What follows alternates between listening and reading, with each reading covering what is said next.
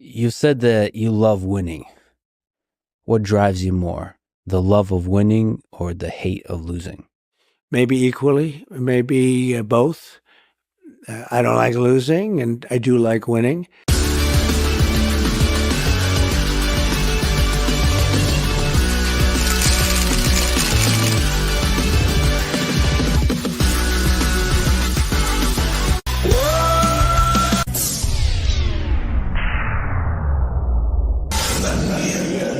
Say his name and he appears.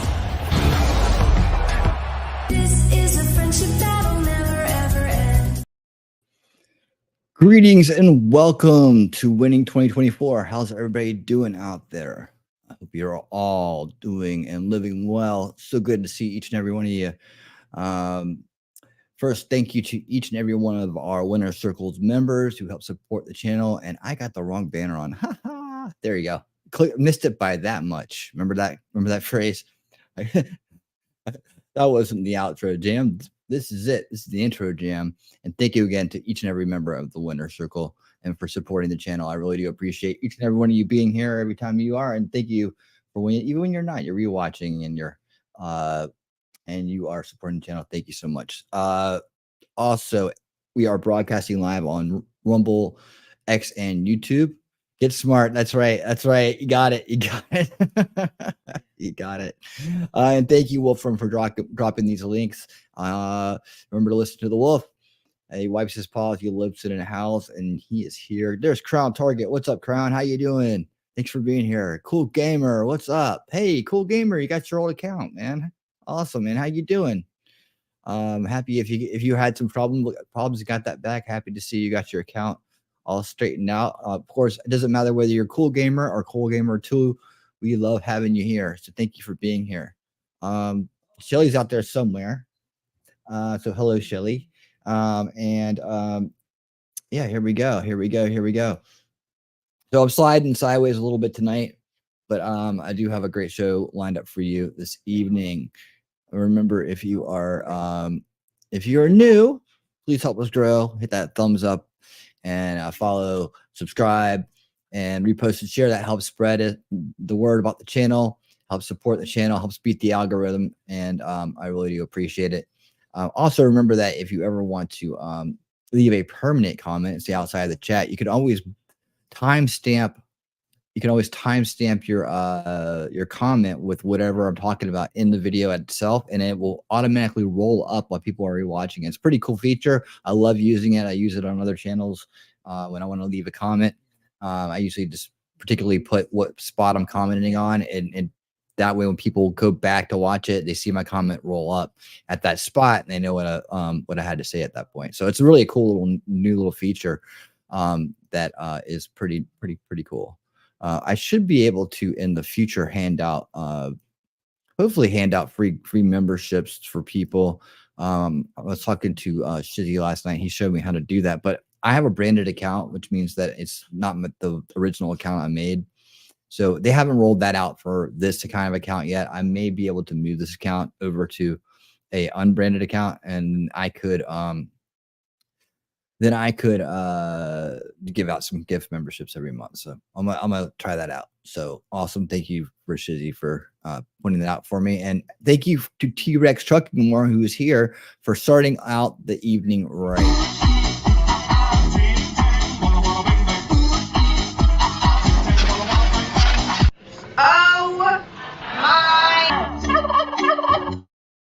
Thank you, T-Rex Trucking, for the $5 super chat. What are your thoughts on Benny Johnson, Tim Pool, and others apparently unknowingly being paid to make content for a Russian-funded company, for RT or whatever? Yeah, I dug into that a little bit today. I think it's going to be here and gone about pretty quick. I don't quite get the full gist of it, but I did pull a video aside for that, so we could go over that later if you really wanted me to talk about it. I think it's just, from what I understand from Tim Pool's explanation, it was they basically were never told to make any kind of content for Russia in any way, shape, or form. But there's more to that story. What do I think about it? I think, well, they got paid a lot of money from what I hear. I watched a couple different takes on it, and man, some people were getting paid ridiculous amounts apparently. But I don't think anybody was being asked to put out a message. That's what I've gotten out of that.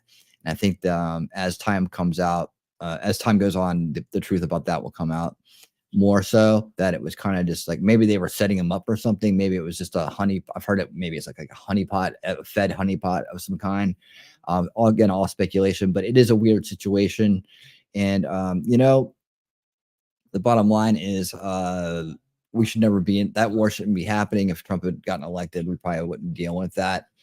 It's ridiculous. I'm like Ron Paul in the fact that I say that we should, and the founding fathers, and say that we should not be involved in foreign entanglements.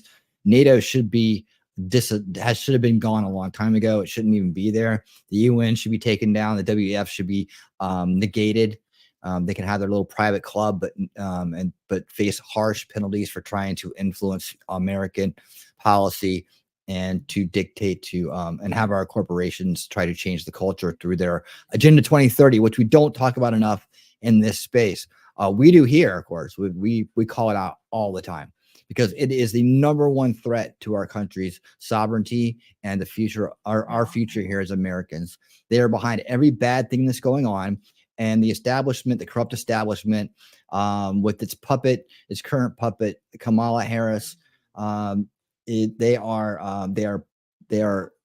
have bent the knee to these people, and they will help make sure that their Agenda 2030 goes through. This is the biggest threat we face, and believe me, the southern border invasion, this illegal alien invasion of our country, is part of that agenda. Right. And we talk about it all the time here. I wish more creators would insert that talking point when they're talking about issues. We don't hammer it hard enough. We don't have enough people out there becoming aware of it. The awareness level on that topic is low. And that's why I hammer it so hard all the time. And I show where it is and what it's about. And I've done a complete series on it called Open Conspiracies, Unveiling Reality Open Conspiracy Series. Has every bit of information you'll ever need to get up to date on what's going on with that very clear and open conspiracy to take over our country and destroy it. It's right there in like, I can't say black and white in print. I guess it is in a lot of ways, but it's right on the website. So all you have to do is go to the website, World Economic Forum or the UN, and you can find their little Agenda 2030 because it's right in your face. But meanwhile, other people are out there grifting conspiracies that don't exist, right? They're worried about things that don't matter. This matters more than anything else. It's behind everything we face. It's behind all that. It's behind everything. Now, the generational corruption, different issue, but it's a function now of that Agenda 2030 because with all the corrupt people in our society and all the corruption in our government, it's easy for them to divide and conquer us, which they are doing. And it's easy for them to manipulate all the mind control victims in the first veil. That's the establishment narrative, the narrative that we have all escaped because we are the base crowd. If you are here, you're part of the solution. Thank you so much for being here this evening. Now, here's what we're going to do. Now, you guys were here last night. We had a great stream last night. We watched part 1 of the Pennsylvania town hall with Trump, hosted by Sean Hannity. We should be getting part 2 of that tonight. If we don't, then I'll have to change the title because I believe that we're supposed to. I heard last night we're getting part 2. And like I said, I'm kind of sliding in sideways right now to tonight. And I need to make sure of that. But we will have a chat here beforehand, talk about some things. I'm going to give one more. Well, hold on. Let me not make a promise here. I'm going to give an update on the Georgia situation, right? And then I'm going to go quiet on it for a very long time until we know more. If it's important and I think we need to talk about it, or I want to talk about it with you, I will bring it up. But I'm having a hard time with this. I guess because I'm looking at a couple different sources, and I'm not completely liking the coverage of the assumptions that are being made. I feel like some people that are in on this situation or commenting on this situation or paying attention to it are very naive about things.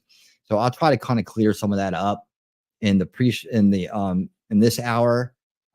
as well as whatever else we get to, waiting for this part 2 of the town hall to start. And this part 2 is going to be where they take questions from the audience. So I'm really interested in getting on this. Maybe perhaps we'll do the same thing we did last night, since I do not subscribe. I do not get cable. I do not pay for any kind of I don't know what we call it, mainstream channels or whatever. I just don't. I only pay for internet. That's all I do. Hey, Memento Mori, what's up? So I don't have the little login you need to look at Fox News website feeds, and that's kind of weird they do it like that. But I will keep my eyes open. Anybody else that could help me out with that, it would be much appreciated. Because Shelly's a little under the weather tonight. She will probably be here. She's probably listening, but probably won't be talking very much. So I may need a little help with that if that is going to happen. It would be great if they just put the video out at 9 and we can just watch the video. T-Rex, I'm coming back to you, buddy. And I'm just kind of trying to get everything rolling here on this end. Make sure I got those. Okay, all the links to free speech platforms are now updated in the description of this video, and I will pin the comments in a little bit here. So, okay, T-Rex says the indictment has them indirectly asked to put certain spins on certain news stories, such as saying it was Ukraine who did the mass attack in Russia instead of ISIS who did it. Oh, well, that, that's debatable, isn't it? I would argue that this goes along with the core message winning. It comes down to who is controlling the funding, the message, and the people who put out the message. Okay, well, okay, Tim Pool hit the only show that of his that was involved with that Tenet Media was his culture show. So I'll tell you what we'll do. We'll run over his take on it so that you are up to date on what he has to say, because I'm not directly involved. I don't like the idea of any outside forces influencing media, whether it be Russia, China, or even friendly nations like Germany or Japan. Well, I understand that we have this thing called the Constitution and free speech here, and unfortunately, because we are an open society, this is how subversion is able to has been able to take hold and get this far. That's why when I recommend solutions to this issue, it's on a generational level. We must teach the young kids the trivium as a antivirus to fallacy, as an antivirus to anti-Americanism, so that they know when an outside source is trying to manipulate them, trying to subvert them, whether it be ideologically, culturally, or whatever, right? This is the like John Irvin brought back to light over a decade and a half ago with triviumeducation.org or .com. I can't remember which one it is. That methodology in our education would do wonders to save our country, and to not only save it, but to create a barrier where outside subversive forces, whether they be good or bad, have zero influence on the ability to dictate whether Americanism is in question in this country, right? So what we are witnessing right now today is the pinnacle of this ideological subversion that's going on. You see it in the Free Palestine people. You see it throughout the establishment party. You see it through and you see it throughout our private industry. It is a virus. Think of it as a kudzu vine just swirling around and engulfing each and every one of us. I call ideological subversion. I call subversion the invisible film on your skin that on all of our skins that nobody notices, like something that's in the air. It's always around us, but we can't quite put our finger on it. We can't quite see it. It's like this filth that's on all of us that we have to wash off, right? And that people like us have washed off. But for the average Joe, some of these jokers I'm going to show you tonight, they can't even understand it. Like, for instance, let me see. Actually, let me just go with what we were talking about. I was going to pull something up here as an example of that, but we'll see it later. I'll point it out again later. Where is the history? Since T-Rex trucking has brought up a great point. Now, I did want to talk about the GA shooting real quick. The mug shots are out and interesting. And there's been some spotty coverage on this, some shark jumping. It's kind of maybe like a sand shark, like, right? I mean, a little bit of sand shark jumping. Real quick, let me get that out of the way so I can put it behind us. And the reason I don't want to cover it again is there's a lot of people chiming in, wanting to blame the parents, wanting to blame the gun. They're already doing all the pivots that just really infuriate me. And there's people that are just out there extremely ignorant about it. And a lot of them I'm finding don't even have kids. And that's not a knock on anybody here that doesn't have kids. It's just like, you don't people can't understand what it's like to raise a child, to bring a child into this world and then raise it in this day and age, having to deal with all the shit you have to deal with. Kids are smart. Kids are resourceful. Kids are sneaky. Kids have phases they go through. Kids bring joy to your life. Kids do amazing things for you as a person. But they also are little people, and they are very capable of doing things. Unfortunately, and in this day and age, sometimes unfortunately, in this day and age, I mean, they're 14-year-old millionaires out there, right? They're kids that make a fortune because they're motivated, and they got talent, and they can do that. So they can do anything. A 20-year-old can sneak around and climb up on a roof and take a shot at a person in the middle of a crowd. All right. If they're trained up, they can be black belts in martial arts, right? It's called training, and they can train themselves up with the resources that we have today. They can do amazing things. They can outfox their parents. I mean, how many kids out there have at some point perhaps stolen the keys and taken the car for a joyride? We've heard about that. I mean, kids did that in my day, right? Their kids can be sneaky. You can't put this on the parents. I've heard a lot about they're trying to blame the dad because the kid lived with the dad. That's kind of personal to me. I don't, but and meanwhile, while these people are saying that, I'm like, it's in Georgia, you don't end up with your kids if you're a man unless the woman is a train wreck. Like, you don't end up with custody of your children unless there's something seriously wrong with the woman, because this is a very woman favoring state. And if you don't believe me, go ask the lead attorney. He's been doing it for decades in this city, and he'll tell you faster than I will, and he'll make you believe it faster than I will. I'll tell you that. He knows what he's talking about. It's the way it is here. It's extremely unfair. It's extremely a male bias kind of a female bias kind of setup, right? They're biased towards females in this state when it comes to custody and children. That's the way it is, and that's what we got to deal with here. So they're up in Winder, Georgia, and if he had that kid, I think she had some kids of herself, but she's got a record. His mom got a record. She's got DUIs and meth addictions. Again, hitting close. It is for everybody to start piling on, especially people calling themselves investigators, is BS. And I will revisit that in a second, but let's go ahead and do this here. I'm going to start just because I don't want to listen to too much. What we're learning, Colt Gray's home life was fraught with problems. Police reports and court records concerning his parents, Colin and Marcy Gray, reveal a broken family. Broken family is part of this toxic culture. Now listen to all the things that we talk about that he's going to bring up right here. His two younger siblings living with their mother. Marcy Gray was arrested late last year for scratching her husband's truck.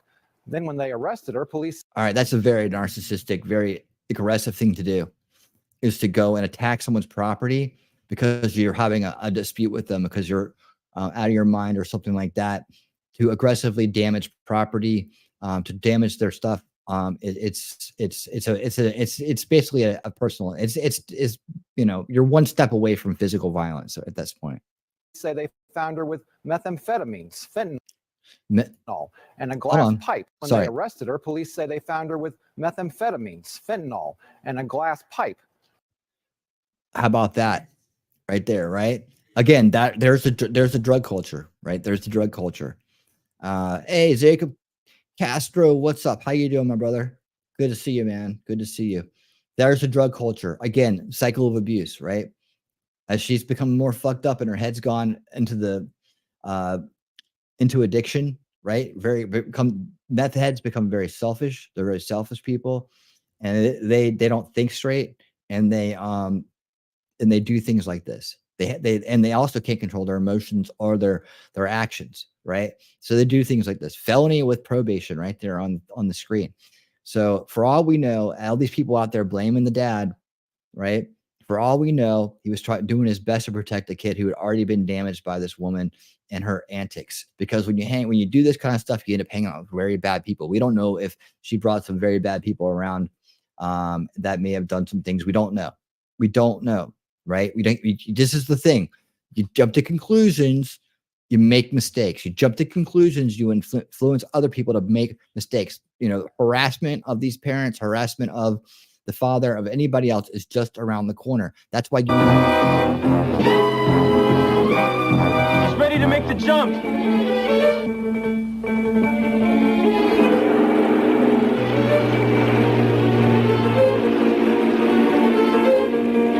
There he goes.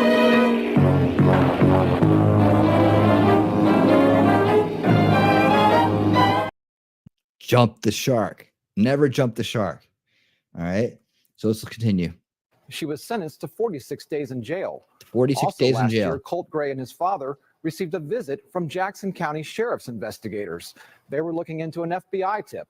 Apparently, someone on a gaming app had threatened to shoot up a middle school. Gaming app called Discord. Almost every kid in the world is on Discord now. That's their scene. I mean, especially because kids are into games. It's really started out as a gaming app. Yes, there's very bad people and very bad things on Discord, around Discord. That's anywhere that there's something like that, there's going to be bad people trying to hurt children, right? That's why that's what I'm talking about. Raising kids today is a challenge like we never grew up with. I'm a feral Gen Xer, right? I was told to go out and not come home until the streetlights came on, right? I was running around and packs with my friends, jump on my bike off things, having a good old time, right? And I survived. I survived every bike wreck, every fight, every incident, everything I've in my life. I've survived. That's why I'm still here, right? So, it's a different time especially with this lockdown, especially with this corrupt establishment has done to our generation since I left childhood, and then eventually generations later became a father. Right? These people who, unfortunately, and that's not a knock on my crowd. They understand this. They understand me. That was Fonz. Yes, it was. Fonzie. Yes, it was. They understand what I'm saying. My crowd understands what I'm saying. But I'm just saying that unless you do it, you don't really understand the challenges that we face as parents. It's so different that even we have to catch up. We have to keep on top of things. Again, another part of this is, and I'll tell you about at the end, is the culture in the area he lived in. School. They believed Colt may have been involved. According to incident reports, the then 13-year-old told investigators he didn't make those threats. Here's a sheriff's investigator talking to Colt Gray. I promise I will never say something like that. So you haven't used Discord in a few months? No. And you're saying you didn't say anything like that? No, the only thing I have is TikTok, but I just go around there and watch videos. Colt's father told police he... Okay, so you saw the picture too, right? That's going to come up later. Yes, hail lead attorney. The lead attorney. The lead attorney is the man, dude. He's helping out men in Georgia and deal with the unfair laws that are here, and he's been doing it for 20 to 30 years. He's retired now, but he is amazing. And I actually used to work here. Hold on. I actually used to work on this right here. I used to work on this building on this floor way back in the way back. He did have guns in the house. He said the IBM tower, accessible but not loaded. He said he and his son would go hunting together. He said he wanted... That's part of the culture. Dude, when you get outside, a little bit outside Atlanta, you see all these buildings and all this modern stuff right here, that stuff goes away, right? And in fact, if you've ever flown over Atlanta, you'll know what I'm talking about. The first time I flew over Atlanta, you see this big city, right? This big, everything concrete. You see some trees in there. You see this big perimeter going around it, right? Because you leave from the south of Atlanta when you fly out. But as soon as you get out of there, it's just all trees. I mean, literally, Atlanta is a city surrounded by a giant forest from the air. Your hunting is part of. If they didn't hunt here, deers would have taken over a long time ago. Hunting is part of the culture. People get food from hunting, right? They do. Wanted his son away from video games and into the outdoors. Colt. Okay, who's going to argue with that? That he wants to take his son and get him into the outdoors and get him away from video games, right? I mean, is anybody going to argue with that? Even shot his first deer that year. Colin Gray also told police his son had problems at school. I've been up to school, like I'm on first name. I just was up there 3 days ago for his finals, talking to the principal, like, look, we talk about it quite a bit. All the school shootings, things that happen. Yeah. All here, you getting picked on at school? He is. He's getting picked on at school, and is everything okay? That's why I keep going up there. Okay, yeah, it sounds like dad's really trying to do his best to take care of his son, right? And this is why, man, I'm a low boil right now on this thing. I'm a low boil on it.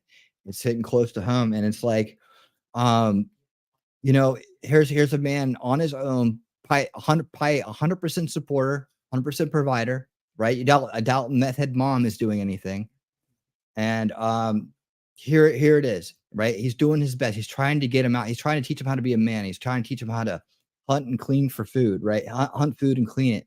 And know things outside of a computer screen. This is the challenges we face these days. And you know, it's tough. It's tough. And when you're doing it on your own, especially now, like with the way that the inflation is and the way the economy is, it's even harder, man. You got to work more, you got to save more, you can't do as much. You know, luckily they're out in the country. They probably are able to get out a lot more than a lot of other folks are. You know, but here he's going up to the school all the time, having a conversation with them about this stuff.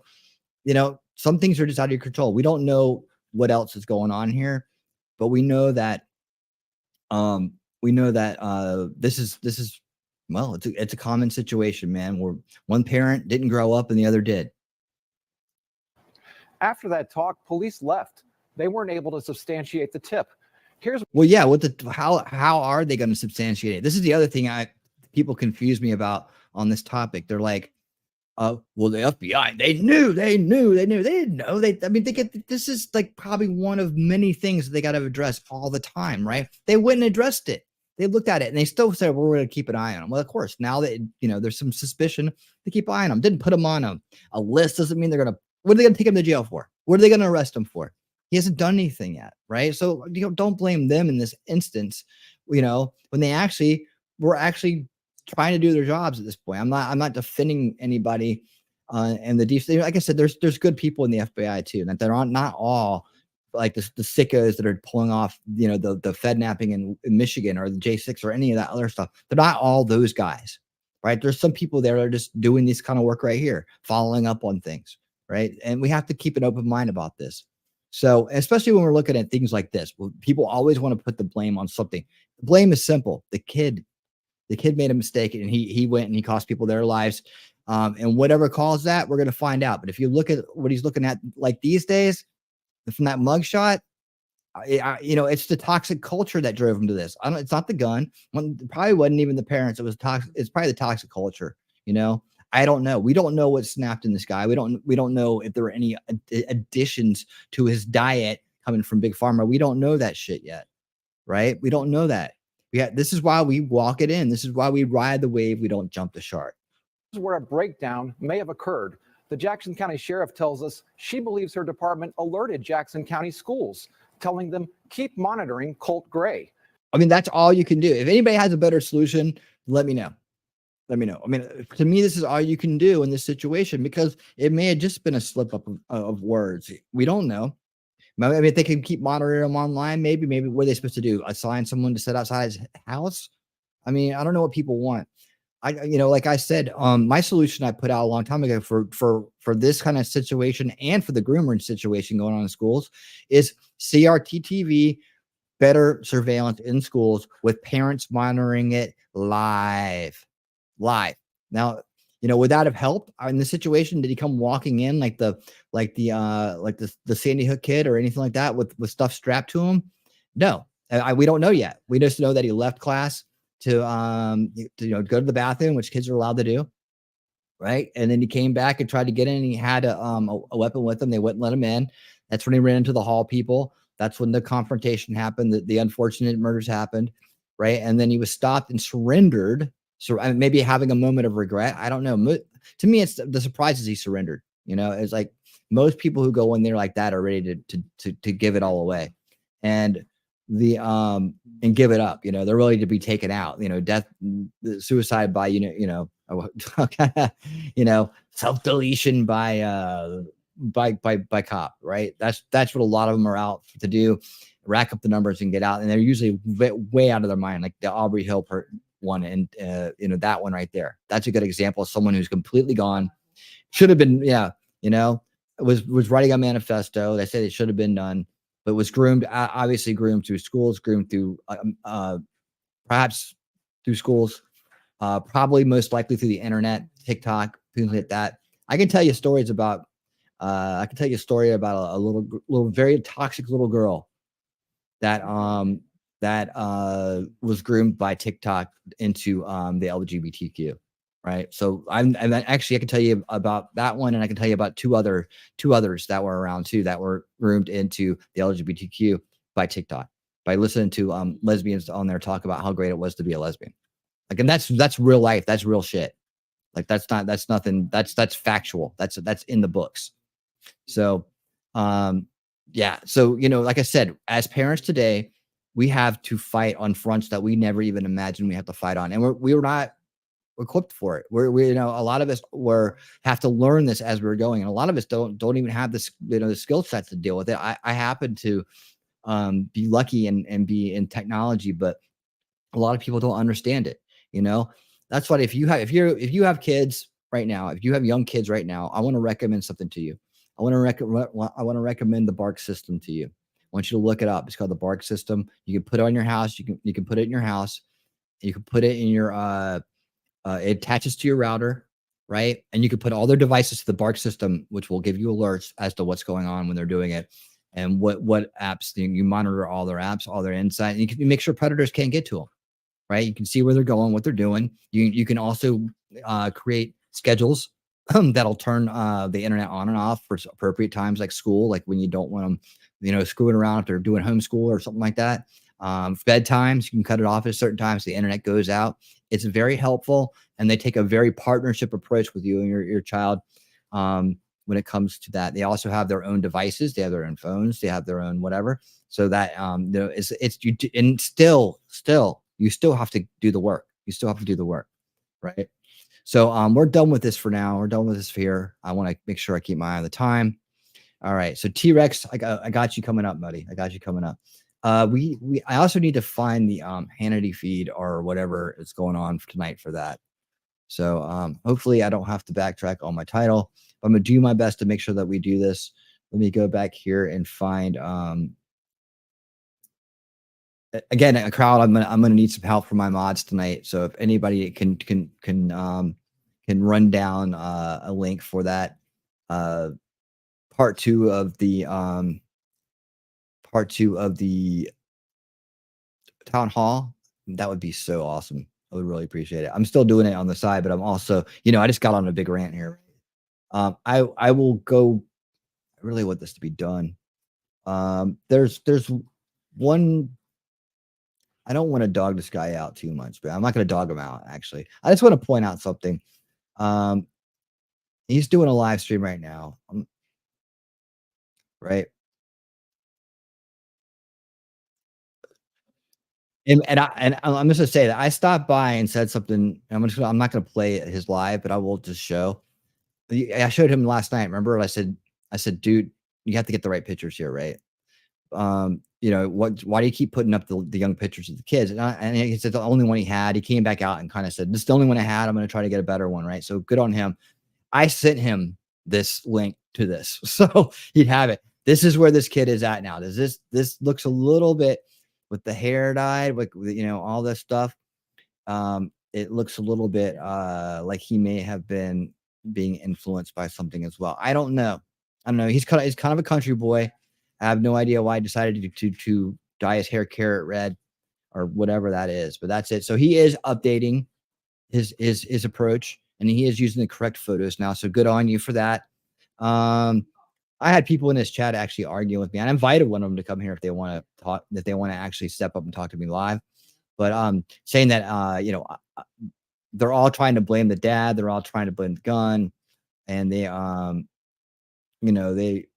it's just, man, when you rush information out, you're going to get people who want to jump to conclusions, and you're going to encourage jumping to conclusions. There's 3,000 people watching him right now. So just to let you know about influence, right? And you can see what they're saying, right? This woman, she said, Magnolia is so smart. This woman thought last night, Magnolia, and I'm not dogging her out too bad, but Magnolia hunting, people don't hunt deers with shotguns. Not really. Not unless you, I mean, it really messes the meat up. You really want a rifle. So when they pulled out the rifle from the house, they were doing a, you know, they're searching the house, and they pulled a rifle out to look at it or whatever, or take it with them, and a laptop, right? So they want to look through his stuff. They want to try to figure out what was going on with him. There's some people in here saying SSRI. I don't know what he was on, or if you know, I have not gone into it. I'm guessing that could be likely. I don't know. I mean, if his dad didn't know better and was trying to get him help and send him to one of these doctors that said, "Oh yeah, here's a pill. This will solve everything," that could be an issue here, and we might find out that is. Count, what's up? How you doing? Okay, so Count doesn't like Elon. All right. So that, to me, when kids snap and they seem kind of okay, and then they snap, they go into this dark hole. I'm thinking big pharma too. Like that's my guess, right? That's my guess. But I can't say that without having evidence, and I don't want to put anybody else down that track. So that's just my own personal take from experience over the years, going back to Aurora, going back to Sandy Hook, all these other places. That's the one thing these kids had in common back in those days. Right. And it's probably the one thing that they still have in common. They're just not talking about as much. We know for a fact, and RFK Jr. is going to lead the fight to try to figure out what's up with these chronic illnesses. And I'm hoping that they will also look into these overprescribing things that affect people's mentality and have side effects that are not good. Like, you know, wanting to hurt people and yourself. These are side effects of these things that have just come about in the last few years to make up for these disorders. This, you know, where does depression come from? Maybe a broken, toxic society, maybe a woke culture. You know, these are the things we have to fight about as parents. This is fight against as parents, right? We got people coming at us from all angles trying to get to our kids. From the second they are born, they're coming after our kids. And I'm telling you, I've been fighting this forever. That's my kids does online school. That's why he's never been part of the big pharma project, their schedule, if you know what I'm talking about. And he doesn't have any isms, tisms, tasms, or nothing. All right. Perfectly healthy, bright young man. Right. And he's based too. And he knows what's going on in this world. So, you know, it's the best we can do at this point. You have to arm your kids. You know, I bought him the Trivium book a long time ago. Right. And you have to communicate, and you have to be loving, and you have to be there, and you have to understand that they're not their generation. That's, you know, there's all kinds of fatherly advice I could sit here and give about parenting today. And if everybody ever wants me to do a parenting stream and talk about the ins and outs and challenges of it, I would love to do that. And I'd love to have a panel of parents on that want to talk about these issues. You know, so when in the past have confirmed SSRI, I don't get it, just buried. When in the past have they confirmed? We used to be able to get that information all the time. Now it's really been shut down because people are scared to talk about it online, and most people are online. But we knew the guy in Aurora, we knew the guy in Sandy Hook, we knew the guy in Virginia Tech, we knew the guy. All these people were eventually their prescriptions came out. So yeah, they were all on these things. And like I said, at this point, it's almost an assumption if they're messed up in a way that it may be what the thing is. I guess for the old schoolers it is. Maybe for people who are newer to the thing, that's what it is. But anyways, I'm gonna wrap up the coverage on that for now. And if the kid ever speaks out about what was going on, that'll be what's interesting. The rest of this speculation bullshit, shark jumping, I'm not going to be a part of it. We have to worry about Agenda 2030. We have to worry about this election 2024. This is what is in front of us right now. The problem that happened is the unfortunate incident that happened that corrupted and ruined this young man and made him go do horrendous things. That thing right there. Same with Thomas Crooks. That's a generational issue. We have to get back to that after we save our country. That's the best we can do right now. That's the best we can do right now. So I hope all these people in his chat, this guy's chat at JLR's chat, I hope all these people that are in there that are in his chat are voting Trump and are just going to do that and aren't wasting their time not knowing what the hell's going on in this world. All right, T-Rex. I'm gonna oh wow, look, tonight, by the way, tonight the NFL started. So the Ravens and the Chiefs are playing. Tomorrow night, Brazil for the Eagles Packers game on Peacock. All right. Let's see. Okay, I wanted to talk about, let's see. Let's go to history. We're gonna talk about this Tim Pool thing, or this Russian thing. They're saying it's Russian oriented. I don't know. Is it really that important? I have no idea. But I'll put it on and let it play. I probably won't comment much on it. While what the hell? Where'd it go? Oh, here we go. This is it right here. I'll put it on and play, and then I'll get the other thing up and running. And this will give you an explanation if you haven't heard it yet. For anybody who's new to this situation, it's kind of weird. It's a really weird situation, and and it's got a lot of moving parts to it. That's kind of weird. Like these guys somehow got contracts with this Laura Chen person. I don't know who that is. The way Jeremy laid it out in his channel, it was like, man, he didn't get an offer like they did, but some people were getting like $100,000 a week that had no reach. It was a weird situation.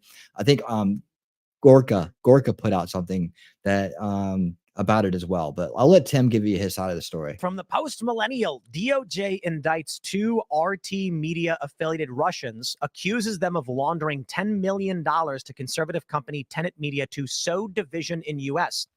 The DOJ alleged that the two concocted a scheme to create and distribute content to U.S. audiences with hidden Russian government messaging. Well, let me just take the word of the DOJ straight from the DOJ website. I'll issue some clarification. I have a statement on this, which I will read for you in a second. When I first learned of this story, literally, I'm skateboarding, and I get a DM from a journalist asking if I would talk about the Russian allegations or whatever, and I was like, what? What allegations? And then they sent me a tweet, and I'm like, I ain't reading that. Like, I'm sorry this happened to you or whatever. And then he said something. I'm like, dude, I have literally no idea what you're talking about. And so then I get some calls. After a conversation with a few people, I was like, all right, I'll put out a statement. And I thought it was a leaked indictment. I didn't realize the DOJ actually did a press conference on all this stuff. So then when I just corrected and changed it. And so let me read this for you, and then we'll give the context as to what this means for us and for you. I will stress that this literally has nothing to do with Timcast Media in any way. I want to make sure that's very, very clear. The Culture War podcast is a separate company that produces The Culture War, and it licensed a show to Tenet, and that was it. There's no direct connection between this and Timcast. So they say 2 RT employees indicted for covertly funding and directing U.S. company that published thousands of videos in furtherance of Russian interests. They say an indictment charging Russian nationals Konstantin Kalishnikov, 31, also known as Kostya, and Elena Afanasieva, 27, also known as Lena, with conspiracy to violate the Foreign Agents Registration Act and conspiracy to commit money laundering was unsealed today in the Southern District of New York. They're both at large. I don't know, were these people in America? The Justice Department has charged 2 employees of RT, a Russian state-controlled media outlet, in a $10 million scheme to create and distribute content to U.S. audiences with hidden Russian government messaging, said Merrick Garland. The Justice Department will not tolerate attempts by an authoritarian regime to exploit our country's free exchange of ideas in order to covertly further its own propaganda efforts, and our investigation into this matter remains ongoing. Our approach to combating foreign malign influence is actor-driven, exposing the hidden hand of adversaries pulling strings of influence from behind the curtain, said Deputy Attorney General Lisa Monaco. As alleged in today's indictment, Russian state broadcaster RT and its employees, including the charged defendants, co-opted online commentators by funneling them nearly $10 million to pro-Russia propaganda and disinformation across social media to U.S. audiences. The department will not tolerate foreign efforts to illegally manipulate American public opinion by sowing discord and division. Covert attempts to sow division and trick Americans into unwittingly consuming foreign propaganda represents attacks on our democracy, said Christopher Wray. Today's actions show that as long as foreign adversaries like Russia keep engaging in hostile influence campaigns, they are going to keep running into the FBI. We will continue to do everything we can to expose the hidden hand of foreign adversaries like Russia and disrupt their efforts to meddle in our free and open society.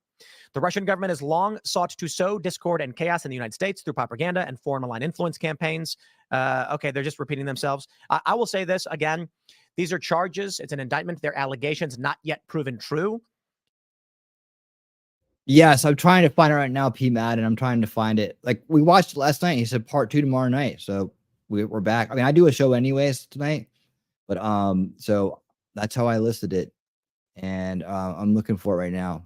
See, I think it's important, like you said, because the left will claim that everything Temple and Bay Judge have done is just rushing different. Oh, yeah, they're going to do that anyways, aren't they? Aren't they? Yeah. I have not spoken to any of the people involved in running Tenet, so I don't know what is going on with that company. They go on to say, well, let me try and read some of this. They deposited nearly $10 million to covertly finance and direct a Tennessee-based online content creation company. In turn, U.S. company One published English language videos on multiple social media channels, including TikTok, Instagram, X, and YouTube. Since publicly launching in or about November 2023, they posted nearly 2,000 videos and have garnered more than 16 million views on YouTube alone. Many of the videos posted by U.S. company One contain commentary on events and issues in the U.S., such as immigration, inflation, and other topics related to domestic and foreign policy. While the views expressed in those videos are not uniform, most are directed to the publicly stated goals of the government of Russia and RT to amplify domestic divisions in the United States. I mean, that's a strong opinion. Okay, I found it. I'm going to leave it right there because it's getting ready to start. Let's roll. I found it. Thank you, Justin. Justin is a subscriber as well.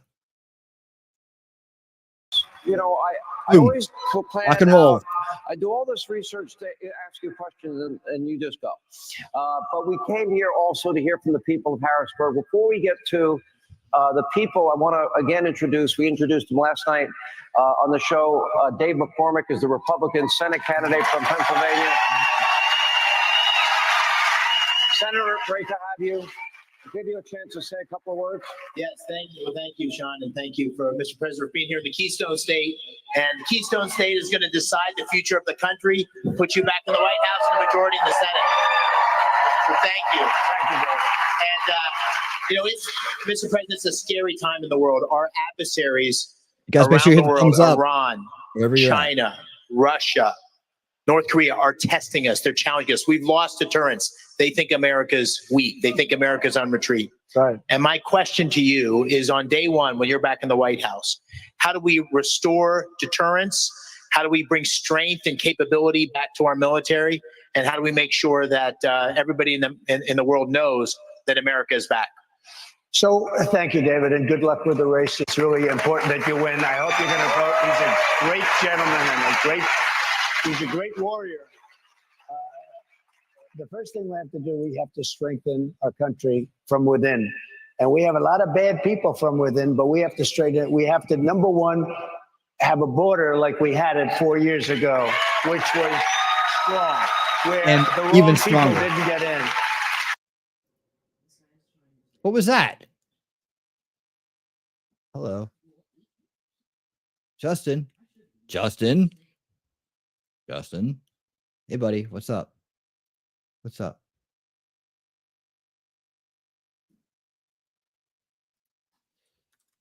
What's up? Justin, are you there? Justin, are you there? Why did that happen? What does it say? Can anybody read that? Fox News, something. Oh, wait, he's got his mouse moving. What's going on, dude? Okay, I'm going to be checking on my end for a different feed. Oh, here we go. All right, we're going to have the greatest military in the world. Oh, okay, it's back. All right, ma'am, hi, what's your name? My name is Deborah Williams. Hi, Deborah, how are you? I'm good now. Hi, Deborah. Oh, because of me or because of the president? I'm just guessing. No, I'm kidding. I plead the fifth. Good answer. Mr. President, I want to thank you for coming and sharing your time with us today. Thank you, Deborah. What could you share that you've learned during the first time being in the Oval Office for those who are hesitant to vote for you now? So we need a strong president. And, you know, I actually think we had a very stable administration, but we were hit with this weaponization. We were hit to weaponize. They've never done this before. The weaponization, all of the different Russia hoax all of the different hoaxes, and we won every single one of them. The most important thing, and I found it, and you could say this is true in business also, we have to get the right people. When I first went there, 2016, I had a lot of good people, I had a lot of good advice, but I put people in that in some cases were not what I really wanted, because I didn't know much about Washington. I was there 17 times in my whole life, and I wasn't in D.C. very much, but I got to know them, and I got to know them the hard way. He's way and too I know nice the good sometimes. ones, the bad ones, the weak ones, the smart ones, the dumb ones. I know them all now. And the key, and we had great ones. I mean, economic development, we did so well. The military, we did fantastically well. We knocked out ISIS, 100% of the ISIS caliphate. We have some great people in the military, not the ones that you see on television, but great people. But a big key to running it is get the right people. You put the right person and the right group of people at the heads of these massive agencies, you're going to have tremendous success. And I know now the people, and I know them better than anybody would know them. So thank you very much. Thank you, Trevor. Ma'am, hi. Ma'am, what's your name? Sue Helm. Hey, I'd Sue. like to welcome you to Harrisburg, Pennsylvania. Thank you. We love you both. So Thank you. wonderful. Thank you. I'm a small business owner. I'm the owner of Century 21 at the Helm Real Estate. Good. The 4 years of your presidency, Mr. Trump, were the best economically I have experienced in the 35 years I own this business. And my question is, what are your plans and policies to restore the economy so small business owners can thrive and make America great once again? Good. Thank you. Good. You know, we had a woman who was very spectacular, Linda McMahon, and she ran the Small Business Administration, did a phenomenal job. And that's a very important group for what we're talking about with small business. But to put it a little simpler, we're going to have low interest rates. We're going to have low taxes. We're going to give you tremendous incentive to grow and to build your business. And, you know, a lot of people have said that. They said, one person who didn't support me, he said, I must admit, I had the most successful 4 years of my life, but I'm going to vote for some. I said, and now that person came back to me. I don't want that person. I don't want that person. You know, they say you should take everybody, but that's not the way I'm built. It's one of those little problems. This person, no, this was in the Republican primary, said, I had the best 4 years I've ever had under Trump, but I'm going to support this one. I said, that's the end of that, you know, when they came back. But we're going to lower interest rates. We're going to have low taxes. We're going to have tremendous incentives for small business. You know, small business is much bigger than big business in this country when you add it all up. And we're going to take care of small business in this country. Thank you very much. Thank you, ma'am. Sir, what's your name? Travis Finkenbinder. I'm from Palmyra, Pennsylvania. Like to welcome you both here, and it's an honor to stand before you. Thank you, Travis. Mr. President, is it possible to correct the extensive damage the current administration has caused related to our safety and security? From the border crisis to the plethora of weapons left behind in Afghanistan, I fear for my 3 adolescent sons. At night, what do I tell Kale, Kate, and Cole about their safety and their future of this great nation? Well, the first thing you should do is pray. Amen. Because what they've done to our country, right? What they've done to our country, what these, and I hate to use the word, what these stupid people, naive people, but bad people, you know, weaponization. Again, they're after me. I got more court cases. On Friday, I have one. On Monday, I have one. And they do that for very bad reasons. They don't want you to campaign. They want to keep you off the campaign. They want to try and take as much money as possible instead of putting it in. But let me just tell you, the hardest problem we have, because a smart president will be able to get along with Russia, China. There are a lot of reasons why. But the biggest problem we have is they've allowed 21 million people into our country. And I told you last night, I tell you tonight, it's the single biggest problem. They've poisoned our country. They're coming in from prisons. They're coming in from mental institutions. Terrorists are coming in. The criminals are coming off the streets in Caracas, Venezuela, but all over the world, not just in South America. It's the single hardest problem that we would have never had. If I were president, you wouldn't have that problem. You wouldn't have inflation. You wouldn't have Russia attacking Ukraine. You wouldn't have had October 7th with Israel. You wouldn't have had the Afghanistan disaster, which I think is the single most embarrassing day in the history of our country, where they have billions of dollars of equipment. We lost 13 great soldiers, and I celebrated and honored their wonderful, they call them their children, and they are their children. They're wonderful children. They're kids. I went to Arlington Cemetery with them the other day, and at their request, and Sean knows this better than anybody, and it was very tough for me to get there, I will tell you. I don't want to say that, but it was very tough. I was in a different part of the world, frankly, and I got there, and we had a beautiful couple of hours together. First, we had a ceremony, and then we had we went down to the grave sites, and they said, "Sir, could we have a picture with my son?" In one case, it was a daughter. Could we have a picture with my daughter? We took pictures. We stayed for a long time, and then I left, and that was it. I thought it was beautiful. And those people are phenomenal, what they've done. Joe Biden and Kamala killed those children because of their incompetence, just like they had a gun that killed them. And I went home, and I thought it was a beautiful thing. I told my wife, I told our great first lady, who people love, they love her. But I said, it was so sad and yet so beautiful and joyful in a sense. I mean, the people, they had something that was very special. And I went there, and, I had them up to Bedminster. I got to know many of them, most of them. But I get home and I get a call from one of my people. "Sir, they're saying that you use this for public relations purposes." And you know what happened? It was so beautiful. They are. Every one of those people made a video to say that Donald Trump came there. I got enough publicity. I don't need publicity. I'd like to get half the publicity. I'd be very happy. But they said that, and you saw the videos. The videos became very, very well known and famous, actually. Some beautiful statements. And I went there. I got nothing out of that except to take care of people that were not taken care of by our government. And Joe Biden and Kamala should call those people and apologize, because that was the most incompetent withdrawal in the history of our country. There's never been anything. So think of it. We took the military out first. You're supposed to take the military out last. Once the military was gone, they had free shots at us.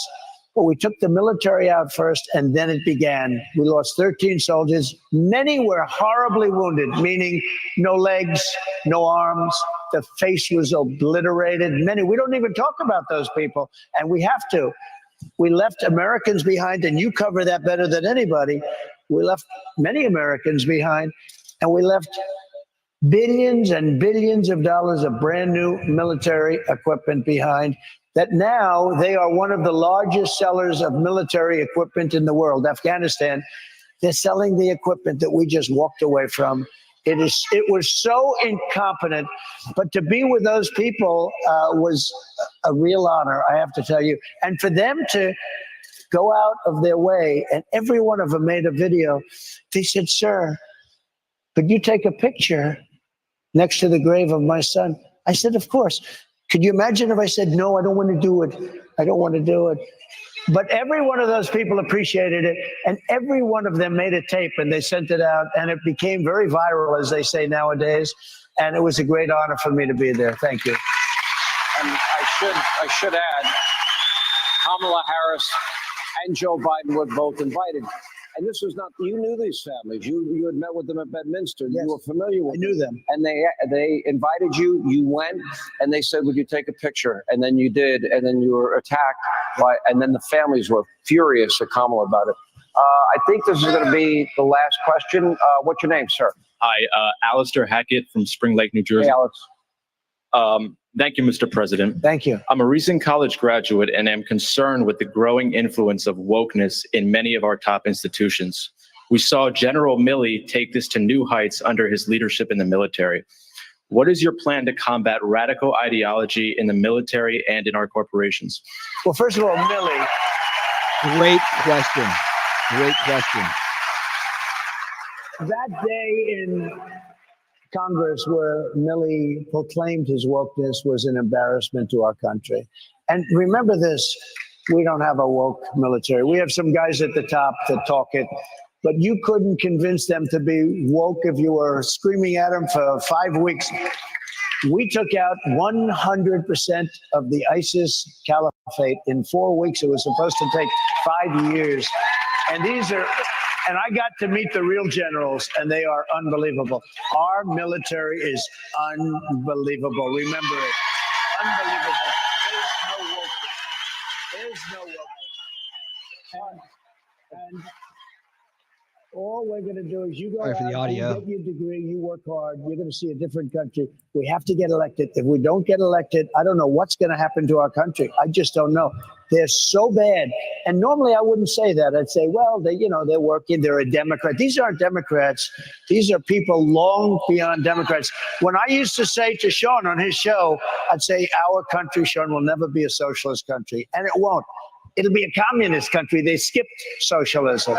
They totally. We cannot let this happen to our country, because if it does happen, we'll never be able to come back. We'll never be able to make a comeback from it. So we're going to have a big election. This is Pennsylvania, a very important, the Commonwealth. You never want to call it a state, the Commonwealth. If you ever call it a state, I've seen their political career ruined by saying the state of Pennsylvania. No, you never want to call it a state. Now, I'll tell you how dishonest they are. They'll take that one little statement where I said the state of Pennsylvania, and they'll play it, the state of Pennsylvania. They'll cut it. Well, there's one other thing. Let me just, because they're fake. And one thing we should say, not him and not Fox, and we have a couple of others out there that are good, but the biggest, a great enemy to this country is the fake news media. It's a big, big enemy. And they have to change their ways. They have to change their ways. Yeah, it sounds like it. It sounds like gating. Because this is airing part 2 on Thursday night, I want to ask you one final question. In 5 nights, you'll be on the stage, not with me, but with Kamala Harris. We'll be covering it here. If I'm going to make a prediction, I think she's going to try and annoy, agitate, irritate, frustrate, and piss you off, to use a phrase. And are you aware of how she debates, and probably every name in the book she can call you, and without giving away your tactic? Yeah, you don't want to do that, but when I had Biden, you and I had the same discussion. Yeah. And I let him talk. I'm going to let her talk because, you've all seen it. There are those that say that Biden is smarter than she is, okay? And if that's the case, we have a problem. But, debating's an interesting thing. I've been in many debates. I think I probably have won because of debating, maybe. We had a lot of debates with the Republicans. Then we had Crooked Hillary. We had a lot of different people we had to debate. And we had some great debates. You do remember the Rosie O'Donnell debate. Remember Rosie O'Donnell? She's a real great one. Isn't she a great one? Anyway, but a debate is interesting.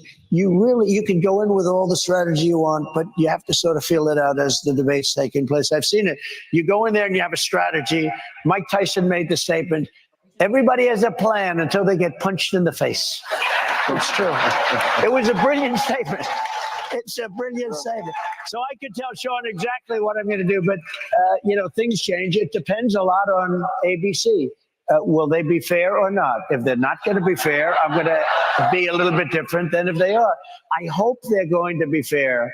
We're putting a lot of reliance on a network which is known for being extremely hostile to the people in this room and to, I think, 75, 80% of the country, if you want to really know the truth. But, Sean, all I can say is this. I've seen Mitt Romney go and lock himself into a log cabin for 4 or 5 weeks, and then he came out and he was horrible in the debate. He couldn't talk. He gained great knowledge. He couldn't talk. And Candy Crowley came out and she made a terrible statement that turned out to be wrong, but it destroyed the guy. But look, you have to the way I look at debating, I think I've been really practicing all my life for this stuff. I mean, ultimately, that's what it's sort of about. So it'll be an interesting evening. And the Biden debate was a very interesting evening. I was sort of surprised by it a little bit, by what he did and the way he reacted. And you don't know how somebody's going to react. Even a professional, you don't know how they're going to react. And you have to sort of go with it as you get up there, Sean. I'd love to give you an answer. This is what I'm going to do, Sean. But when you get up there, you sort of, because I've done a lot of it. I went from never having debated to having done a lot of debates. But if you know she's going to try and annoy you, but that's well, I think we have a bigger problem. I think that ABC will try and annoy him. I bet that too. Okay. President Donald Trump. Thank you, Harrisburg. Incredible. All right, many thanks to our friends in Harrisburg, PA, and it was great to see so many of you. Incredible. When we come back, Vladimir Putin just endorsed a candidate in the 2024 presidential election. Yeah, so in case you guys All right, didn't cool. know, Thank you so Putin. much. Thank you for that, Justin. Thank you for letting us use your feed there for that part 2 of the town hall. These things are never long enough for me. I want them to keep going. Just let everybody in the crowd ask a question. I really wish they could go longer than that. But yeah, there you have it. Part 2 of the town hall. A great night for Trump. Thank you, Week. Thank you. I'm sorry. Thank you, Gear. Thank you for being here. I do appreciate it. You're woke. You're woke. You're walk one. Right? Did I say that right? I want to make sure I say your name right. How can I? What do you want me to call you? Let me know. Let me know. I aim to please. All right. All right. So there you have it. Yes, we will be covering the debates here live. Hopefully there's more than one, but it sounds like there's only going to be one. And I hope he just. There we go. Thanks, man. I hope he just runs over with facts and logic, right?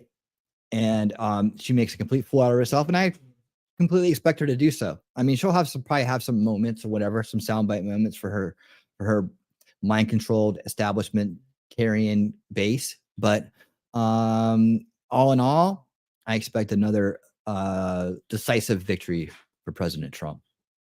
There we have it. It is election 2024 season.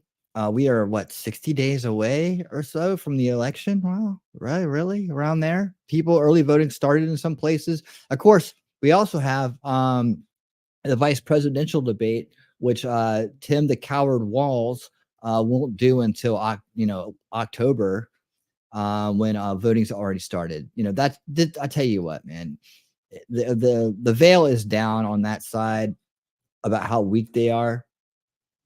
And how scared they are and how dirty their tactics are and how they have no respect for anyone.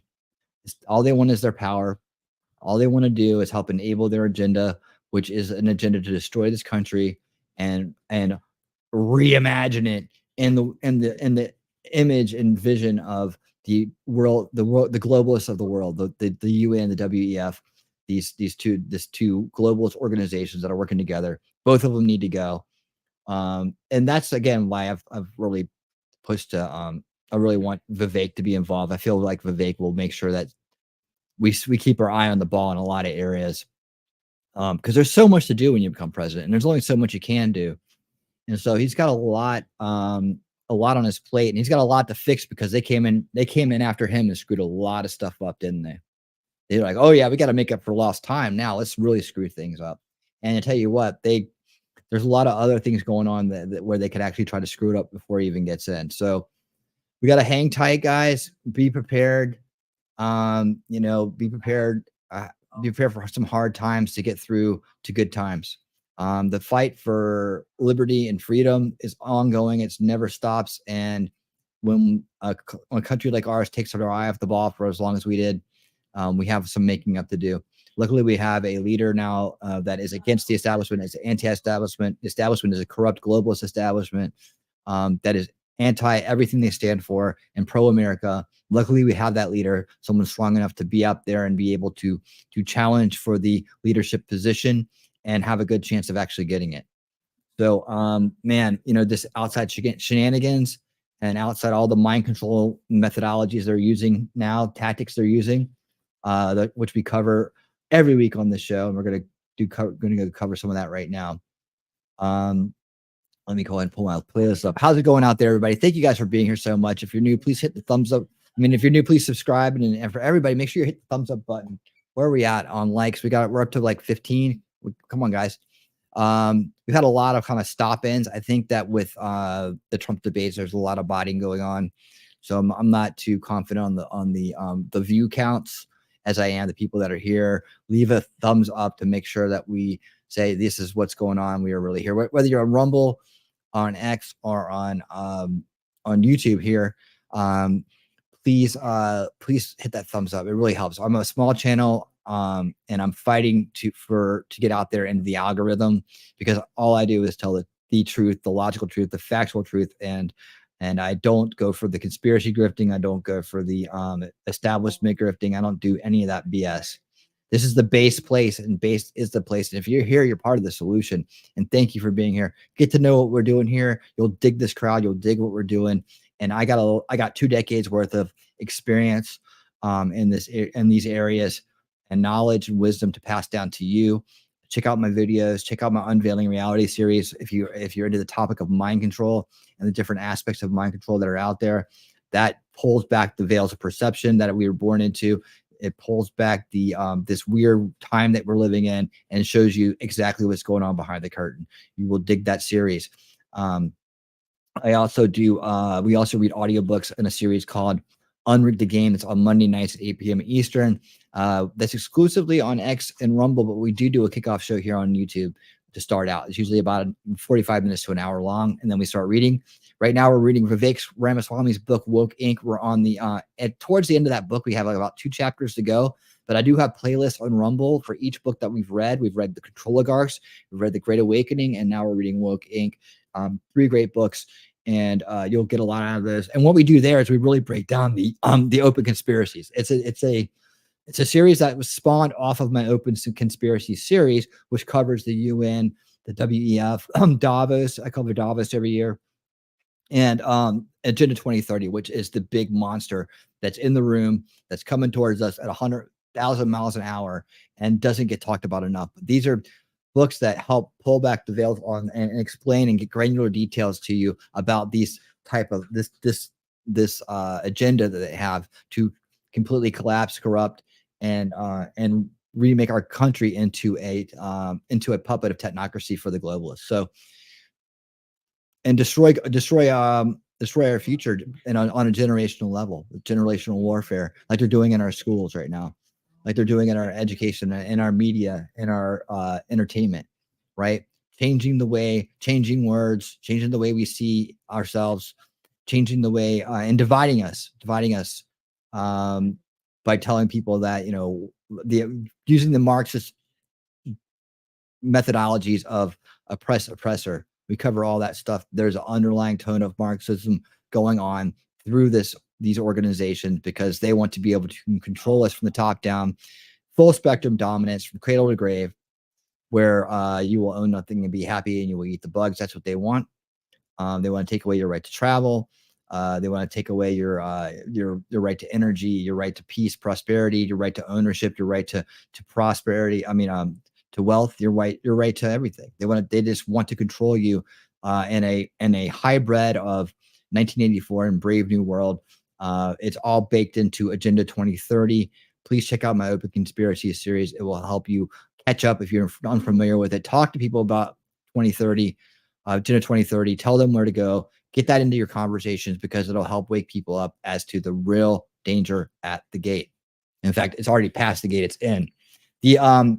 And part of that strategy is the Cloud Piven strategy of breaking a country by overwhelming the system, by opening the borders and letting anybody in, and then putting them on our government assistant programs, breaking our countries financially, destroying our cities, overriding our cultures. This is all part of that Agenda 2030 plan. A lot of people don't realize this, and they just focus on that one symptom of the greater problem. So I point that out constantly here. That's what I do. Because it's the thing we have to be aware of right now. It's the thing it's the biggest danger coming at us. And so That's why we focus on it, because now there's no other time but now to do that. Part of that is to get a Donald Trump elected to put America first, to make America great again. These are all strategies to counter that invasion, that cold warfare that's going on in our country. All right, so let me go ahead and pull this playlist up here, and we'll get going on our topics. What's up there? What's up there out there, guys? What's up? Yeah, absolutely. Absolutely. All right. What's up there? What's up out there, chat? What you guys got to say? What you got to say? All right. So part of the strategy here with them, of course, is to win this election at all costs, right? And we're going to get into a lot of immigration stuff tonight. Not immigration, a lot of invasion stuff tonight. I got some stuff that's going to blow your mind when you see it. And of course, I'm going to be using, kind of on the scene footage as well. My playlist is a little disorganized right now, but it's all right. We're going to be all right. But at first, I want to come out and talk about one of the big grifts that are going on from the establishment right now. Is this whole, like, they're going to there we go. Oh, queued up. They're going to price gouging and all that BS, right? But also taxing on unrealized gains. And I want to start this one out because I want to go ahead and rank this one dude over the coals, this puppet. This is horrible, by the way. This basketball player, right? This basketball player who's just a tool for the establishment now, named Steph Curry. So if you like basketball, this may be upsetting to you, but I don't watch basketball. I don't know. I'm not interested in that. But check this out. If you guys haven't seen this, because I'm sure most of my base crowd didn't want to watch the DNC because it's just a bunch of mind control. Stephen Curry here. I know you all know I played for the Golden State Warriors, but man, what a great honor it was to represent Team USA and go out there and win that gold medal.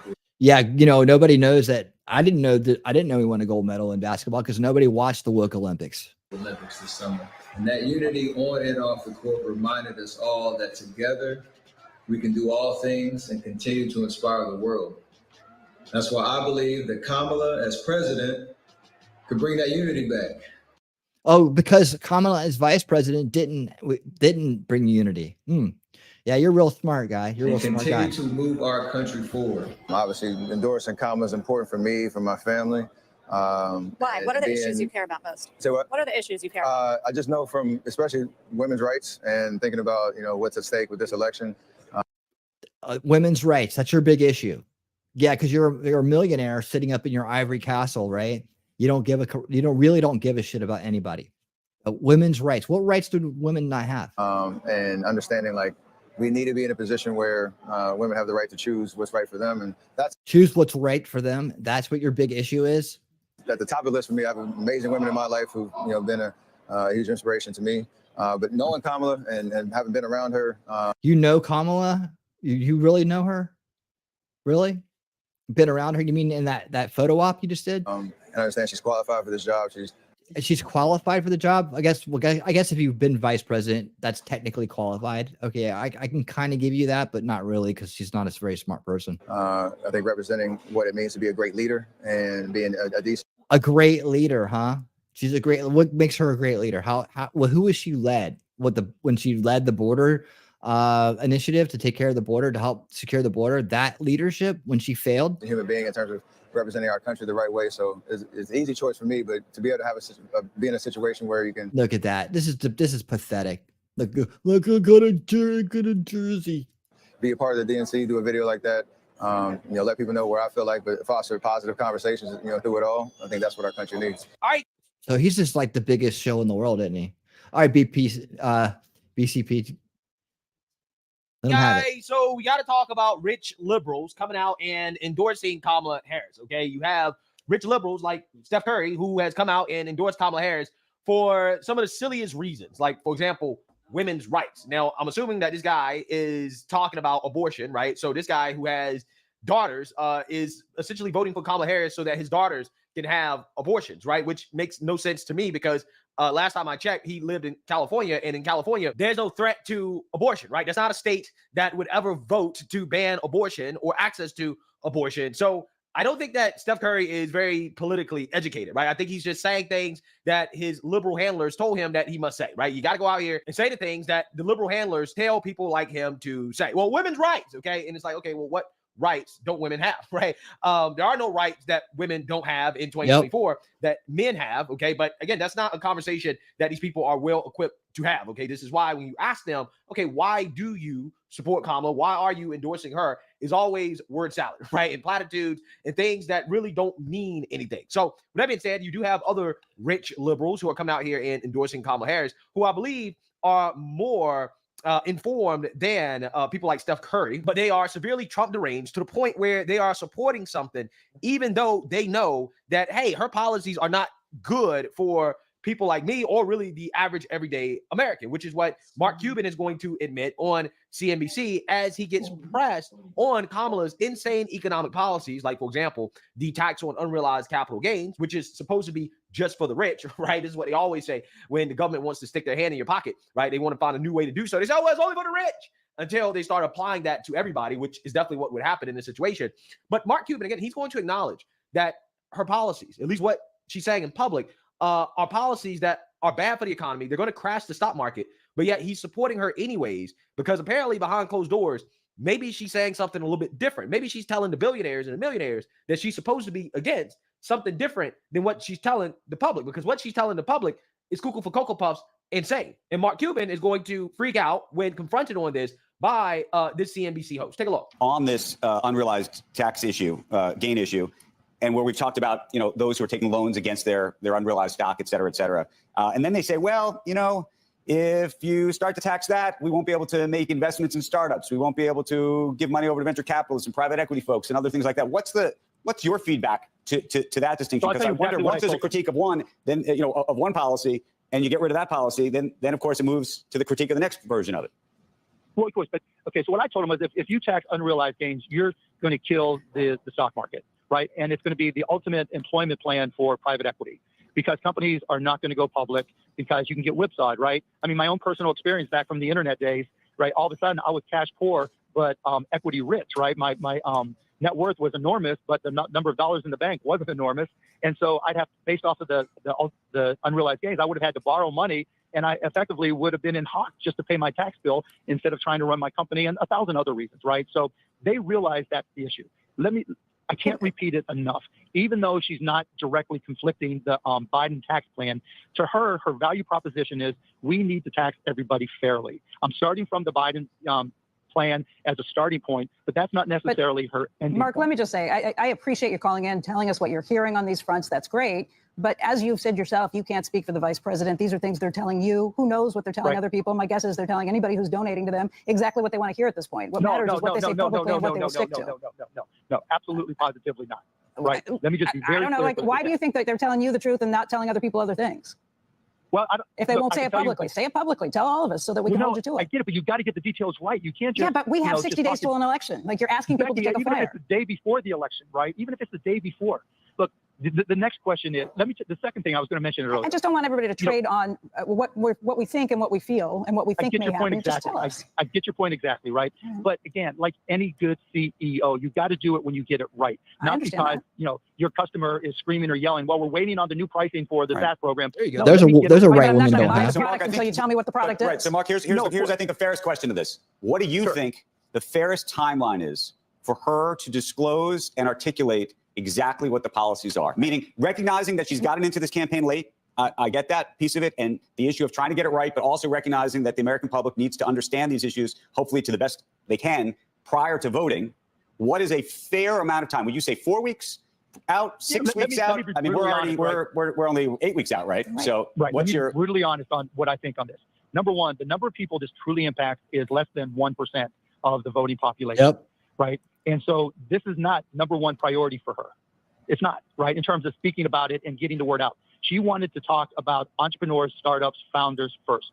The people like me in my position, we're not at the top of the list. We're closer to the bottom. So we're not going to get that full. This guy's so full of shit. Yeah. So you're saying that you heard that. Okay. That was Mark Cuban basically admitting that, yeah, Kamala's plan, as stated, her tax plan to go after unrealized capital gains would tank the market, right? It would take the market. Now, he justifies defending Kamala Harris in this Looney Tunes policy that, according to him, would tank the market, okay, which would hurt everyday working class Americans, especially those who are looking to retire, right? Which is what I told you guys yesterday. If Kamala Harris actually enacted that plan to tax unrealized capital gains, you can kiss your retirement goodbye, right? Who knows when you will be able to retire? It won't be anytime soon, okay? Everybody knows this, okay? Mark Cuban knows that this is insane.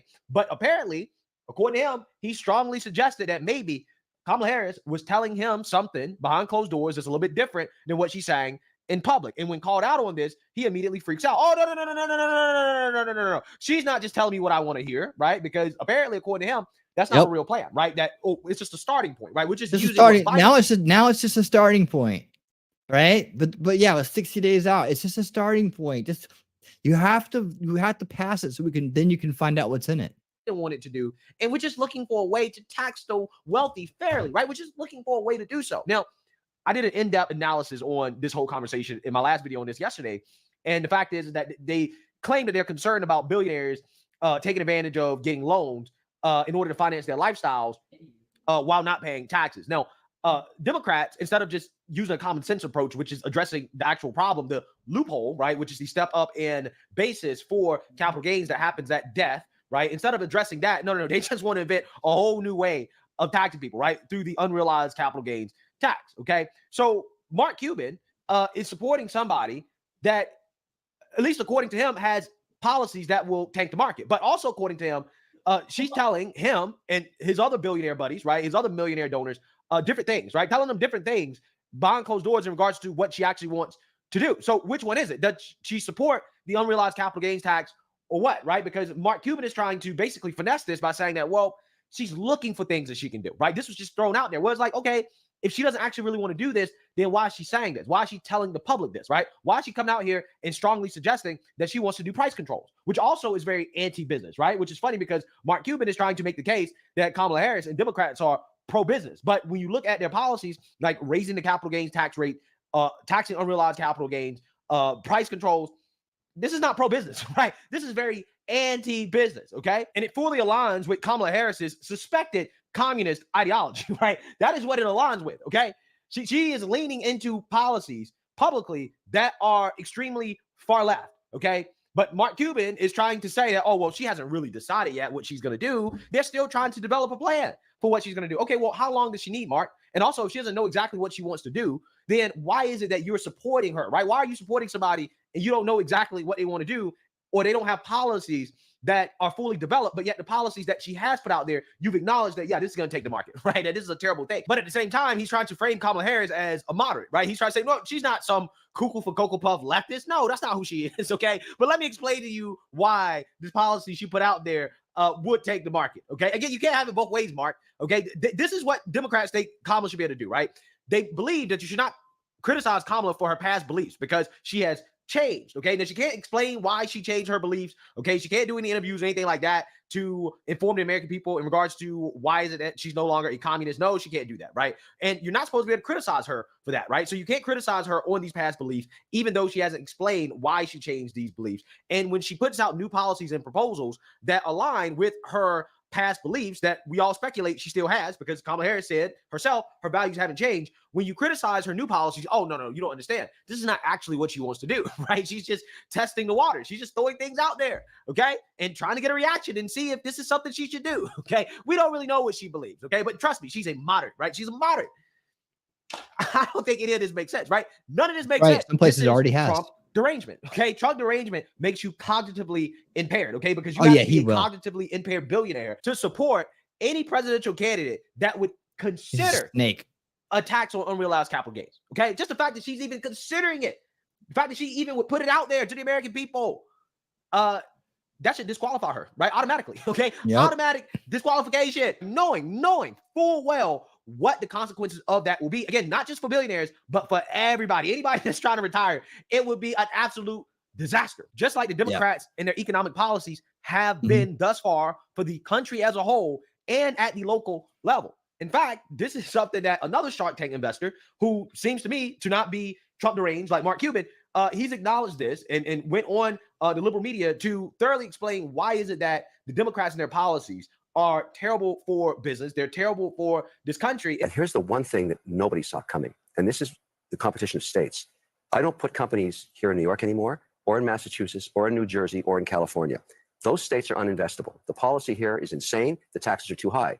We put them in Fargo, North Dakota, because 40% of the people work elsewhere, including Boston. So I was, a bit of a debate with Elizabeth Warren about this, but I say, look, Senator, we've got to move the companies out of your state because you're not investable anymore. You're punishing people if they're successful. You overtax them. You hit them with a super tax.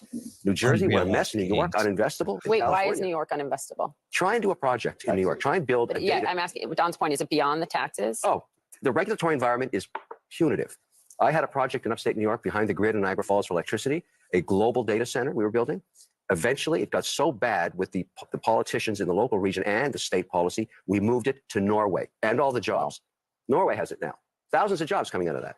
I mean, that's New York, uninvestable. Sorry, don't shoot the messenger. Just telling you the way it is. Yeah, That's it, we hear uninvestable. some pushback from our elected officials in New York I on was that. just going to say Kathy Hochul. Yeah, but when Debate them That anytime girl, of the day you that want. woman is a we would love to set that up. Particularly Let's watch AOC. that. She's great at killing jobs. She kills jobs by the thousands. It's the wealth tax, the taxing unrealized gains on everything. That's first of all, it's been tried more than a dozen times in Europe.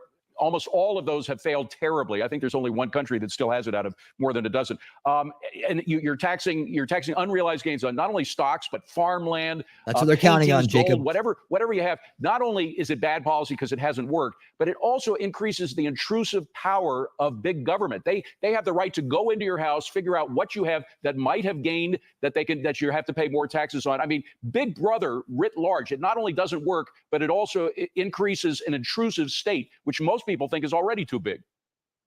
Of all the suggestions I've heard on taxation, I find that the most offensive.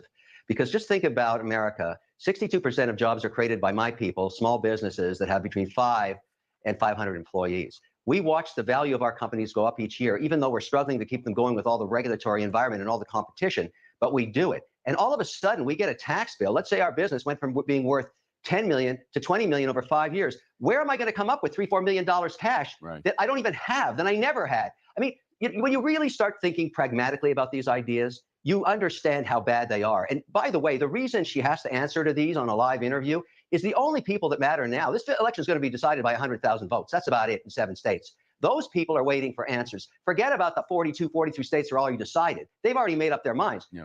Everybody that we care about now needs to understand, look, I'm a small business owner. I'm running a dry cleaners, and you're telling me I owe you $800,000 4 years after I open it that I don't have? I mean, think about that. Yeah. That just makes no sense whatsoever. That's so un-American. It's un-American. Yeah, because the Democrat Party is un-American, right? And their move towards communism is un-American. And you're seeing that reflected in their policies, right? They don't care about the backbone of this country, which are small businesses, okay? No, actually what they care about is trying to get as much power and control for the government, okay, through taxing the American people into perpetuity, while at the same time transferring over that money to useless projects and giving it to their buddies via corporate socialism, right? This is typically how the Democrat Party operates, okay? And then they try to tell you, well, hey, we're trying to help the poor, right? When they're really just trying to keep the poor dependent on the government, okay, while at the same time maintaining as much power and control for themselves and their rich buddies, while the middle class, working class people, small business owners suffer at the hands of their disastrous policies, okay? And you would be a fool to believe that the same people who have destroyed this economy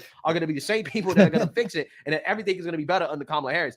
It's insane, right? Even somebody like Mark Cuban is admitting out loud that, yeah, this policy is a disaster. Yesterday I did a video. Ro Khanna came out. Yeah, this is a disaster. Everybody knows it's a disaster. And you're depending on Kamala Harris to come up with good ideas when all of the ideas that she's came out with thus far have been absolutely terrible. Yeah, that's just stupidity in my opinion. But hey, like I told you guys, Trump derangement causes cognitive impairment, apparently. It sure does. And I think that's what you're seeing from people like Steph Curry and Mark Cuban. So let me know what you guys think. Make sure you like, comment, and subscribe. Most importantly, share a Black conservative perspective.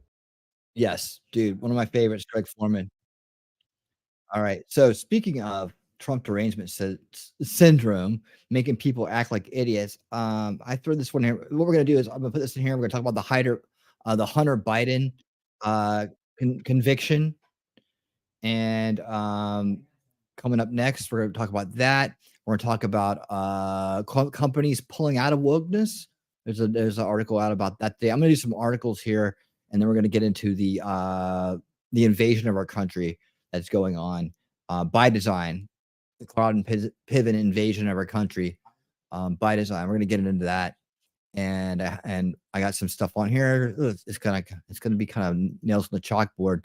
I got a couple other ones too that you may have already seen. But let me show you this first. You're not going to believe this. Well, actually, you will believe it. This is actually kind of like a little bit of a get a laugh in on this clown. Check this out. Hey guys, welcome to the Liberal Hive Mind, a channel solely focused on exposing the abundant hypocrisy of the left.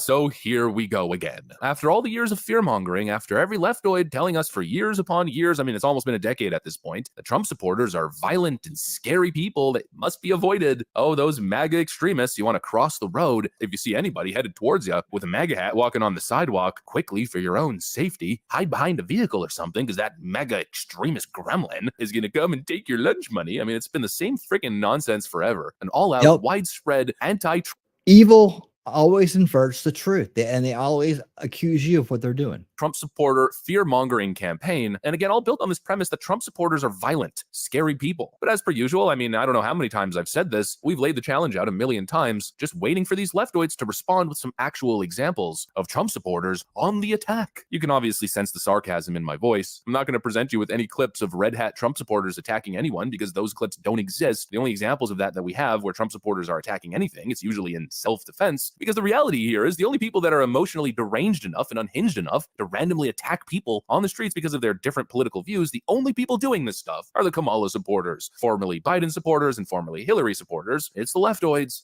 It's the establishment supporters. The establishment mind control victims. That's what we're going to call them. Boy, oh boy, I guess it's freaking Christmas or something, because I got two examples of this to show you guys, both dropping in the same week. It's been freaking 10 years and leftoids still can't give us a single example of a Trump supporter attacking innocent liberals in the streets. The only example they have is the Juicy Smollett situation. In other words, they have nothing. They have nothing. That wasn't even real. That we covered that, and we watched the guys who did it talk about, they made this comedy thing about it. It was so funny. Talk about how they were told to do it and stuff like that. It was so funny, man.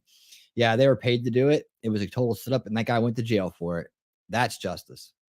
Meanwhile, these leftoid activists keep on committing violent acts. Let me show you guys exactly what's going on. We got some stuff to get into, so let's roll the tape. All right, folks, so like I said, it just doesn't happen the other way. It's never happened that somebody's just been wearing a Biden 2020 shirt, a Hillary 2016 shirt, now a Kamala 2024 shirt. It's never happened that somebody's just been innocently standing around only to then get randomly attacked by a Trump supporter. But that's exactly what happens the other way around. You're drinking Coke. Got to stay hydrated. Exactly.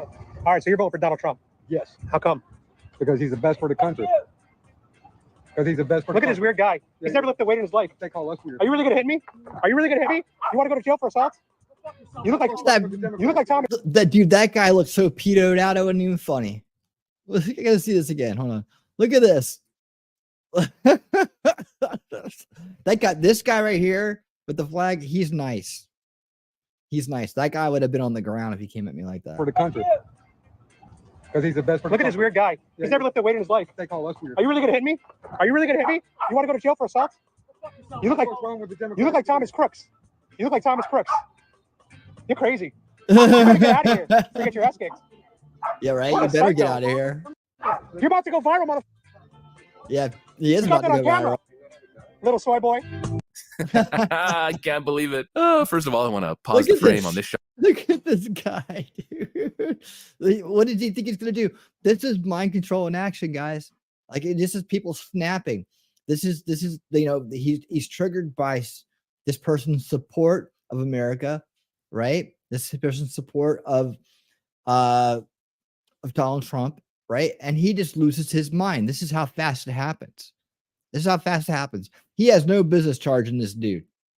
He has no business charging this dude, but yet he can't control himself. Shot right here. I got to give this individual with the pink shorts some really look at this. What is he going to do? Important life advice. If you don't know how to move your own body, or like my dad used to say, if you got two left feet and you can't effectively conduct motor skill operations, well, then what's he going to do? What's he going to do? Was he trying to get him to hit him first so it looks like he's attacking him? I don't know what this dude was thinking. I don't think he was thinking at all. I think the mind control took over. probably shouldn't be charging at anyone in a violent and vicious manner. I'd also like to point out that these are the people who keep telling all the gun-loving, hard-working, real masculine patriots that they wouldn't stand a chance during a civil war. This is what you're freaking up against. But of course, this Right. Kamala supporter knows this. He knows that he was always picked last in gym class. He knows that he doesn't have what it takes to be a tough guy. But regardless, he acts this way because Kamala supporters have been so radicalized, they're so emotionally susceptible that they simply lose control. And this has been the effect of the last 8.5 years of news coverage and the general political dialogue. It's become so extreme. The left keeps talking about division. Donald Trump is the source of all division. And you know what? It's certainly a good talking point and it works because there's a lot of people who fall for it. I mean, people voted for Joe, not because they liked Joe Biden, but because they wanted an end to all the chaos and drama. They believe leftoids when leftoids were saying that Trump is the cause of all of this division. You just got to get rid of him and things will go back to normal. But that's never actually been the case. It's always been more of like a threat, or at least that's the way that I perceive it. It's vote for our candidate or else we will continue to sow division and cause all this chaos. That's more like it. And I hope people are realizing, because what you just saw on camera, as pathetic as it is, as cringe and weird and frankly hilarious as it is, Adam Francisco once again putting himself in harm's way. He's a swell dude, by the way. You should follow him on Twitter, Instagram, and I think he might have TikTok. But as funny as it is, it's a direct example of what the left is doing, the chaos that they're sowing. This is what happens when you brainwash entire swaths of people to believe that their freedom is under attack or that groups of people are under attack. This is what happens. This is what happens when people live in the establishment narrative, a very narrow depiction of reality, a very narrow scope of reality, right? They don't see outside of the veil. They're in the first veil. They're bottled into this first veil. They have no idea what's on the other side of that veil. They have no idea that there's a bigger world out there. They have no idea what's going on except for what their bias confirmation tells them, which they get from their social media and they get from their media, right? And they get from the people they surround themselves with, probably other people that would wear, dress like this and go out and do dumb shit like that and decide they're going to just attack somebody out of nowhere. When you continuously say over and over again that everything's a genocide, people, and especially very gullible, gets old, emotionally susceptible people, fall for it. They take it as if it's literal. This is the division that they say Trump is responsible for. Excuse me, but it's not. And frankly, it's a perfect microcosm. You have two dudes. We don't know if the other one's a Trump supporter. Got a Trump supporter interviewing. No, we do. He said he was voting for Trump. Possibly a Trump voter or a guy who's just kind of like whatever, apolitical. You got two guys just trying to have a normal conversation, talking mostly about politics, policy, things that should be non-controversial, things that we used to be able to discuss, no issues at all. You got two dudes just exercising their freedom, standing in a public area. What changed is the false left-right paradigm collapse, right? Back when you can have a debate, Bush or Obama or a Bush or Clinton, right? You could have this debate. Which one's better or who's the best president, who's the best side, who does their policies, that part. They were the same damn party.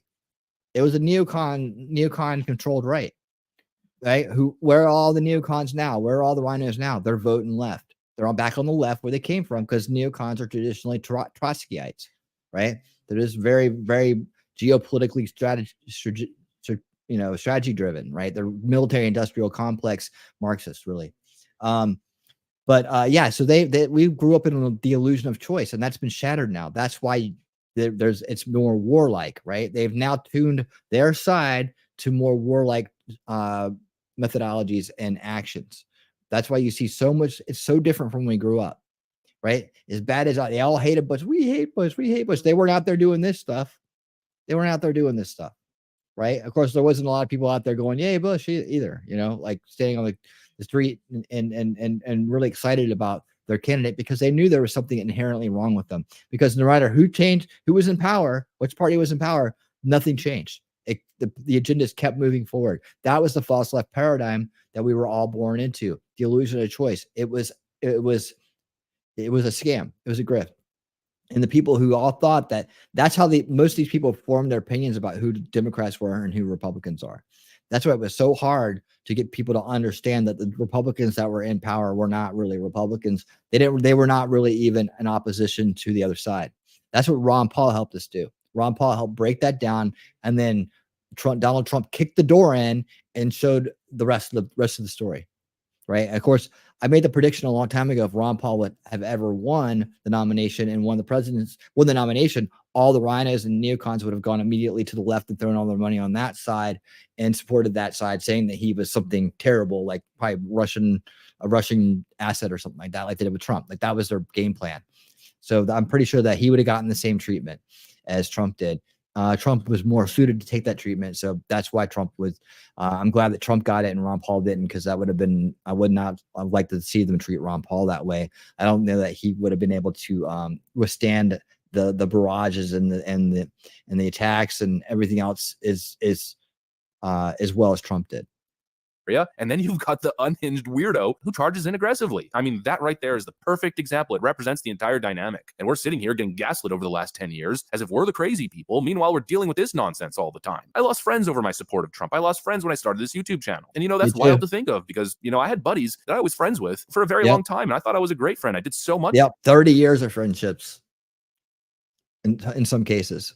For these people. I had one buddy who was going through some rough times. His parents were going through divorce. I would show up to this guy's house every weekend with my car. He didn't have a car. I would go pick him up to get him out of that situation. I'd bring him to my place and we'd play video games and have a good time. I'd pay for his food sometimes. I thought we were the best of friends. He was my buddy, but then it all went to crap over political differences because certain people just fell for it. It's unbelievable. And then to be told that I'm the crazy person when everyone around me is acting legitimately insane, it's just the highest order of gaslighting. And now look, in the intro, I said I was going to play 2 clips. My apologies. I kind of went on a whole monologue after playing that first clip. I guess I gave most of the commentary, but we don't only have 1 clip, we actually have 2. This one is slightly more aggressive, so I might have to cut some of the parts, but essentially it's the same thing. You have a live streamer, I actually recognize this guy's face. He's a little bit of an agitator. He's not a genuine or honest person. I don't even think he's really a Trump supporter. To be fair, if you know who this person is from back in the Ice Poseidon live streaming. Does anybody know who this guy is? He's kind of a clown, but I can just tell by looking at him. He's like not somebody I want to talk to. I don't think he's smart enough to have legitimate political opinions. But anyways, the point is, it might be a social experiment, whatever it is. He's walking down the street. I guess he's wearing some Trump paraphernalia. And look at the way he's treated. Love Trump? What? You love Trump? Yeah, why? Stay away from me. Stay away from me. Get the away from Does he like try and trigger people so he could spray them? I don't know what that is. I'm gonna beat you with this battery. Now, I already described I'm going to beat you with this battery. Really? Who the guy is. And you could tell that, honestly, he was even in the wrong a little bit because I think he let off that pepper spray or that mace way too early. Trust me when I tell you guys that this is a live streamer looking for trouble. But the point is, again, you're a Trump supporter walking in the streets and you're being accosted and attacked, aggressively approached. People simply want to do you harm. They see that you exist in an area like Hollywood and they feel as though they can attack you with impunity. This is the neighborhood and you are not welcome. Oh yeah, you're so inclusive and tolerant. Yes, you're so virtuous when you sit there and you try to alienate people. That's amazing. Then yet you want to be accepted. That's why I need to be here. When you're sorry in the about that. To them, it's almost as if it's open season. You're not supposed to be here. You're an outsider. I would have been like, thank you. You just gave me a viral video. Thank you so much. I needed 1 million views. Thank you. Outsider. You disagree with us politically. Therefore, we're going to shun you, exile you, and even to the extent of attacking you and inflicting political violence. It's a bigoted, exclusionary, intolerant group of people who are obviously being radicalized by the message. I mean, call me crazy, but the people they've been radicalized their whole life, man. They're again born into the establishment narrative. We have to escape it at some point. Hopefully you have a guide that are your parents, your family culture, something like that helps keep you safe from it. But still, it's a fight, and you can see that there's many people out there that are broken and corrupted, that are just that are complete useful idiots for that establishment, that corrupt establishment that is trying to destroy our country in every way possible. People who should be condemned are those who aren't responsible enough to be able to control themselves from attacking people for simply voicing their support for Donald Trump. I feel like those are the people and those are the actions specifically that should be demonized. But I don't know, maybe I was just raised old school or something. What an absolute farce. And I'll just continue to expose it. These are the violent extremist people who are causing division in our society today. It's as clear as freaking day. Anyways, that's pretty much. All right. Thank you. Thank you, Liberal Hive Mind. All right. Let's see. Okay, so let me just do this. In case you didn't know. All right, we're gonna be safe here. All right, cool. All right, in case you didn't know, you know how much Russia loves Trump, right? Well, Putin came out and endorsed Kamala Harris. Hold on a second. Let's do this first. Why is that sitting in the corner? There's this ad in the corner I can't seem to get rid of or something. What is this? No. Hold on a second. Okay, I got rid of it. All right, here we go. So back up on screen. All right. Putin picks Kamala. Russian press backs Harris over Trump. Says she laughs so expressively. Putin has made his preferences known because, Comrade Kamala is backed by the Russians. I wonder why. Any thoughts from the crowd about what Putin's doing here? According to Axios report, Russian President Vladimir Putin says Russia would prefer Kamala Harris to win the 2024 election over former President Donald Trump. Yeah, I bet they would. I bet they would prefer that, right? Because they're like, oh, weak leadership. Yes. Driving the news, speaking at the Eastern Economic Forum in Vladivostok, Russia, Putin reiterated his previous remarks that President Biden had been Russia's preferred candidate in the race. Yes, of course, yeah, but they would tell you something different and all the people like that little screaming pink shorts guy, they think that I have a friend. I told you about this guy, right? The guy that was a good friend, but now he was wearing a pride flag around to baseball games and in Tampa Bay because his daughter turned out gay. I wonder why. Mom's liberal as F. I mean, they're as boxed into the establishment narrative as you can. This guy has had the same job for 25 or 30 years, job security. That's commendable, but he's that most happy-go-lucky guy. All he wants to go do is go out and party and then think that everything that happens is oh yeah, okay. Never questions a damn thing, right? And so he thinks that wearing a pride flag around baseball games is supporting his daughter when it just makes him look gay. But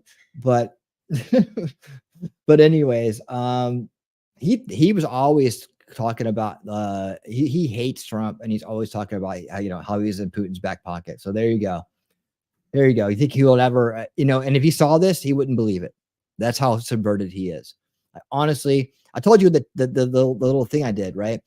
When he was talking about there was no grooming in schools, it's just older white guys trying to date younger women, even if they're over 18. That because he has 2 daughters, so that's why he's all up that, right? But he thinks that's what pedos are, not the people. Then I showed him that video of that grooming student that spoke at the committee, spoke at the the parent meeting. I made a video out of it. It's like from a long time ago. I can't remember the guy's name. It's been so long. But anyways, he said a bunch of things like, your children are hungry. They're hungry for knowledge, and we're going to give it to them. Basically saying that, we're going to indoctrinate your children, and you can't do anything about it. This guy turns around after that meeting and making that speech there to parents and teachers, right? As a teacher himself, ends up getting busted for trying to solicit minors for what.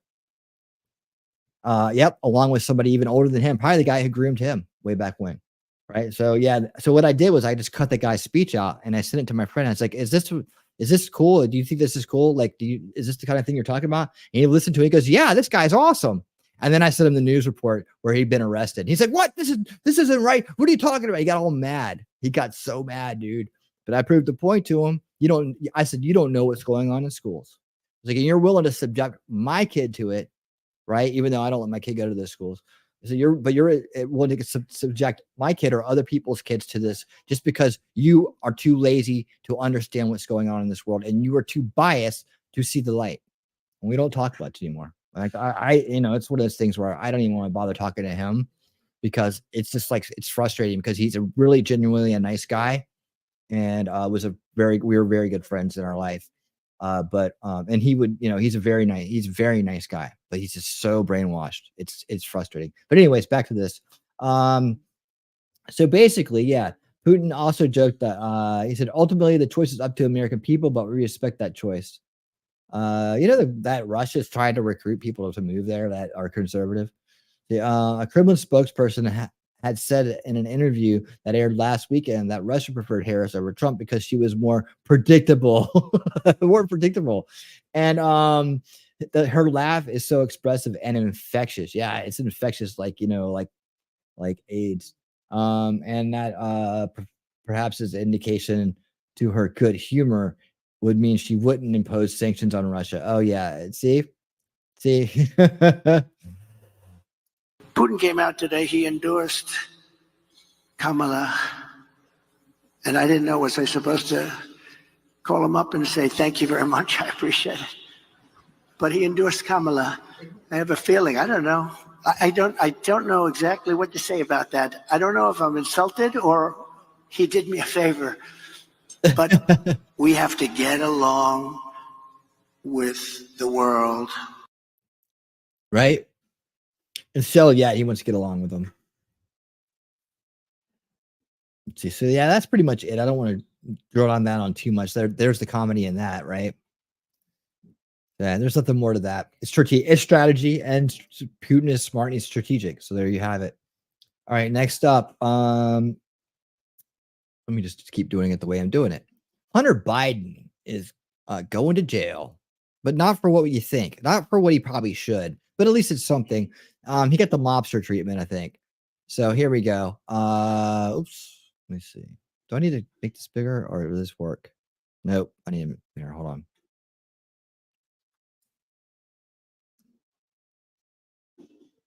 All right. It's a little something new tonight. I usually don't do much reading. I usually just play videos, but I'll read a little bit and then play the videos that come along with it. From the Post Millennial, Tim Pool's favorite spot. Hunter Biden reportedly intends to switch his plea in his federal tax case to guilty. His attorney reveals in court Tuesday. According to Fox News, Biden's attorney Abe Lowell said in federal court that Hunter Biden intends to plead guilty. Hunter Biden initially pled not guilty to the 3 felonies and 6 misdemeanor counts brought forth by special counsel Dave Wise. Real quick. All right, we did not anticipate this. There has been breaking news at the Hunter Biden trial. Remember, his attorneys were working today to try to get a stoppage in this, get the case thrown out. And they were trying to nullify the case. Is it a Biden trait just to not like look like you don't know where you're going? So on and so forth. We had my legal guest at the top of the hour. Well, now look at that gold digger right there. Oh, God. Now he plans to change his plea in the case to guilty. It's a tax fraud case. We know he has money. Bill Holloway. That's a party girl right there. You know that's a party girl. All right. The trial with jury selection in Los Angeles. The trial began with jury selection. Yada yada yada. Let's listen to this one. He also could commute his sentence. But in order for him to commute a sentence, Hunter Biden has to be sentenced, and that can take time, right? You know, for instance, Donald Trump was convicted in New York in early June, and his sentencing is not for another few weeks. That's a few months, and time is not on Hunter Biden's side. Agreed, unless you want to roll the dice. You know, it's possible that Kamala wins, but we don't know. He certainly doesn't know, and you'd think he'd want to speed this up as much as possible. But Steve, to your broader point, you know, I don't see how this is sympathetic to a jury. You have people in America who are struggling, you know, paycheck to paycheck. They pay their taxes. It's a huge burden, and they don't have the luxury of having their dad get them out of it if they fail to do so. In fact, there's really only one person in this country who has that privilege, and it's Hunter Biden. And we're going to hear details about how he wrote off, you know, expenses like prostitutes and drugs and all these kinds of business expenses. This is just not sympathetic to a jury. And so real quickly, like 20 seconds, as they pick the jury, are they going to say, did you vote for his dad? Is that, and would that disqualify a juror from sitting on the panel? Oh, I'm sure they're going to ask them political questions. And what I think that Hunter Biden's lawyers are going to be looking for is anyone who's had a family, say, issue with addiction, or they've struggled with addiction themselves, because my understanding is that that's their whole defense. Well, he was addicted to drugs, therefore not paying taxes is okay. But as we all know, it really is irrelevant. So. Yeah. And it gets started in earnest today in LA. Carrie, thank you very much for getting up early. All right. Yeah. Thanks for getting out of bed, Carrie. All right. There you go. That's all we got about that. But yeah. So again, big old strategy. But maybe there's some other things that'll come out later on that he can be tried and convicted for, like the CP on his laptop. Another story coming out here. This is kind of in a good news category, but I'm going to throw it in here. And then we're going to be getting into the immigration issue right after this. Again, I'm doing it, man. It's like the invasion issue immediately following this. All right. But this is something I just want to sprinkle in some good news here, because we're these are last two things are kind of good news, even though we can totally see that the Hunter thing is a scam, right? It's a scam. They're once again abusing the justice system, but just in a different way. All right, Ford, Coors Light pull out of human rights campaign ranking LGBTQ ranking system. Why do we have one of these? Why does this exist? Why does this exist? Oh, is it some place called the WEF? Is it something called Agenda 2030? Yes, it is. Right? Ford, Harley Davidson, Lowe's Tractor Supplies, Brown Forman, the distiller for Jack Daniels, as well as Molson Coors announced that they would stop working with the group in recent days as they dial back diversity initiatives. Now, this is kind of good news if they mean it, right? If they mean it, because I don't want any head fakes. Like, we're going to head fake this out and then we're going to come back around and do it again. Because if the establishment stays in power, they're going to be pressured into going back to it, and no one's going to care. And they don't care if they go out of business because they'll just have, a woke beer for everybody and woke tractors and, all this other bullshit. And that's the way they're going to overwrite our culture. And they're already doing it in so many ways. Like I said, we're going from this overwrite of culture to the next overwrite of culture, which is the invasion, right? So let me see. Do we have a quickie on this? Oh, I liked Robbie Starbuck. Let's listen what he has to say. All right, y'all. I got fantastic news for you. Another win. Last week, we reached out to the CEO and president of Molson Coors. You probably know them for their Coors beers. I was concerned about their woke and DEI-based policies, so I laid out my concerns. I was concerned about woke policies at Coors. Good for him, man. I mean, good for him. Like, for anybody starting a channel and that will do things like this, that will make calls and put their face out there or whatever it is. This is something you could pick up on, like calling these places and recording the conversations and then putting it out as content, dude. You'll rock it. If I was in a better position, I would do stuff like this too. I would add this to my repertoire. My activism side would be fulfilled by doing some more groundwork, because I do have a strong activist side when it comes to actually getting out there and trying to take it on. But I'm restrained by my career and my situation. And but that's fine. This is what I do. I get out here and do what I do. I have a wealth of knowledge, 2 decades of experience in these topics and in this fight to pass along and to inspire and hopefully motivate others to get out there and do something. But you know what? If you're thinking about doing something, or maybe you have a channel and it's not going the way you want it, or you want to add something to it, or you want to find a way to do something, what he's doing right here, calling these companies up and having decent conversations with higher ups, I mean, you can learn a lot and you can create content. And DEI policies. So I reached out, I laid out our concerns, and I laid out that we were investigating for a story. After a little back and forth with them, I've got some fantastic news for you. Before we begin with the changes, though, I wanted to point out that this page used to exist and it no longer does. Now that page looks like this. Isn't it beautiful? This email just went out to all Coors employees. So let's jump into the changes. First, there will be no more woke DEI trainings. Employee resource groups, or ER. Win. That's a win. Hold on. I gotta play. Wait, do I have one of these? I think I might take some of them down. And they're upset because we're winning.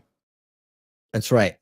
That were previously separated across identity politics lines like race or what kind of sex you like to have are now BRGs, business resource groups that are open to all employees. Coors is no longer donating to divisive events like pride events. Instead, they're going to be donating to their hometown communities and core business goals like alcohol responsibility, disaster relief efforts, and promoting access to higher education and job training positions in their industry. Employee and executive compensation will no longer be tied to DEI hiring goals. Coors will no longer have supplier diversity goals that give preferential treatment to, quote, diverse suppliers. And I saved the best for last. At least my favorite part of these stories is always when the companies leave the HRC CEI scoring system.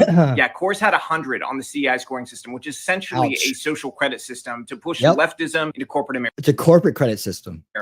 I have had enough of the CEI scoring system, so I've got some great news for you. Coors is in fact stating that they will no longer participate in the CEI scoring system from the HRC. The Corporate Equality Index is on its way out. I love that this email ends with the Coors leadership team talking about the importance. It's too bad their beer really sucks. Of unity, because unity is going to be found in our approach of neutrality and sanity. No more divisive social and political issues at work. They don't belong there. Work is going to be about work, and we're going to make corporate America sane again. Our movement is about something more. Coors is going to take over the Bud Light market. If they put that out there and they promote that right, if they market that right, this whole thing, they'll all the people that used to drink Bud Light will go drink Coors Light. Than just ending wokeness. It's about ending the idea of a silent majority. There is nothing more shameful than the fact that for the past few decades, we've accepted the idea of being a silent majority. It has allowed a very loud, obnoxious group of people to take over the conversation on every important issue and by proxy to take over every major cultural institution. Well, we're done letting that happen.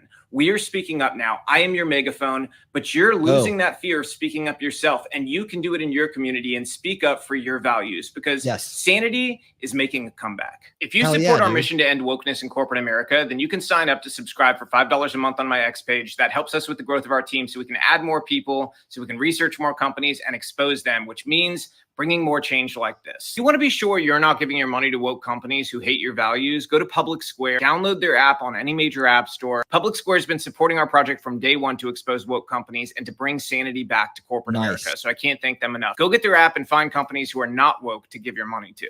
Nice, dude. No, Robbie Starbuck, man, you're awesome, dude. Nice.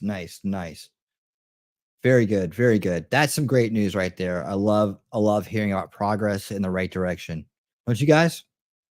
If you like that, hit thumbs up if you haven't already.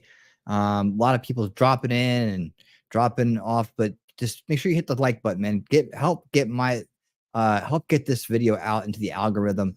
Help get this channel promoted, man. I'm in the fight just like Robbie Starbuck. I do it my way. He does it his way. And I want to be as effective as this guy. So help me get out there by doing that. Let's beat the YouTube shadow ban by getting that like button pushed, and wherever you're at, even if you're over on Rumble, man, hit that to show Rumble is a free speech platform, and that channels like this can prosper over there in free speech worlds, right? And X, I know how you do it. X, just thanks for being here. All right, there you go. You can help spread the word about this channel by using your favorite social media platform. Yeah, share my videos out on X, man. That would be great. And or share my X channel out or anything like that, man. It's like I don't know what I got to do I get people that come, like there's 50 people supposedly watching on X right now, but I don't know how to get like my channel out into the next level of the Xverse, right? I wish I did. I mean, I don't know what I got to do. Aside from start conspiracy grifting or getting some kind of like weird battle with somebody where it's going to not turn out good. All right. So to start off the, this part of the show, the invasion part, and we're going to do this, and then we're going to get to some January 13th updates and DeGrifts. A couple short things on that. We just need to go over. It's kind of starting to settle down, right? But there's a couple things that came up this week, and I just want to point out about, again, half of that part of the show is about making sure that you have the best and most accurate information, that these biased kind of reports that are coming out about it aren't, you're able to counter those with the real truth and show them what's up. But also, pulling some creators in that are on our side, but are just kind of wrapped up in the conspiracy grift, and just pointing out what they're doing wrong here and kind of asking them to do better. Right? That's all I do. I'm not against anybody on our side. And I just want our side to come out of this as a good media, good sources of information for everybody in the first veil that may be escaping it. Like, I don't want to see people escape the first veil and end up down in some conspiracy rabbit hole with inevitably some grifter telling you not to even vote, right? Or telling you that that the anti-establishment and Trump isn't for real, right? That there's something else. Because when you're open and you're malleable like that, you can get sucked down into some very, very dark places with some very, very misled people who are too hard-headed to come to the table and have a conversation and actually decide that they would rather know the truth than be right. These are people who just need attention and just want to be right, and they're no good for our side or any side, or for that matter. Actually, they're only helping the other side. So anyways, here we go. Post-millennial Denver law firm confirms Venezuelan Tren de Agua gang has taken over Aurora, Colorado apartment building. Now, I'm putting this out here because we have a confirmation, right? So this video is the only thing we've seen so far. And while I did play this, and this is bad when you have people walking up with guns to an apartment door and not getting arrested for it and just wandering around freely with weapons in their hands, They could have been looking for somebody, likely that they were. Weird door though, right? Like, why is that door so different from the other one? It's just really strange. They even look like they're different sizes, but it's probably the fisheye lens on this camera. Like, it looks like a little bowed out, just from what I'm seeing here. Hold on, can you see my mouse? There we go. Just from what I'm seeing here, it looks a little bowed out, doesn't it? So I don't know if this is some kind of, I don't know. It doesn't look. There's things about it that make it look kind of bowed out, but these doors look like they're the same size, right? And then they got different. It's probably just the camera, but they have different colors on there and different numbers on there too. So I don't know what's going on here, or maybe this is a utility room. It's really weird. It's really weird, isn't it? But this is the only thing that's been out so far about this. I mean, for a gang having taken over an apartment building, I expect to see more. And like I said, we keep it based here, man. If there's something we missed or got wrong, I'm going to come back out and I'm going to correct it.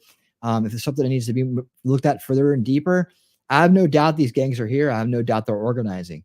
But to say they're taking over an entire apartment building, I need to see a little bit more proof now, guys. You got me with the hook here, but now I need to hear the rest of the song. So let's play. According to an extensive report from a Denver law firm, I guess, who doesn't want to be named, a Venezuelan gang has simply occupied an entire apartment building and used it as their headquarters to commit a host of crimes, including violent assaults, murder threats, extortion, and prostitution, and terrorizing the local population, who, for the most part, are other Venezuelans. The Venezuelan Tuediagua gangs' strong presence in Colorado is another consequence of the Biden-Harris administration's open border policy that has seen tens of millions enter the U.S. and be transported to their destination of choice, or their sanctuary city of choice. Right? Hey, Suzanne, how you doing? How you doing? Hello, hello.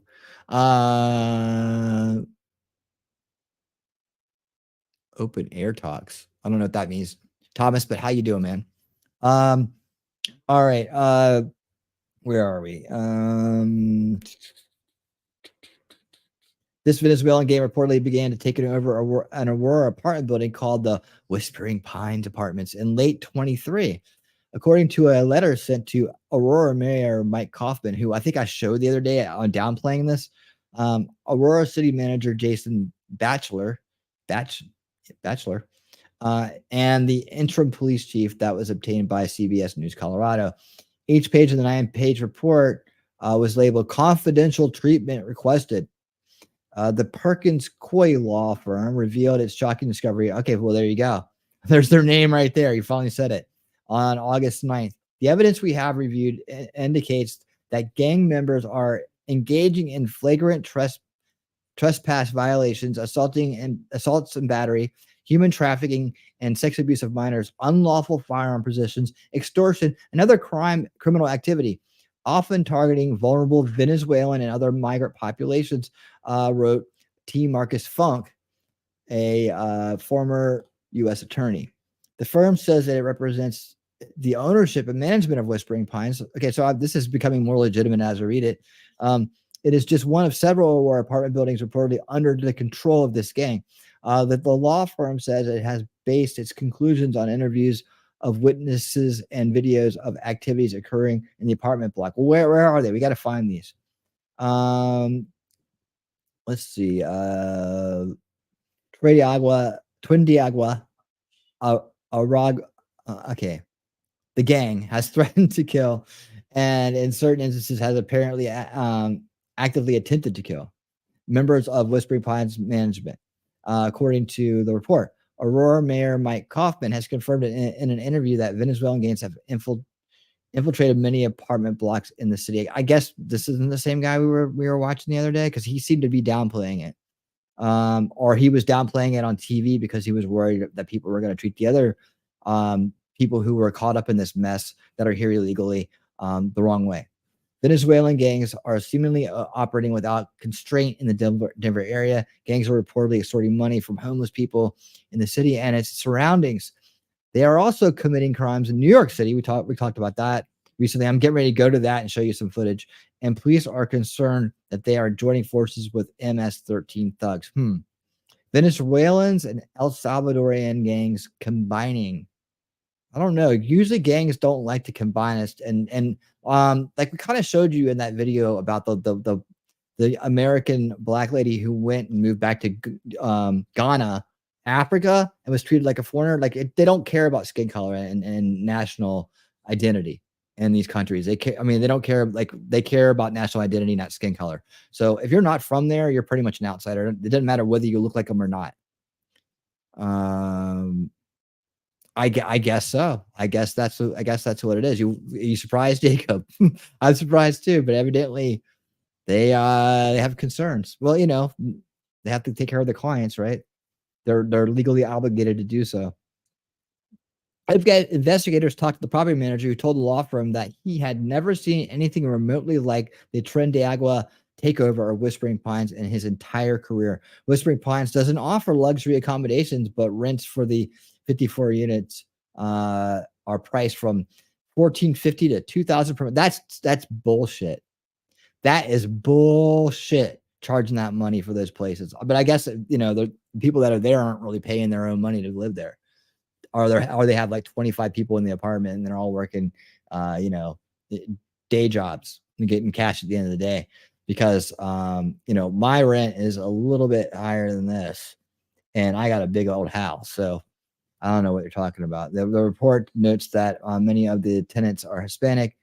So they're just basically like I said, why would they merge with MS-13 when they're already exploiting people that look like them and talk like them, right?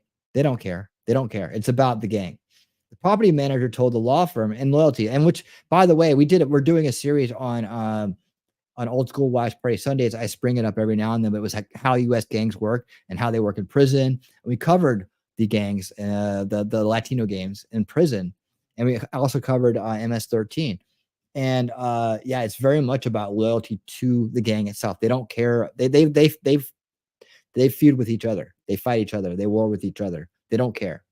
Like this country is the one that's all caught up on skin color, not the rest of the world. The rest of the world, it's more about religion and nationality. All right, here we go. Let's see. The property manager told the law firm that when he started working at the apartment building, the gangs were already very much in evidence. November 23, a consultant who came to the complex to report the condition of the property was so severely beaten and stomped by gang members that he had to go to the hospital. Okay, so there you go. No denying that. The report says the assault did not result from any threats by the consultant. Oh, yeah, right. Like a consultant's going to go in there and start threatening a gang. The gang activity at Whispering Pines escalated in 24, according to the document obtained by CBS News Colorado. In April 24, a housekeeper recorded how two individuals at the property went into an apartment, came out with large firearms, and were coming to kill him, the property manager. The reports identified the men as gang members. The gang has also been extorting money from tenants, which they call rent. Evidently, the Whispering Pines have been extorting them too, because these places look like a dump. Like I've seen video footage of these apartment buildings and what's around them and what they look like. It's a dump. Two individuals. Okay, yeah. The gang has also been extorting money called rent. Video footage apparently exists showing the gang members going door to door to collect their rent.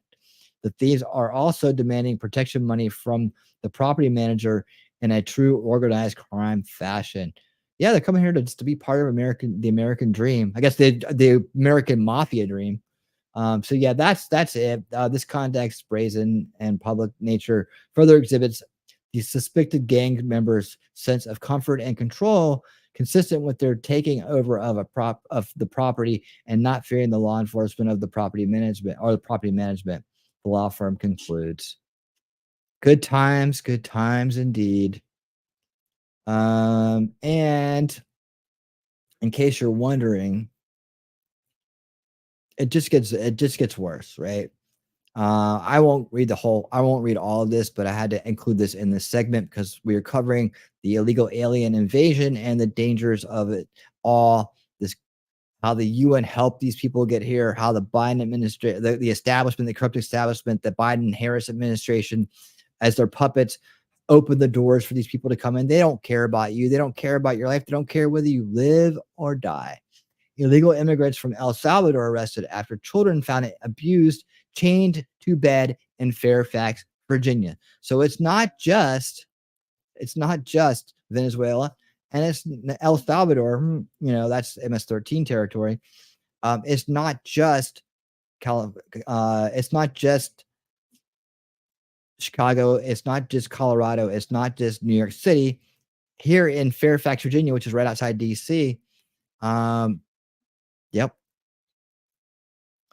Is there a video I can play with this? No. Okay. Suspect arrested after police found children chained to a bed in their mother's apartment as an illegal alien who has been previously deported. Border Hawk reported. Okay. And it's illegal alien. A suspect arrested after. Okay. Suspect arrested after police found children chained to a bed in their mother's apartment is an illegal alien. Okay, that's what I missed. All right. They could hear the chains rattling inside the home when the door was opened after officers knocked. They observed a chain wrapped around a post next to a sleeping cot in the living room, according to the reports by Fox News. 2 male children were discovered with gouges on their legs that were consistent with the shape and size of the chains.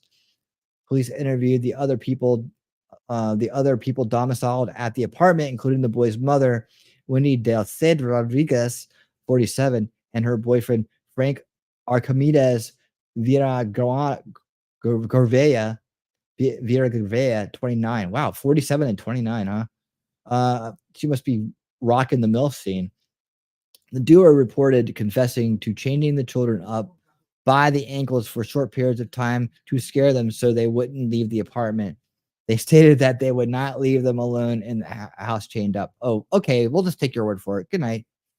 However, a third witness, a roommate, said that account was false because he said the couple routinely abandoned the boys unsupervised and restrained, and they only let the kids loose when the couple were home. Like they crated them. One of the imprisoned boys borrowed the roommate's smartphone to take a photo of their predicament, which he sent to their sister. She called 911 and the police finally intervened. That's good news. At least they're safe now. But the police arrested Rodriguez and Vera Govera and charged them both with 2 counts of abduction, 2 counts of child neglect, and 2 counts of child cruelty. So I guess we're assuming that there was something more. So that's what's going on with that. I mean, that's such bad stuff. Let's see. They're at the adult detention center. They got bailed out. Great.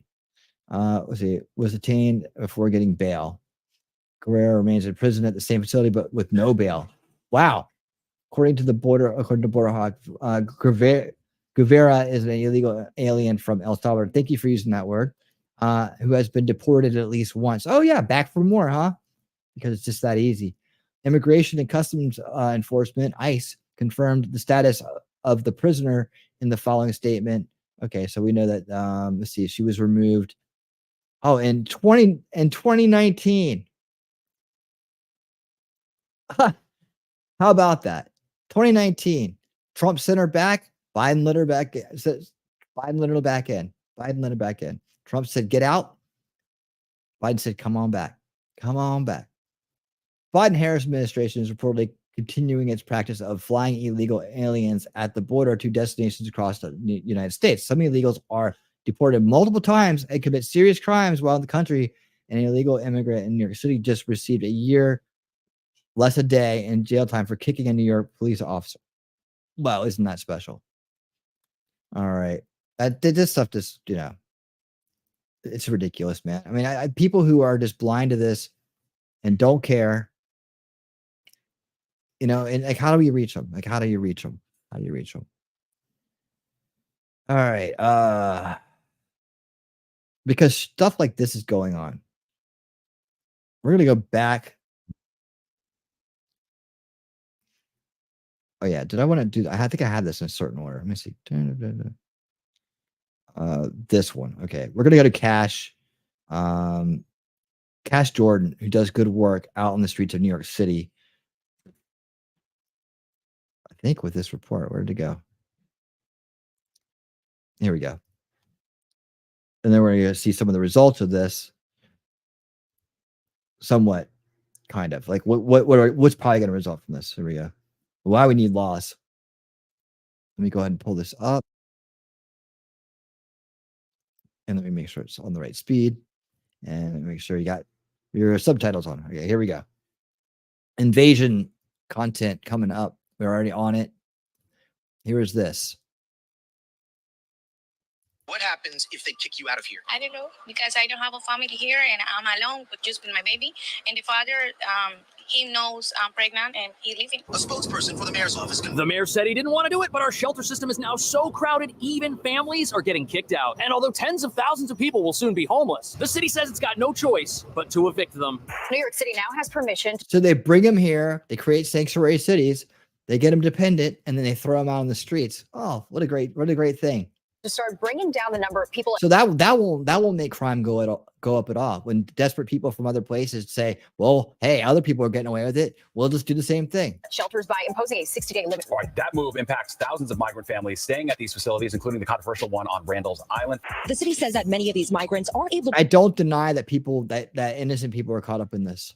Like, I don't want to make that. I don't think 100% of people that are coming here are the bad guys. I think that they serve a purpose for the real bad guys in this world, but I don't think 100% of them that are coming here are, I don't think Trump means it either when he says it, that 100% are coming from prisons and insane asylums and, are the worst people out there. And there's a lot of innocent people that are getting caught up and victimized by these very same people. It's not fair that they're being mixed in with here and being promised all this stuff and they're being brought here.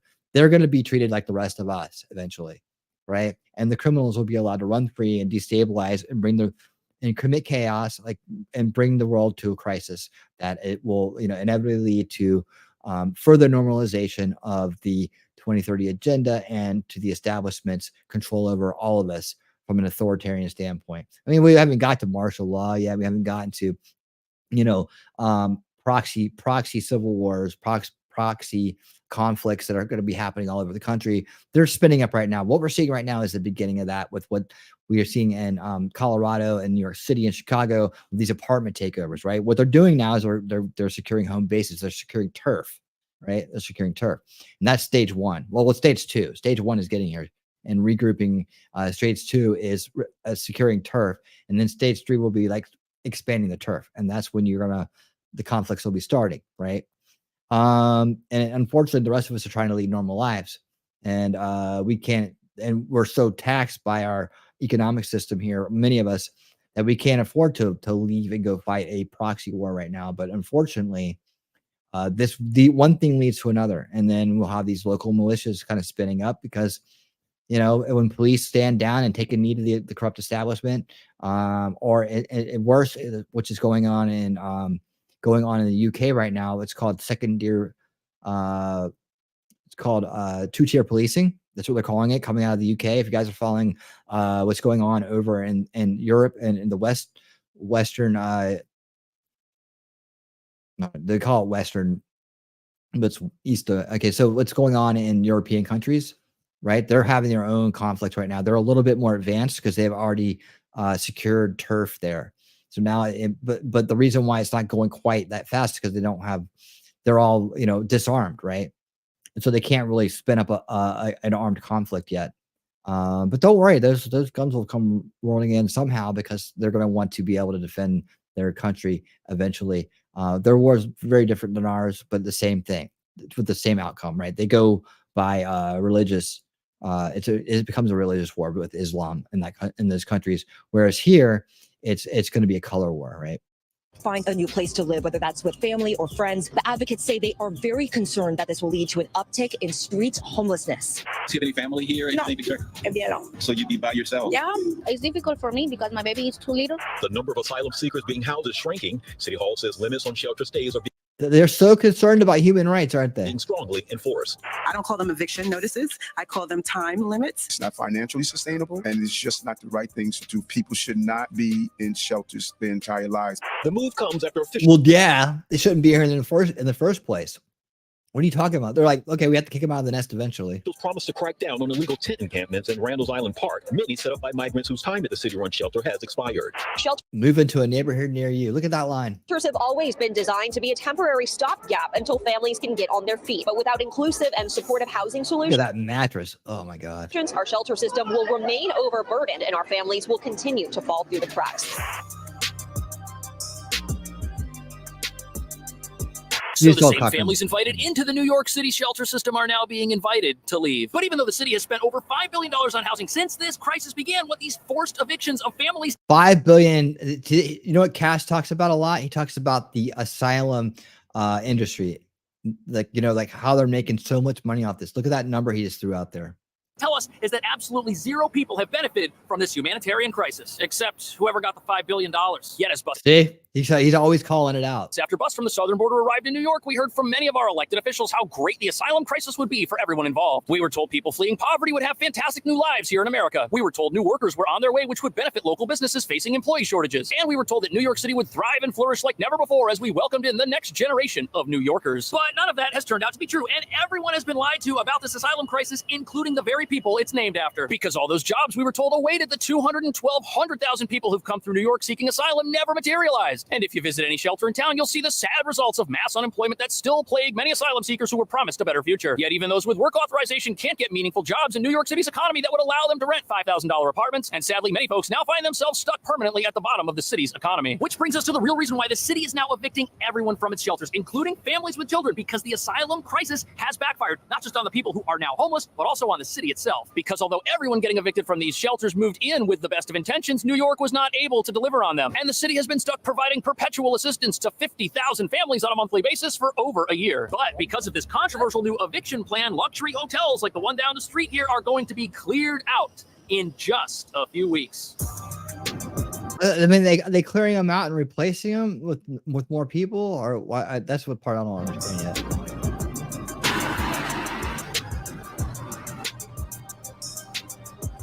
So this building right here, it's the Row Hotel, a former luxury hotel right here in Manhattan by Times Square. It's got about 1,000 rooms, and cleared out might be the wrong word to use with respect to what's going to happen here, because hundreds of people a week still come to New York City. But that's the problem, because in order to make room for them, the city has to kick out the people it's they're gonna cycle them through.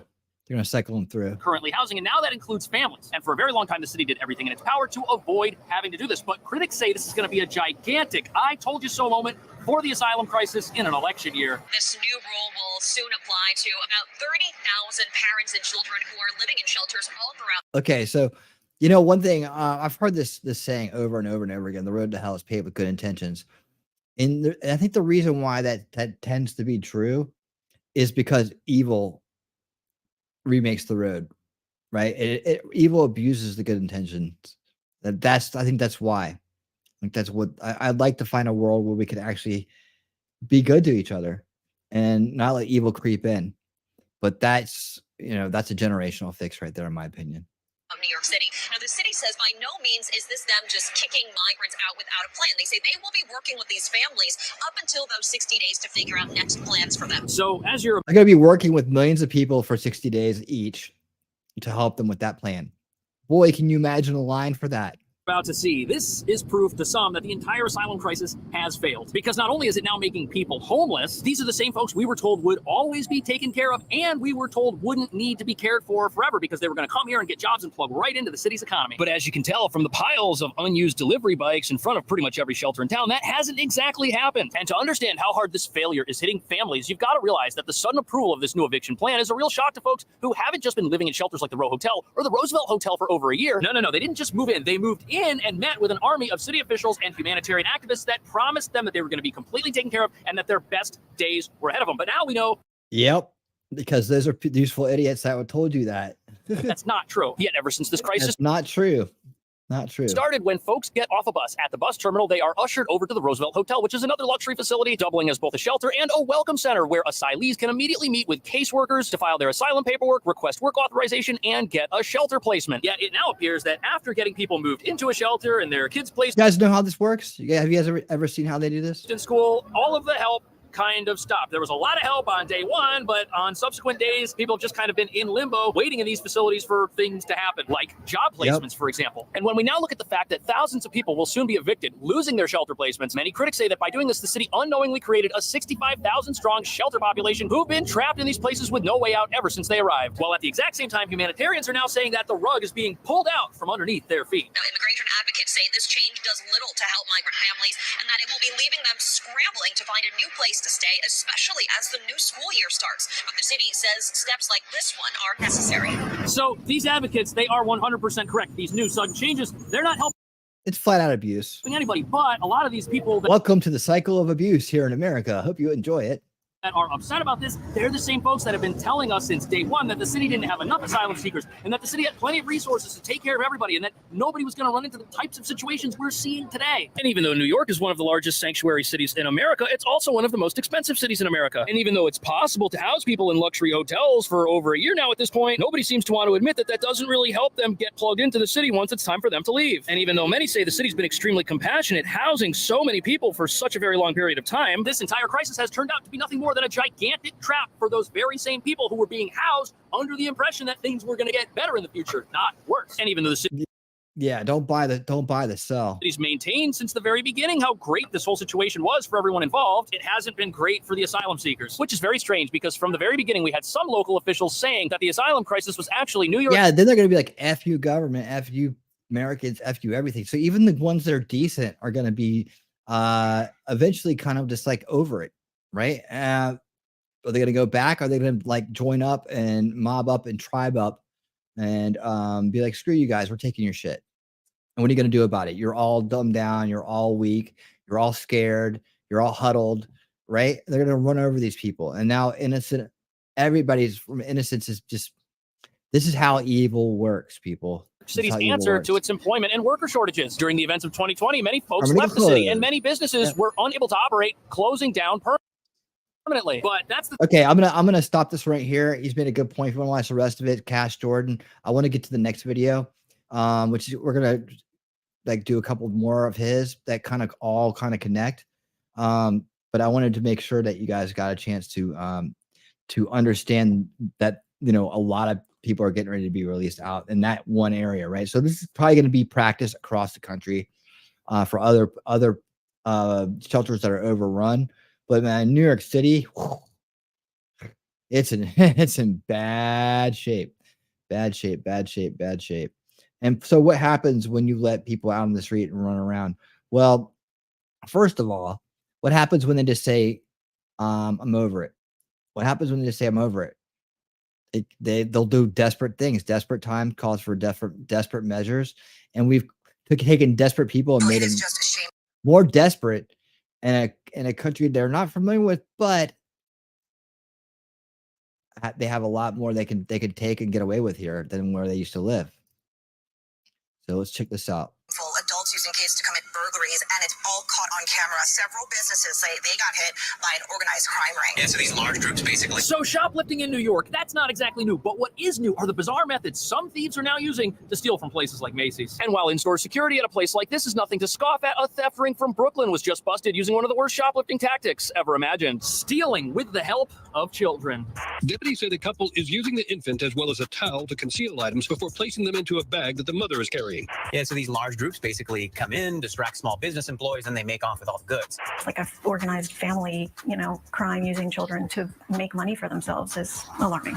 That's definitely a scary thing to think about. We found hundreds of boxes of stolen items. Approximately $212,000 of the alleged stolen merchandise came from Macy's. From 2017 to 2023, larceny I offenses rose by more wanna than 50% be a in the part city. of This it. surveillance video in shows a old man New on a mission. York. He walks into Victoria's Secret. He helps himself to the items on the counter, then walks right out without paying.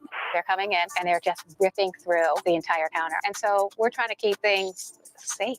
Investigators say this couple not only used their children to help conceal and, in fact, take some of the items that were shoplifted, they also took items that did not necessarily benefit their family.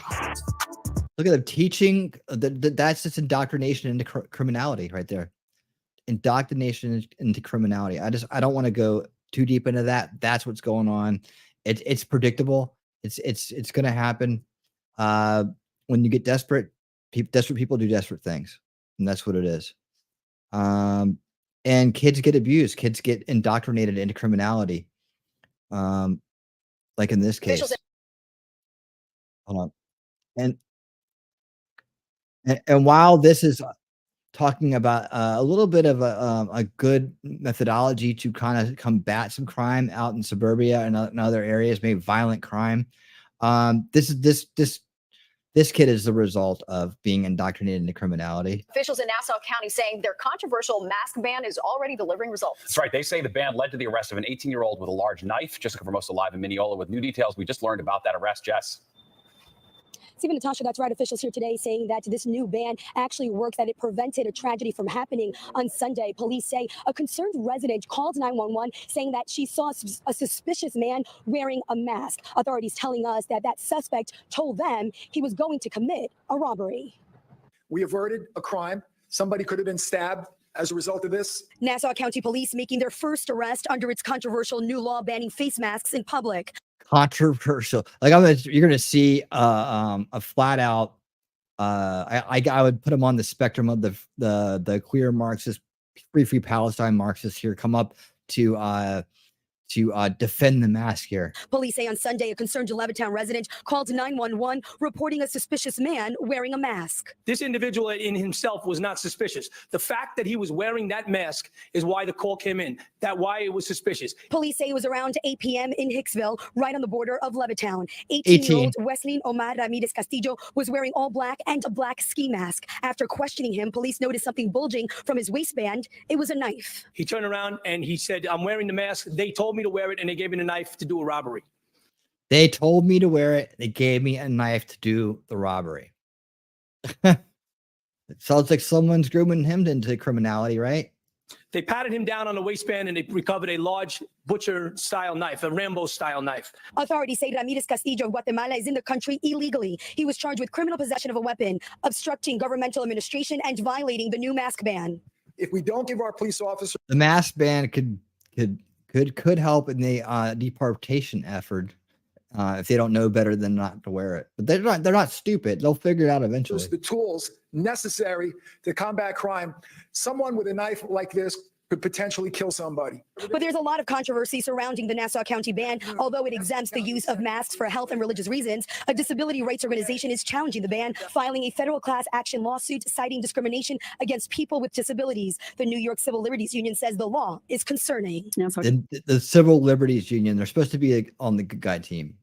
They're supposed to be on the good guy team. This is like this kind of person right here looks like the kind of person. We were doing a little research the other night into this socialism conference, and this was the kind of person that would be there. And she's speaking the language that they kind of speak, and this is the kind of jobs they want to hold, because then they can interject and run. They can run damage control and they can run interference from these positions. County is using the mask ban as a way to engage in selective enforcement. The Nassau County Police Department has a history of aggression and discrimination. To say that the arrest justifies the mask ban to us is a non sequitur. It really is a silly leap of logic here. Now, as to that class action lawsuit, the county executive says he is not worried. Now, as to the suspect, well, he is back on the streets due to the bail laws. He was not held. We are told that he has ties to gangs. We're live in Mineola. Back on the streets because of bail laws. Oh, wow. So you do one good thing and then you screw up the other. So he's back out there. He's probably already committed a crime.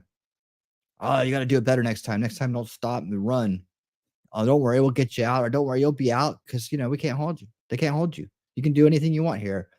I mean, what are these people that are coming here and doing this stuff thinking about us and thinking about our world when they're like, man, they must think we're the stupidest, weakest people on earth. That's what they think of Americans, once known as the smartest and the strongest, that we are the stupidest and weakest people on earth. To just let people like that come here and run wild. They wouldn't get away with this in their country. They'd be shot and whipped and beaten by the cop. The cop, man, in some parts of the world, they carry on these long reed whips. And they'll whip the shit out of you for not.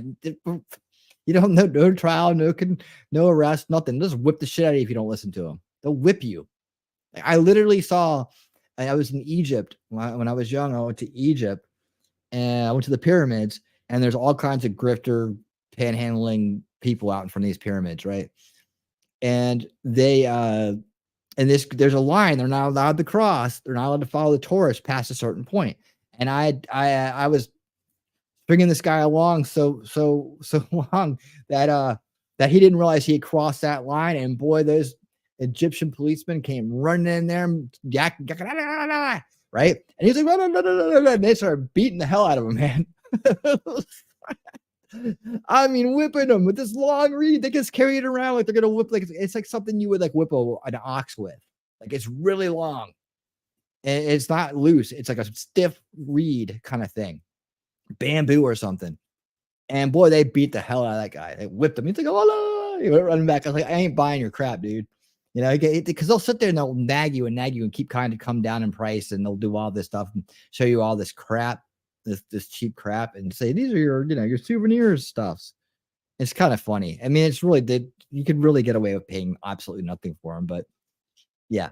So yeah, they come here and they must think that we're absolutely stupid for letting this go on. I mean, I don't know if they realize, maybe they're smart enough to realize that it's just, they're being used. I have no idea, but they're profiting hard off of it.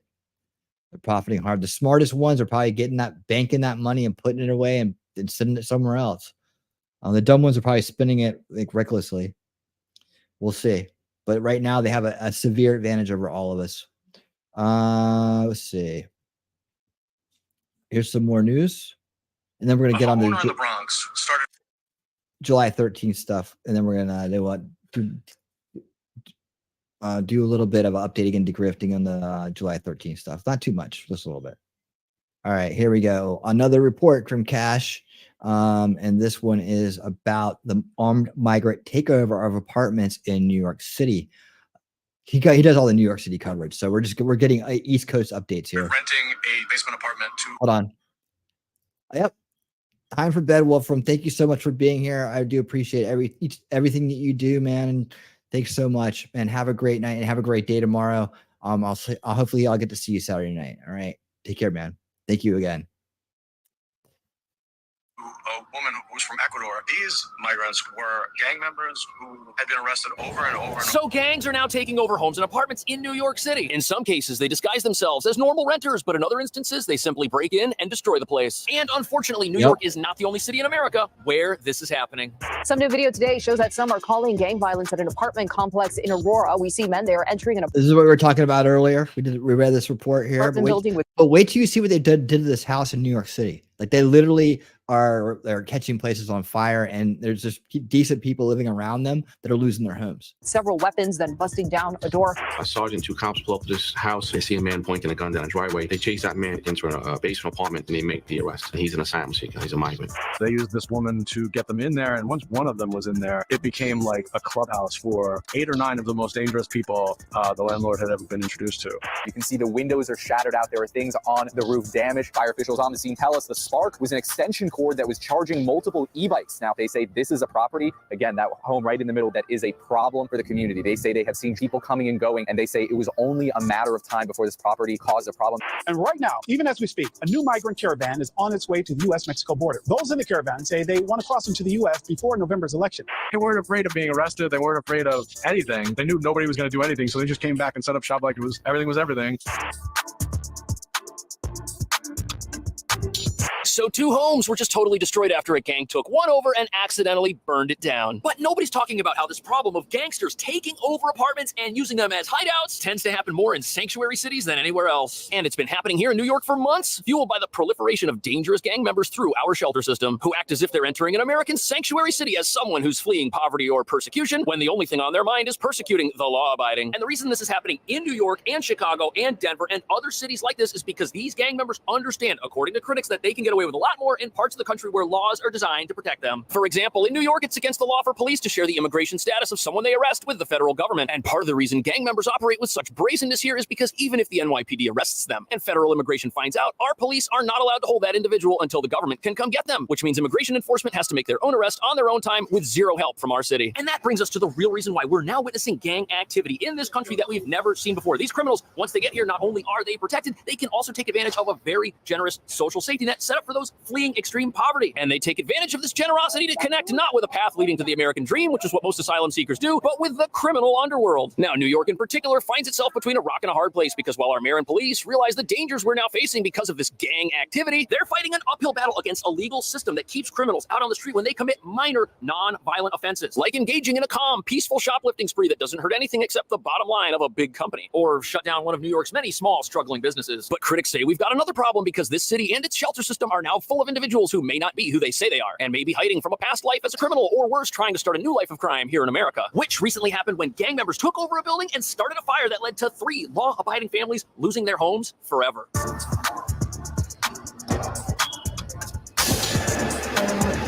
So, fires in New York City, that's nothing out of the ordinary. In fact, these guys put out about 24,000 of them every single year. But recently, the FDNY encountered a fire that was different from the norm, not because of what caused it, but because of who started it and how they did it. You can take a look at those 2 split homes right behind me there. You can see the windows are shattered out. There are things on the roof damaged. That is where the fire originated, and it all has to do with what was on the backyard of that property that we're going to give our viewers. So before we see the backyard of this place, it's important to understand who was inside this building illegally that started the fire to begin with. And the home in question is located in Marine Park, a very nice residential neighborhood, and it had been abandoned for a very long time, long enough that junkies were able to get inside and had been squatting there. But according to the New York Post, those junkies rented out the home or part of the home to asylum seekers who then moved in and were living there as well. Neighbors interviewed said problems had been happening at the home for a while, and an unknown number of people were living inside of it. They claimed there were fights started between people living at the property and neighbors nearby. And what you have here is a critical mass of people living inside one particular property doing things inside of it that are not exactly legal or safe, which is why it burned down. What was back there was a hoarding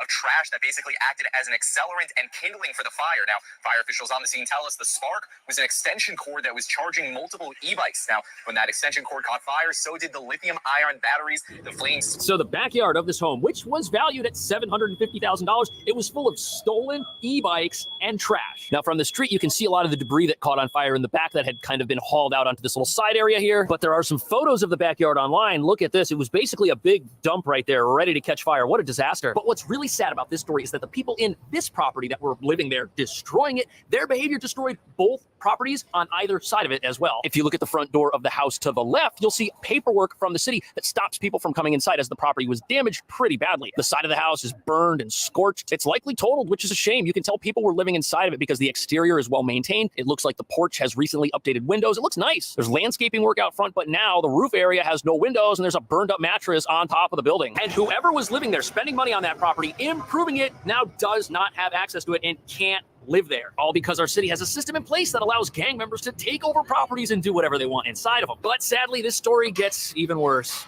Its windows are expensive too. Home right in the middle where you can see the burns on the side. That is a problem for the community. And they say it was only a matter of time before this property caused a problem. That's what they say. They were worried about, that they were reporting to every agency they could. And unfortunately, those calls, despite that, this incident still happening here today. So the fire at this property was so intense, it not only took out the property that was on the left side, but the property on the right side that was attached via a wall, that one was also condemned as well. And there was a family living there that had 3 small kids. And now this family, who'd apparently purchased the home back in 2021, now they've got nowhere to go. And this has people asking, at what point does creating a city that is a sanctuary for criminals with laws that don't punish them something that starts impacting the law abiding? Now, since these neighbors shared an adjacent wall with this property that was turned into a house of horrors, when they were interviewed, they claimed that people were just coming and going from that place at all hours of the night. They suspect that many of the folks entering and leaving were people buying things that were illegal. Plus, they claim that there was always fighting going on here in the way of verbal arguments and shouting matches at all hours of the day. And apparently this year, 18 complaints were filed with 311 for public disturbances. But it gets even worse because before the fire started that took out these 3 properties, police had been called to this place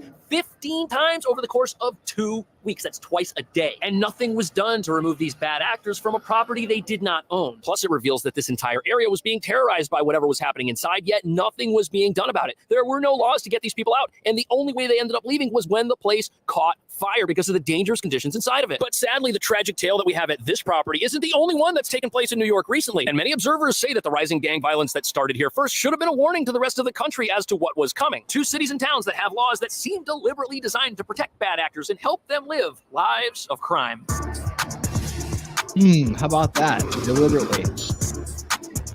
Look at this. All over this city, we got people sneaking into buildings who shouldn't be inside. And security images like the ones on the side of that building, those are like the same types of images that we're now seeing out of Colorado, where a dangerous Venezuelan gang took over an entire apartment complex, which is also something that's been happening here in New York for months. A homeowner in the Bronx started renting a basement apartment to a woman who was from Ecuador, but then within a matter of 2 weeks, the woman told the landlord, listen, I'm going back. I'm leaving. It became like a clubhouse for 8 or 9 of the most dangerous people the landlord had ever been introduced to. So these guys were really sneaky. And as you're about to see, this was a violent gang intent on getting their hands on a property that they could use as a home base for illegal activity. And they aren't the only gang in town doing this, either taking over apartments by stealth or by force. Earlier this year, a moped gang was shut down after their apartment was raided, and they were committing snatch and grab robberies all over town, stealing phones and wallets. And apparently the apartment they were in wasn't just a hideout, it was illegally modified to house way more people than it was supposed to. And in New York, the way that these criminals get inside of apartments and take them over, it's not like the security footage here, which was probably a breaking and entering or some other crime. No, that's not how they've been doing it here. They do something much sneakier. They get somebody who's non-threatening, maybe a woman who then rents the apartment herself and invites everybody else over after as roommates or family members, effectively sneaking them in. And when you learn about the people that this woman snuck into this home that was taken over, you'll realize why she couldn't tell the landlord who they were. Or at least who they really were. These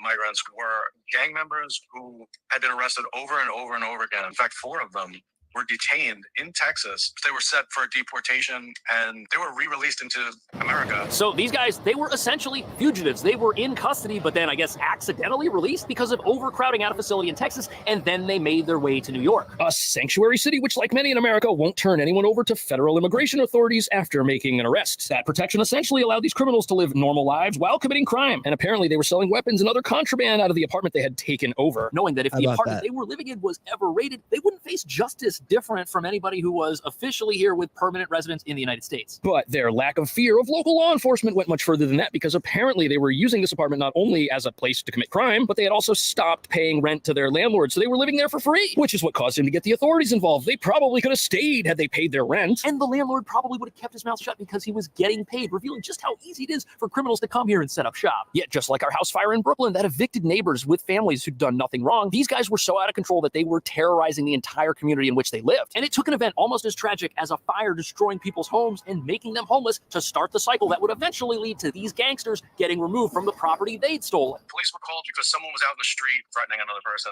Cops came. The individual ran back into the house and they followed him and they cleared out the house. They took 8 people out of that basement apartment, all of whom were arraigned, and pretty much all of them were released because of bail reform. None of them were. So this house of horrors finally started to get noticed by law enforcement when the crime going on inside of it spilled out into the street. And you'd think that this is the part of the story where this nightmare would officially be over. But if that were the case, living in a sanctuary city which has laws that protect criminals wouldn't be such a big deal, because it takes both. Remember, these guys were wanted by federal immigration authorities, and although they were arrested for running around in the street with weapons, they were all released after that transpired. And federal authorities, they had to go back to this house on their own time to arrest these people and get them out of there a few days later. Had the criminals not gone back to the property, they'd probably still be out there. But the most ridiculous part of all this is you see signs all over New York telling you that weapons are illegal, and you can't even bring them into certain parts of town like Times Square. If someone's caught with an illegal weapon, they're supposed to be held in prison for 3.5 years at a minimum. Yet these people had weapons, were selling weapons, and they weren't even put in jail because also that's got crazy. And critics say this should have been a wake-up call for other cities like New York and other parts of the country. These squatters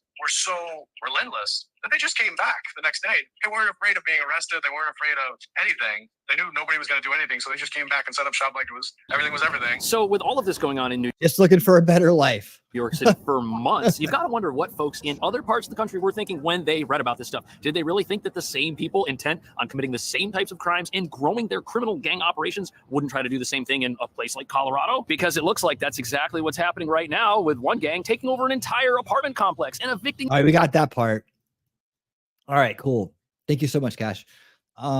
Yeah, so that's going to do it for the that portion of the show. I do have some July 13th Trump assassination attempt updates and DeGrifts. If you want to stick around for that, I got that going on. And you're gonna dig this part a little bit. It'll get a little spicy. All right. Let me see. Get the playlist. How's it going out there, everybody? Let me pull this up here. I used to have it ready. Let's see. Okay, there we go. So, we've gone through why we've gone through the timing, like on this show. We've gone through the timing on why Secret Service are the Secret Service, the groups, the security group that was there for the Pennsylvania rally where Trump was shot. Why they got the shot off when they did, why he was able to. We broke it down, right? People have all these conspiracy grifts going about why that is. But let me just make sure I'm not missing anything from Jeff that we need to look at first. Let's see. Yeah, okay, that was the last 4 days. So yeah, the news cycle is kind of slowed down on it. But again, we got this grift going on about that, and we also have a grift going on about this guy who supposedly people put out this report that he was God, this is bad. That he attacked Trump, that he attacked Trump. So you get this, and again, we're all on the same side here, but I'm just asking you to do better, man. This guy named Veteran Biker put out this post immediately, right? This is what we're talking about. Like, take your time when you put stuff out, right? So this dude, and we don't know why, showed up to a Trump rally in Pennsylvania, right? And he climbed up on the media platform, which is in the back of the auditorium. Hey, Tom, how you doing? Thank you. Welcome to this. Welcome. So happy to see you, man. Thanks for subscribing. I appreciate you being here, and joining the good fight, man. Joining the good fight. So this guy came out and he hold on, let me pull it up. He came out and did this, right? Let me just show you, and let's just take a look at this step by step. So he came out here. Do you see? First of all, when you look at this footage, right? This is the guy we're looking at right here. This is a little bit of old news, but it's just I want to go through this because I'm talking about, being careful with information and how you influence other people, and the new media. Well, are we going to do better? Or are we going to be like the old media, right? Are we going to be unreliable and taking advantage of people? Or are we going to try to always convey the truth? See, here we believe that it's better to know the truth than be right. So the truth always wins, because when you have the truth, you don't need to be right. You have the truth. You have the facts. You have the truth. So right here, right? And he wasn't the only one who did this. Several other creators went out and put this headline at the top: Trump attacked again in Pennsylvania. Now, this guy, let me tell you right now, you can see which way the crowd's facing, right? You can see the media right here. It's clear as day what's going on here. Yet he still put this out the way he did. And I don't know whether it's just he doesn't know how to analyze footage, or whether he is intentionally trying to mislead people, or doesn't care. I don't know. I don't. It's hard for me to tell. That's why I always just say, just do better next time. Do better. Take your time. Walk things in. What's done is done, and we can always wait to find out the facts about a situation. But in this case, it's just an analyzing a video, right? So.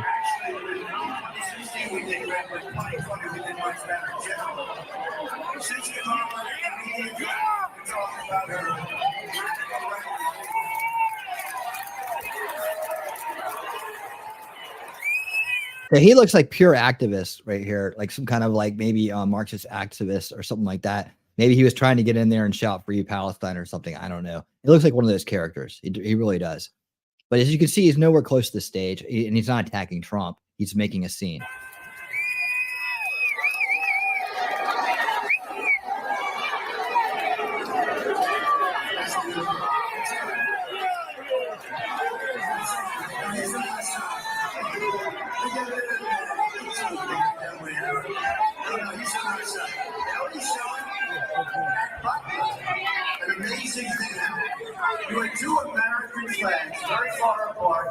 Like Trump didn't even stop talking because he probably didn't even know this was going on. Held up, I think, by different cranes. There were great big flags, beautiful flags that were waving. And as that horrible event was taking place, the wind blew the flags together and they formed a perfect angel. I don't know, it was a perfect angel that was formed. I'll tell you, a lot of things happened. If you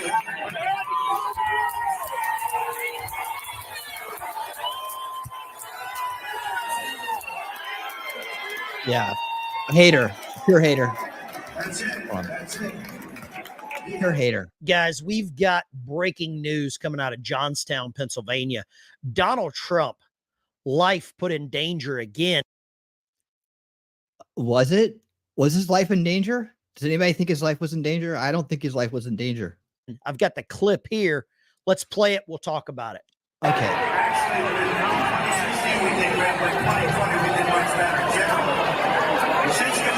Okay, you can see this deranged psychopath trying to jump the railing here. And you see about 10 police officers on him like a hair in a biscuit, baby. They are all over this psycho. And this guy tried to jump the railing going after the former president, Donald Trump. How is he going after it? He wasn't going after the president. He wasn't close to it. So what I'm trying to point out here is that you got to be careful with how you report information about things like this, right? Because you spin up conspiracy grifts, you spin up people to believe things that aren't true. Though I don't know how anybody can watch this and believe what he's saying. Donald Trump's already had a little bit of a fracas in Butler, Pennsylvania. He's back talking at a Moms for Liberty rally. And look at this. I'll let you listen to a little of the audio. Donald Trump doesn't miss a beat. He's still talking in the background. Because he doesn't know what's going on. But this is crazy what's going on. And you know this is only going to intensify. You and I... Not really. I mean, it's one dude who he chose to be in the back of the auditorium and get up on a rail. And we don't even know what he said yet because nobody followed up on the story because it was so lame. I both know this is only going to get worse. The more that Donald Trump climbs in the polls, the more winning that we get involved in, this is going to continue to happen. I hope if any of you go to a Donald Trump rally, and you should all go, to the former president. Like I said, we're on the same side here. So like I said, you know, we're all on the same side here, but we have to do better with our information. We can't be the mainstream media. And potentially next president's rally. Look at this face. Look at the deranged face on this maniac. Looks like Robert De Niro, doesn't he? With his sunglasses on, his fake beard. I've got another angle of the clip here I'm going to show you. But you got to see this. Well, what I want to show you, we'll jump right into the article. This. I'm going to give you everything. Just seeing what are people there saying now? Going across our great Commonwealth, the thing people Well, really, just a lot of chaos. We were all just trying to figure out what was going on. It appears as if this man tried jumping onto the media staging area. She just told him what happened. You can see Trump's way down here in the back, and this is the media staging area. So literally, he was trying to jump right up in this area, but over on this side right here. It's unclear what he tried to do. Take a look at your screen. But let me tell you this, Secret Service agents jumped. Like literally, they're getting a shot from the media platform of this guy. Into there he is right there. He's just shouting she says stuff. Secret Service was there. I didn't see any Secret Service. No, the Secret Service are like where Trump is, right? And they're kind of mixed in the crowd, but they rely on the police and security at the venues to take care of things like this, right? The Secret Service doesn't take care of things like this. They're looking for anybody who's going to be taking a shot at them. They're trying to protect them. If something goes down, they're going to grab them, pull them off stage. They're going to do their best to do that. However, this guy wasn't close to the stage. He didn't have any weapons on him, and the most he got out were words. Right? Did you action along with local police? But I mean, how can you literally sit there and watch the video and report it wrong? Like, I don't understand.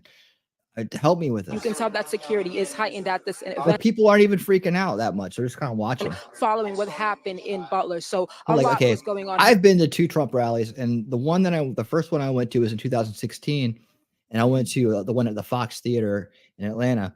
And yeah, we had some people that heckled from the crowd there. They were escorted out. We all chanted USA and all that stuff at them. But that was it. That was the end of it. Here, as we all just tried to figure out what was happening. Now let's get into some of the things. This happens. It didn't happen that much anymore, but this is kind of a rarity of someone coming and shouting at a Trump rally and getting thrown out. They generally don't do that too much anymore. They're doing it more at Kamala rallies than they are Trump rallies. Donald Trump talked about some of the things former President Donald Trump talked about when he came out. So we get a 10-second clip from the local news. I am providing more journalism than the local news, ladies and gentlemen. I don't think so. I really don't think so. I mean, you're getting every bit of it wrong. They're telling you information you're ignoring. You're not even looking at the setup here, right? which way the crowd's facing, what this platform is. There's not, the president is not on the stage right here. He's not here. He's on the stage way down here. So I don't think you're doing journalism here. I'm not sure what you're doing. So we get a 10-second clip from the local news. I am providing more news coverage. No, you're not. This is exactly what happened. This is all there is to see. Than the local Pittsburgh, Pennsylvania news. But you can keep thinking they wanted to go It's not straight true. to policy, not the fact that this guy was attacking a former president. They don't. Did anybody see him attacking the president?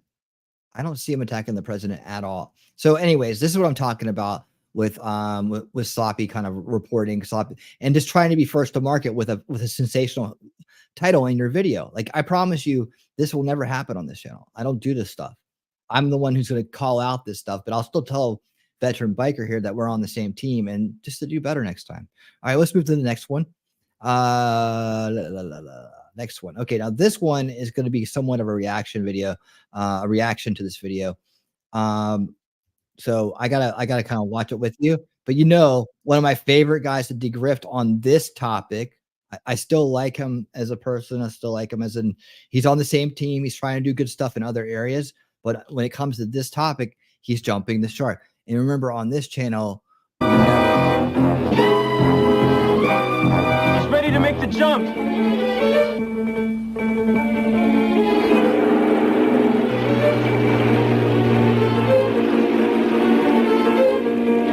There he goes.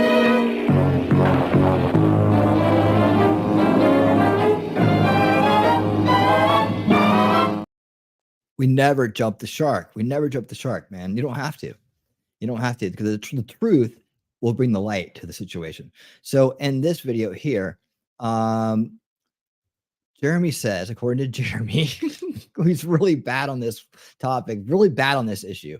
He's good on other issues, and he's actually trying to do really a lot for encourage people to get out and vote and make sure that we vote this election, right? Which is awesome.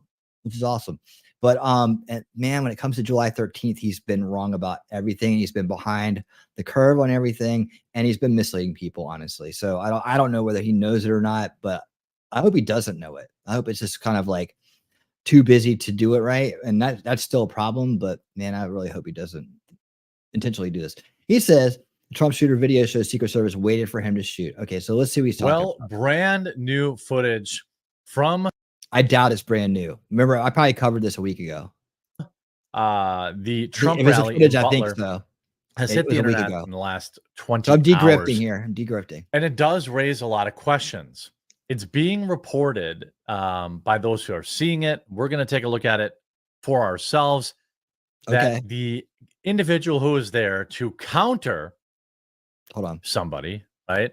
The counter he always needs his Adderall. Look down their scope, identified Thomas Matthew Loser, waited for him to fire, and then fired back. That's the way that this is being framed.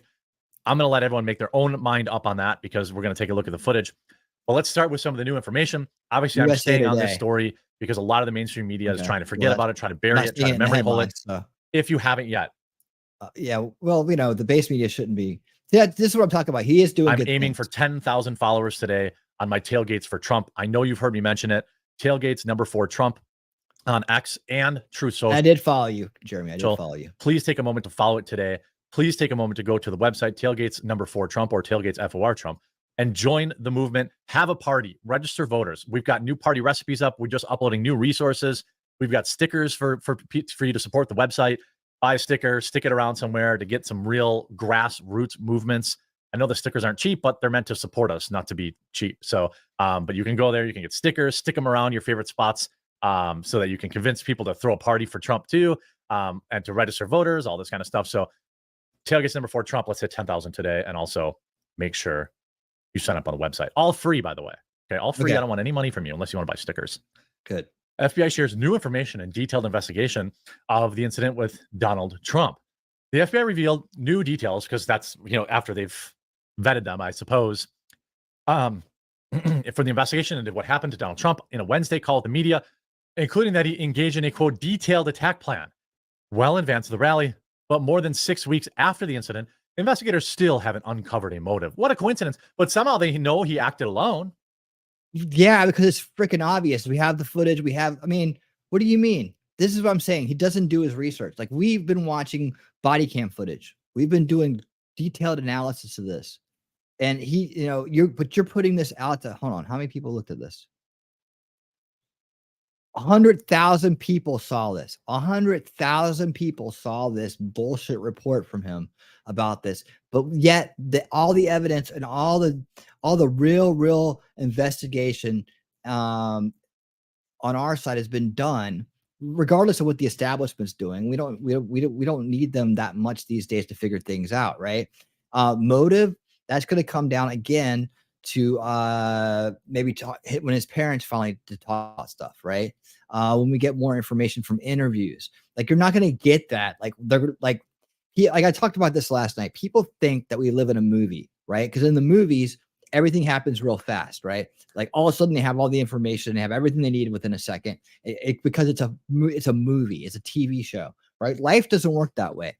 In life, you got to take your time with stuff, or you make mistakes, right? And life, technology and information gathering, while it's vast, isn't on the same Hollywood level of what they show you can be done, right? It's not on the same level. Yet so many people have been made to believe that because they've just watched so much entertainment, right? It's easy to believe, well, they should have had this done already. They should have already, they should know all this stuff, man. Like, you don't do this job. What you do is you sit behind a camera and you just spout off your opinion about stuff, and you claim to be researching it or looking at it in a base way, right?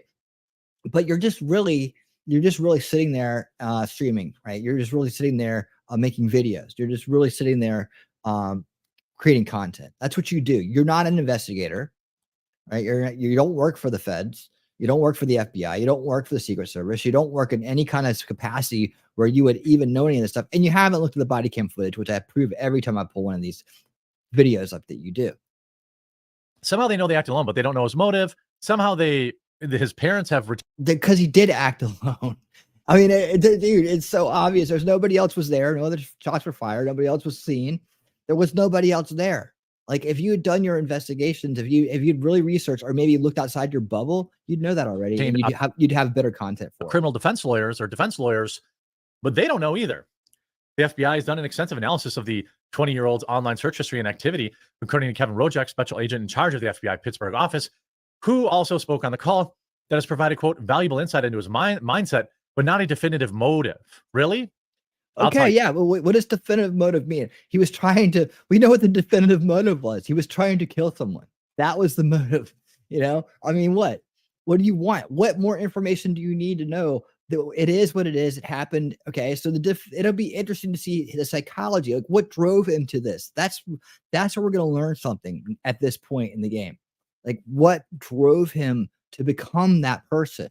That's what we need to know for future prevention's sake, right? How can we head off and stop kids from becoming this person when they grow up, right? How can we stop this? And a lot of what's the problem is the establishment media mind control that's going on. He was narrowly boxed into that establishment narrative. We saw that early on, right? We saw that early on from his posts that were released from Gab, right? We saw that. And so his motive was pretty damn clear. If it wasn't just to make a name for himself, some kind of ego thing, it was to take down Trump because establishment said orange man bad, right? So that we know what his motive was. I mean, it was there. Well, but you need an official source to tell you what to think, and that's kind of scary. Tell you what it was. He hates Donald Trump.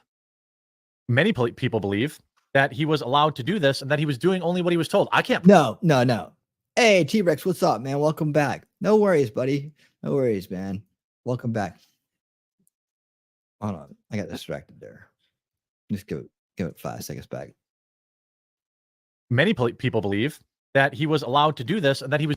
No. Many people don't believe. Again, this is an assumption they're saying, and this is he's committing a logical fallacy here, right? Many people believe. No. Conspiracy grifters believe because they get clicks and views off of it. They get 100,000 views on videos like this by making sensational headlines that aren't true, literally lying to his audience. Secret Service waited for him to. He's making a definitive statement in his title. This is bad. I mean, if you want to make a difference, dude, and I think you do, but Jeremy, I really do. I really think that your heart's in the right place on most things. If you really want to make a difference, stop grifting. Stop doing this shit, because it really looks bad. It diminishes your brand. It tarnishes your brand, and it makes you look like you're just kind of greedy. You know, kind of just out for clicking. Either that or you're not a very good researcher, one or the other. But maybe if you opened your mind up, maybe talk to some different people, maybe get outside your bubble, you might find the same kind of research that I've found and I've been talking about here for weeks. Ever since it happened on day one, you know, I mean, without seeing very much, I was able to say this is probably a giant communication breakdown, which we found. And through incompetence, through lack of initiative, what we found is this has all been proven true over time. But this is my feeling about it. I didn't go out and say this is definitely what it was, even though it turned out to be right. I mean, I've literally been able to be right about most of the stuff by walking it in, right? And not that I'm trying to. I just want the truth. Like I said, the motto here is I'd rather know the truth than be right. I'm not trying to be right. I'm trying to get to the truth. So I've been able to convey the truth to my crowd, the people, my viewers, people who come here, right? And people who listen to my stuff. I've been able to keep them based in reality throughout and give them the very best information out there compared to some of the biggest creators in the scene that are misleading their audience for hundreds of thousands of dollars a year. He was doing only what he was told. I can't prove that. I'm not saying that that's a fact. You know, I don't know that, but that's what a lot of people don't know it, but a lot of people believe it. But you're one of the people who believe it because you keep saying it. Believe. Investigators found a search from his account in late September 2023 about his campaign schedule and upcoming Pennsylvania appearances. Yes. With Trump. You see how behind he is? This was 2 days ago. 2 days ago. Guys, everybody that's been coming here, Thomas, T-Rex, Jacob, everybody that's been coming here throughout, right? Crown, everybody else, right? You guys remember I did this weeks ago. I mean, oh man, doesn't appear to have been the only potential target. He said that he also did a single search on Joe Biden, including events, looking at the RNC. But he did one search on Biden, and then why didn't he go see Biden? He's sitting on the beach all the time. Should be easy to just hop in a boat and go handle it. I mean, obviously that's not what I'm. You don't. Yeah, I mean, you get what I'm saying. I'm not saying to do that. I'm just saying Joe Biden's out there, right? I don't know, dude. I don't know, dude. I just think you're trying to make. I just grifting. Some reason he was at the Trump rally. Debt cord and black. He's from Pennsylvania. It was close to his house. Cap. So he did have searches about that. Crick's search history suggests he may have been considering this type of attack for many years. Rojek said as early as September 2019 and continuing in December of 2024, he conducted multiple searches about how to make. But what led him to this point? What led him to the point where he wanted to cause mass harm to other people? That's what we need to know, because that's the root cause issue here. Not the fact that he did it. It is what it is. That's after the fact. But what led him to this place? Because that's what we need to know in order to prevent it in the future. Devices that go boom, blasting caps, and how to make devices from fertilizer. How do you do remote detonators? All this stuff, by the way, I'm surprised didn't red flag. You know, with the FBI and the Secret Service and the CIA literally embedded at companies like Google and Facebook. I'm surprised. I suppose I'm. What does that mean to you? What does that mean to you? So you think what? When you say that, what do you mean? One, you don't know in what capacity that they're there and what they're doing. So, I mean, what does that mean? I remember how I went through how to explain how they would segment and how they would like score like different searches and how they would actually be able to whittle down people that are actually serious about doing things and not just looking up these kind of topics for different reasons, right? How they were put them together, right? That has to be programmed in. There's not somebody sitting there at the end of the computer waiting for this stuff to happen. You have to have automation that's going to do that. It's going to capture the data, segment it, and then you have to know who it is. So this guy obviously used ways to mask who he was online. So how are you going to figure it out? It's like you say things like that, like it's the movies again. Again, it's this movie mindset that is confusing you. Just how nobody, this didn't set off any red flags. Interesting. Well, Jeremy is misleading people, and I think it's just a lack of talent in this area. I think it's just a lack of talent. He's good at other things. Like I said, he's good at other things. We're on the same team. I'm not against him. I'm not, just because I'm degrifting him doesn't mean I'm against him. I'm just asking him to do better. How many people watch Jeremy for entertainment instead of resources and to take action?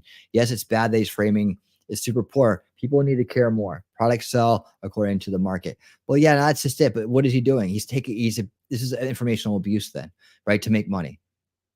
Then that's my opinion on it. It's like Jeremy needs to do better, but so does the audience as well. Yeah, they need to stop supporting stuff. They need to hit the thumbs down button, leave comments. You're grifting, Jeremy. You don't have the full story. You're ill-informed. You're talking about something you have no idea. Like, what doesn't he just get on here and talk about brain surgery? I mean, he might do a better job, even though he's not a brain surgeon. FBI Director Christopher Wray also testified a few weeks ago after the incident that the devices had receivers to be remote detonated, and law enforcement found transmitter on the roof with crooks.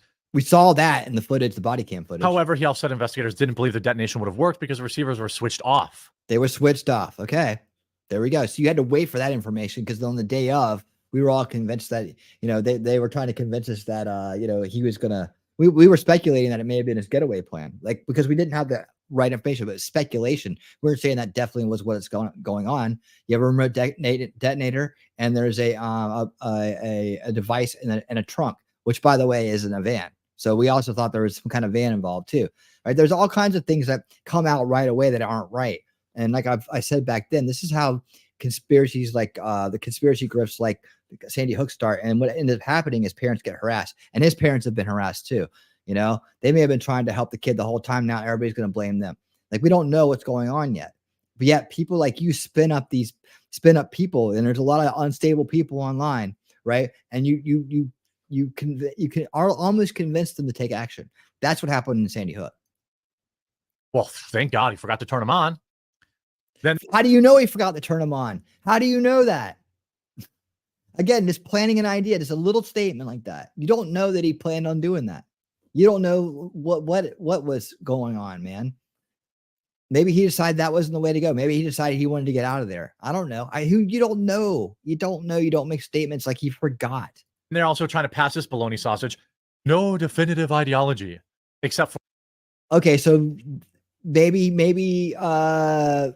this is the, remember we talked about the political CYA, cover your ass politically. This is the political cover your ass here. So yeah, so we're probably not going to agree on this. Or all the posts on Gab where he was anti-Trump, pro-immigration, and pro-leftist ideology, except for all his reply guy posts. But if you knew what that meant, you'd know that he was boxed into a narrative. Paul Joseph Watson and other Republican figureheads. Paul Joseph Watson is not a Republican figurehead. He's a UK he's a UK kind of conspiracy grifty kind of guy, right? He's okay on some things and this off the deep end on others. And he's kind of annoying. But they just can't figure it out. Better invest. I don't get it. I think this is a grift. I mean, I think he knows what he's doing now. I'm sorry to be he's convincing me that he's doing this on purpose. Have been working to learn Crooks who he was and why he tried to go after Trump. But apparently, they just can't figure out his political ideology. Yep. That's politics. That's them CYAing for the establishment. We expect them to CYA for the establishment.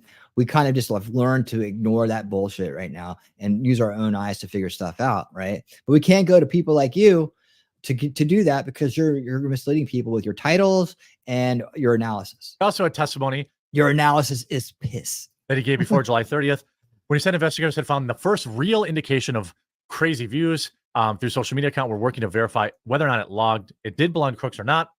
That's called being careful, so you don't throw somebody else under the bus, or like you say, you don't mislead people. I think that's more responsible than what you're doing right now. Or bait mentioned that more than 700 comments between 2019 and 2020 included anti-Semitic and anti-immigration messages. I don't believe that for a second. I don't believe that at all, because we saw that he was kind of like pro. He thought the Biden administration had the borders open. So like now USA Today is going to definitely spin this to cover the establishment's ass. So this is where you can do some good here just by pointing this out. They're definitely going to spin it to try to cover the establishment's ass. And they're definitely going to, they don't want they didn't want Trump to come out of this looking as good as he did at all. And so they're going to try to make this like everybody else to cover him up and make sure they don't know that he's probably a lefty. Second, if they were anti-Semitic, I'm willing to bet that he was a far leftist Free Palestine guy. No, I don't think so. I don't think he was.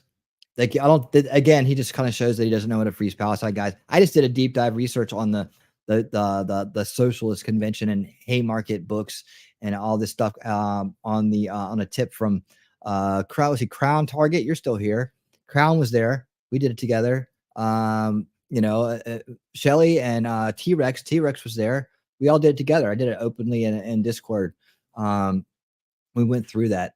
And because I'm following up on what Carlin Boetsky was saying, just to kind of double check that and see if there's any meat on that bone about what she was saying. There's some, but actually I got to see this very broke organization called Haymarket Books. They're not funding socialism more than George Soros. Trust me on that. But I'll do a full report on my Unveiling reality show where I actually do deep dives on different types of topics like that. Not news oriented, more like subject oriented. So if you dig that kind of stuff, Unveiling Reality right now, that show's kind of on a mini, it's spotty, right? I used to do it every week. Right now, because of the election season, I'm doing this show every week. I'm doing it twice a week, and Unveiling Reality is going to kind of pop up when it needs to pop up. But I will circle back to that. But I'm going to tell you right now, I don't think that's what he was doing right there, because they don't really care about who's in power. They just want to shout the oppressed narrative of Marxism at people and try to disrupt and destabilize things and recruit. They're trying to heavily recruit. Yeah, there's Crown right there. Yep, we did it together. And so yeah, that's a bad take right there. That's what my guess is. I know for a fact. But you're so busy. Look at this. And this is what I'm trying. I give him credit. He's so busy. Look, 12, 2, 3, 5, and 6 p.m. 5 videos a day released, at least 13 to 20 minutes long, right? And then one, 2-hour long Rumble stream Monday through Friday. This dude is busy, and he's running a coffee shop, and he's probably got his orders and a whole bunch of other things, and he's married, and he has dogs. So he probably take the dogs for a walk every now and then, right? So you're too busy to do news like this, to cover and investigate investigations and analyze investigations and analyze events like this. You're too busy. Do what you do best, right? Which is just to put out breaking news on lighter subjects, right? Ones where you don't really need to interject your opinion that much. Ones that help Trump more than just sit here and try to muddy the waters on investigations where people are out there like myself and Jeff Alstroff and others are doing serious work on this and doing good work on this and actually putting the truth out and degrifting the conspiracy grifters as they arise. We're basically just showing them, hey, this is how you do the research, right? And don't fall for the BS. He wasn't anti-immigration because he was defending it on his Gab account, which we all saw. Now, if you so we agree. And I covered that way before you did, but that's cool. Have all these comments that he apparently had some sort of issue with Jewish people, then share them, put them out there on the internet. The comments I've seen was that he did not have any issue with immigration. In fact, he defended it. Any more, Jeremy? Family's been extremely cooperative. Yeah, I bet. I'd probably be really cooperative if I took the time to clean the house and throw out the garbage in a. Hold on. There you go. You're saying that they're covering things up. You're insinuating they covered things up by having a clean house. They're trying to figure out what the hell happened. Apparently get rid of the silverware allegedly too. Yeah, but you don't know that they ever use silverware. They may not have liked to do dishes and they use plastic utensils. You don't know what their life was like. You can't just say because, well, I use silverware, that somebody else lives the way you do. Again, this is just bad. This is just bad takes, bad analysis. And it's one fallacy after another when you don't know what you're talking about. When he does know what he's talking about, he doesn't commit fallacies, does he? Now they've got access, encrypted email accounts, access to Trump briefed on investigation. Well, okay, so now it's gone from foreign encrypted apps to email accounts because they came out and said, you know what, those accounts were just your basic web email kind of encryption accounts. So we probably like Proton Mail or something. Well, there goes this is one thing I've been telling people forever, like Bitcoin people. I know Bitcoin people know now, okay, but for a while there was this huge narrative about Oh, Bitcoin, that's safe from the government. No, it's not.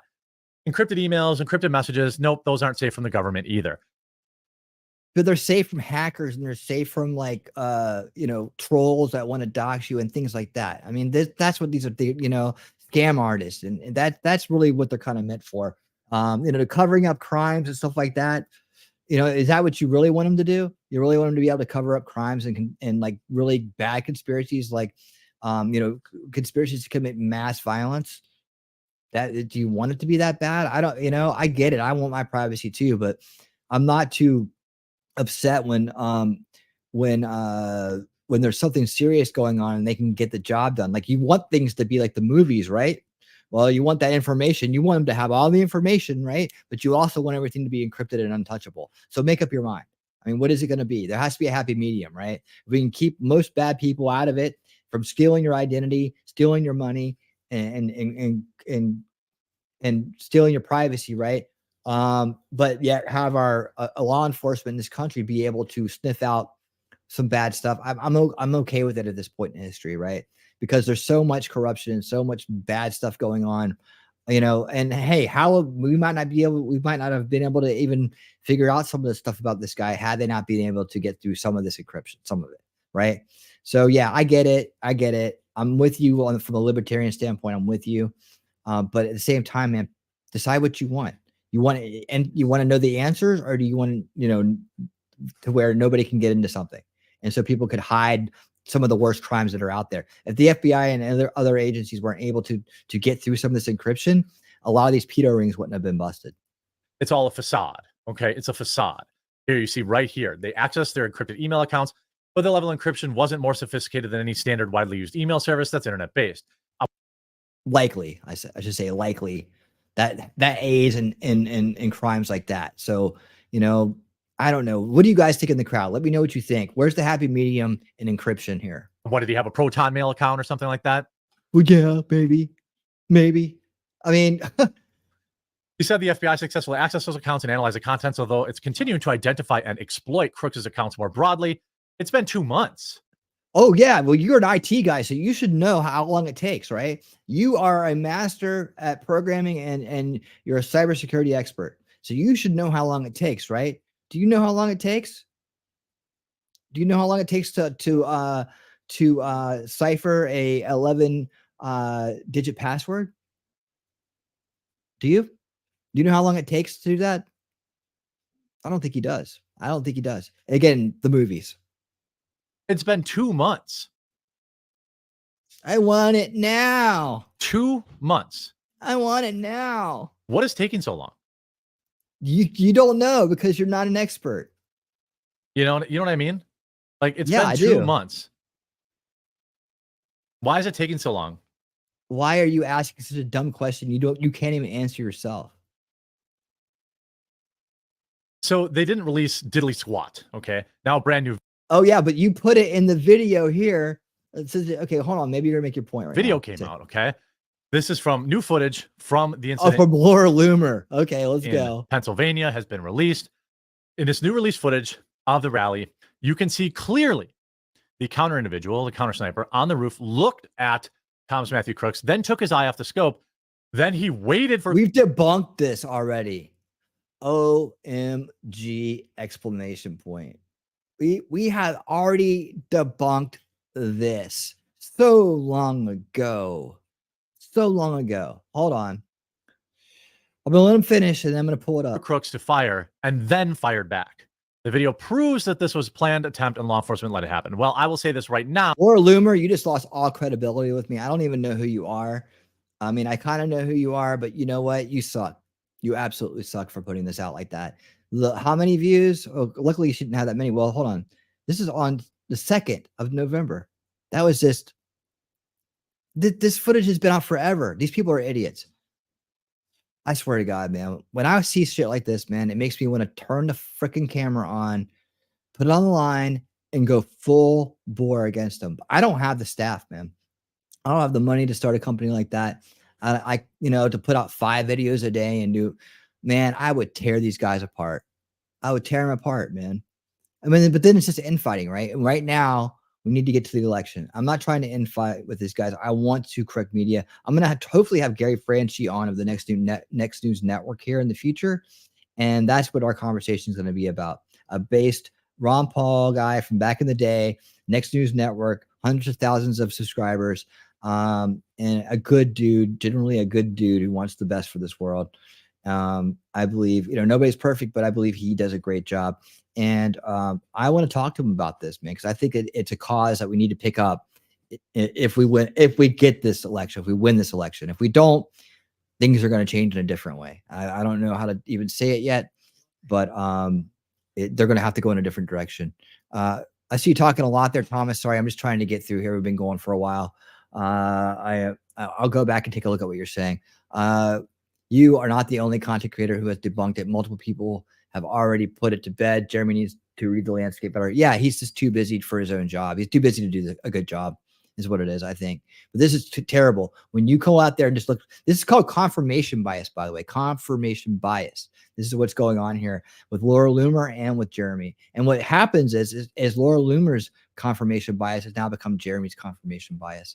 So we're going to debunk the hell out of this in a second. It does not prove that. We don't know if he looked through the scope and saw him. We can't tell what he was looking. Okay, that's good. All right, good. Why are you saying it? And why did you put it in your headlines then? Why did you put it in your headline then? If that's what you think. And this is the swerve, right? So this is why it's a grift. So he's going to come out like he believes this stuff, or maybe he doesn't. I don't know. Maybe he has no opinion at all. But he's going to put it in the headline to get you to click in. Yeah, through the scope. Maybe he lost sight of him. Maybe he never had sight of him because he was behind a tree. Thinking he was seeing a mirage. We don't a mirage. Oh my God. No, it doesn't prove it. It is, of course, my opinion that in the great conversation between lie hop or my hop, which is let it happen versus made it happen. Yeah. I believe that there are a lot of people that believe, myself included, that they let this happen. It is my opinion that the entire... You just said it, that they let this happen. You just said it. So you put it in there, and that's why your bias come on.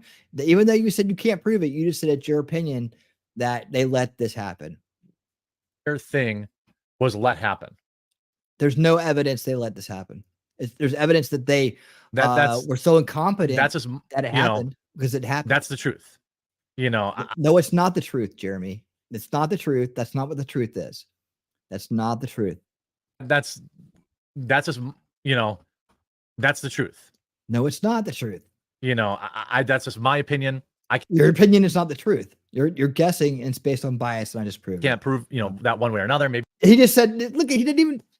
I'm out of here. All right. Enough of you, dude. Goodbye. All right. I can't take it anymore. Jeremy, do better. That's all I can tell you. All right, look.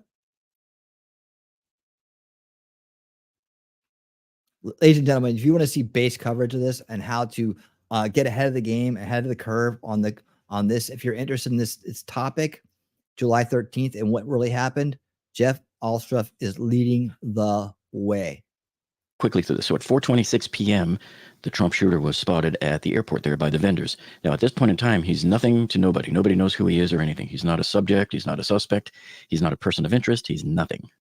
Now, this invalidates that text that was sent out by the Butler officer to his chat group, letting the other officers know that, hey, somebody followed our lead and snuck in and parked by our cars, just so you know. This guy in the motorcycle. This has turned out to be a red herring. And of course, as you remember from my video the other night, I shared. See, there he is right there. This is why we ride the wave and we never jump the shark. You that, hey, it was probably this motorcycle here with his doggy that was parked by the side of the AGR building, and they came and checked it out later on. Oh, okay. That's them checking out the motorcycle with the dog. Okay, my bad. But that's cool. After the shooting with a canine, and you can see they're ruffling through it and going through the compartments. Look, so they were on top of this. Of the motorcycle. So my hypothesis is that it was the owner of this motorcycle is probably who the officer saw at 4:26 p.m. over by the picnic table. So now we're going to see the first of several of these who knew what slides that I'm going to present. Okay, so just going on what we just watched to this base analysis right here. These are the guys that she was showing in that video right here on the North Secret Service counter sniper team, Hercules 2, right here on this building. These are the guys she's talking about. See, he looked to the scope and then just watched and then put it down. And then Jeremy's like, see, they totally let it happen. They let it happen. To you here during the analysis of this timeline. So at 4:26 p.m., the Butler officers, the snipers assigned to the second floor of the 2-story building here, they're good. The Butler officer down here, the SWAT officer, he's good. But keep in mind, he's probably not even in that position yet, because a lot of them didn't start walking out and coming out here until just before Trump took the stage. The Secret Service snipers are both good. And it's important to note the North Secret Service counter sniper team here, the Hercules 2 team, was facing north, while the South Secret Service team was facing south. Oh, yeah. By the way, does she know that? Does Jeremy know that? I bet you Jeremy doesn't even know the names of these guys. And of course, the North team was okay. They didn't seem to be under any kind of stress, as I showed you before. They were just busy checking out the crowd through their binoculars here. And then, of course, the South side team here facing south was all set up with their binoculars and also checking out the area to the south. And the South, for anybody who doesn't know, the South team is the one who took the shot and made the shot. So everybody's good at this point. Fast forward to 5:38 p.m., 33 minutes before the shooting, Officer Greg Nickel sends this group text out, which we've all seen a million times. And Officer Nickel says he's using a rangefinder. So looking at this aerial photograph here, taken after the rally was over, everything was up here, the stage was up here. I believe this might be the Secret Service command post here, or they might have been in this building. But either way, they were indicated in this area on the map. If you recall, when they were setting things up at the Beaver County and Butler ESU guys, so Secret Service would be right over here. So it wasn't very specific. And I believe that the Butler County command post was either in this building here, or they were in a trailer by the lake here, which was sort of reported by Washington Post. So either way, this is what has to happen. If something happens over here at AGR and they spot a suspicious guy right here on the ground, they radio and they texted and they radioed it to the command guys over here. The guys over here have to pick up a cell phone and call over here to the service trailer. And there is a state trooper in there whose job is to take that phone call and handle those communications. And he in turn relays it to the Secret Service guys in there. It's kind of a dumb roundabout way to do communications that really adds valuable seconds on to the time. I mean, by the time you make a phone call and somebody picks up and you explain it to them, I mean, you've lost 30 seconds probably. Yep. So at 5:44 p.m., Sergeant Lenz in the Butler Command Center hears about the rangefinder, and he picks up his cell phone and he calls the state trooper down in the Secret Service trailer and alerts him to it. And then a minute later, Lenz gets on the radio and says state police and sheriffs should be en route. He told the officers on the ground at 5:45 p.m. So over the next few minutes, it appears the officers all had trouble trying to send pictures of the suspect to each other because the cell phone system was apparently down. I don't know if it was shut down by the Secret Service or if it was just down because of congestion or what the issue was. And then according to CBS News, and I'd seen a few other outlets report this same timestamp too, 5:51 p.m., Secret Service is notified of a suspicious person. 20 minutes before the shooting, the Secret Service was notified by the Pennsylvania State Police of a suspicious person with a rangefinder on the ground, according to 3 sources familiar with a briefing to members of Congress on Wednesday. And so at 5:52, this is that key time right here, Secret Service shares information about suspicious person. So the Secret Service disseminated information about the suspicious person with the rangefinder to the counter sniper team and response agents on the ground, according to the 3 sources. So, and then keep in mind too, at this point, the law enforcement didn't know the suspicious person had a gun. All they know is that he was looking through a rangefinder. So here's our slide again. Who knew On what? the ground. So at 5:52 p.m., everybody should be in alignment. The police over here and the snipers in the building, of course, they know they're looking for a suspect with a rangefinder on the ground. That's all they know. Ground. The SWAT team over here likely knows about it if they're on the same frequency. They should all know about it by now. They know there's a suspect on the ground over at the AGR building, and they're sending officers over there. But remember, all of these SWAT officers here, their job is to protect this area because Trump right now is inside this tent here. And so that's why they were watching this whole area. I am also wondering why it took from, say, 5:44 up to 5:52 p.m. before the Secret Service notified their snipers. They had the news for 8 minutes. Now, up on top of the barn, the North Secret Service counter sniper team here, they know that they're looking for a suspect over at AGR. They've just gotten the news 20 minutes before. And so has the South team. And remember, the South team is facing south. The North team is facing north. And they're still doing their normal scoping around, looking around with the binoculars, because as far as they're concerned, they're looking for a suspect on the ground. Okay, let's also remember that part of that report that they got said he was heading towards the Sheets, the gas station, right? That's off campus there, off event area, right? And it was a little bit of a misleading. It misled people, right? Because see, right here, when they saw him, right, noted here, and this bicycle and backpack were not his. We already know that, right? They belonged to a guy that was biking across country and decided to park there. But this guy right? The shooter was here, right? And what he ended up doing was going this way, coming up in the building, running across, and he ended up right here. Okay. But when they saw him and they made a report of him, right? They said he was down there and heading towards the sheets. The sheets is this way. So everybody's looking over here. That's where the water tower is and all that other stuff, right? So that's why that guy was trucking through the woods over there, and they were all looking around over there. So it's very likely that they were trying to look past the area that he actually was in.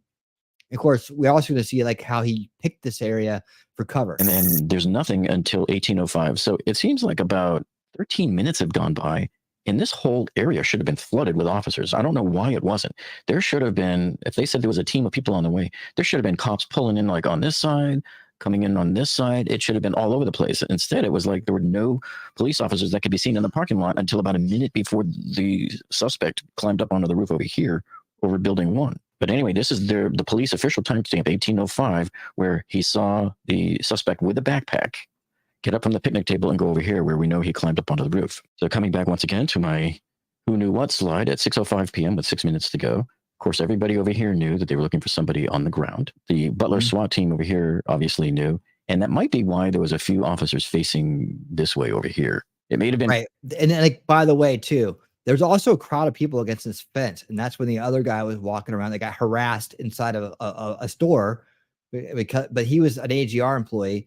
He was walking. He shouldn't have been his job to do this. And yes, there's a big failure of how they set this whole perimeter up. But it wasn't because they knew Thomas Crooks was going to be there, Jeremy.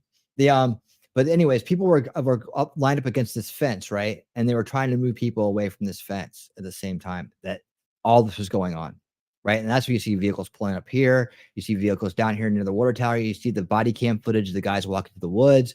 All that stuff's going on right now, and including trying to move. This guy was just trying to move people because they were on private property. He wasn't because they were looking for somebody. So there was people with chairs and umbrellas, and they were all against the fence. They were all trying to watch, right? This might have been part of their security plan to secure this area, or they may have just been facing this way and just looking to see if there was any threat coming from the AGR building on the ground. Remember, everybody right now still knows it's on the ground. They have no idea that at this moment, the suspect is gotten off the picnic bench. And there he goes. He's leaving the picnic bench there. He's going around the corner with his backpack, and now he's going to climb up the AC unit onto the roof. You've seen me show you this a gazillion. I bet you for some people out there, this may be new stuff, man. You might have never seen this before. Right, because if you're going to some of these bigger creators who we're all on the same team. I'm not trying to put them down. Keep going to their channels, right? But they're not doing this kind of in-depth coverage because they're not really investigators, right? They're it's more just commentary, and they're just going to throw their biased opinions out there, right, on things, and that's what they do. But they got the reach; they can do it all day long. I mean, dude, from Benny Johnson to Jeremy to Tim Pool to a lot of people, they're not doing this type of research. You have to go and look for people who really, really are dedicated to this, have the time to do it, right? Because a lot of these guys are so busy putting out content, they don't have time to be careful. Times before. And so Spot Guy on his video, if you go and check it out, he thinks that the guy was doing a bunch of stuff right here because there's a lot of scuff marks on that roof right there where he was probably messing around with his bag. And of course, the North Secret Service counter sniper team, same position. They still don't know that there's anybody about to be on the roof, nor would they see it anyway. And I'll show you that in a second. And of course, this. What do you mean? Like, how is there too much information to figure it all out? I mean, I've been able to streamline the kind of exact information that you need to figure this out. I don't think that's too much information. I mean, are you talking about like out there in the mainstream? Drill down on that a little bit for me. South team is still facing south. So there's something I wanted to show you here. Here you go. This is the part that completely debunks Laura Loomer and Jeremy's part that I wanted to get to right here. All right. Look, these guys who she said, look, it's totally obvious now. Like, people like that should not be making statements like that. This is what I'm talking about, responsibility with reach. Like with great reach comes great responsibility. You need to be careful, right? Hold on, I'll be back. All right, so because look, he knew these guys were on the roof and facing this way. Thomas Crooks did. That's what he was doing with the rangefinder.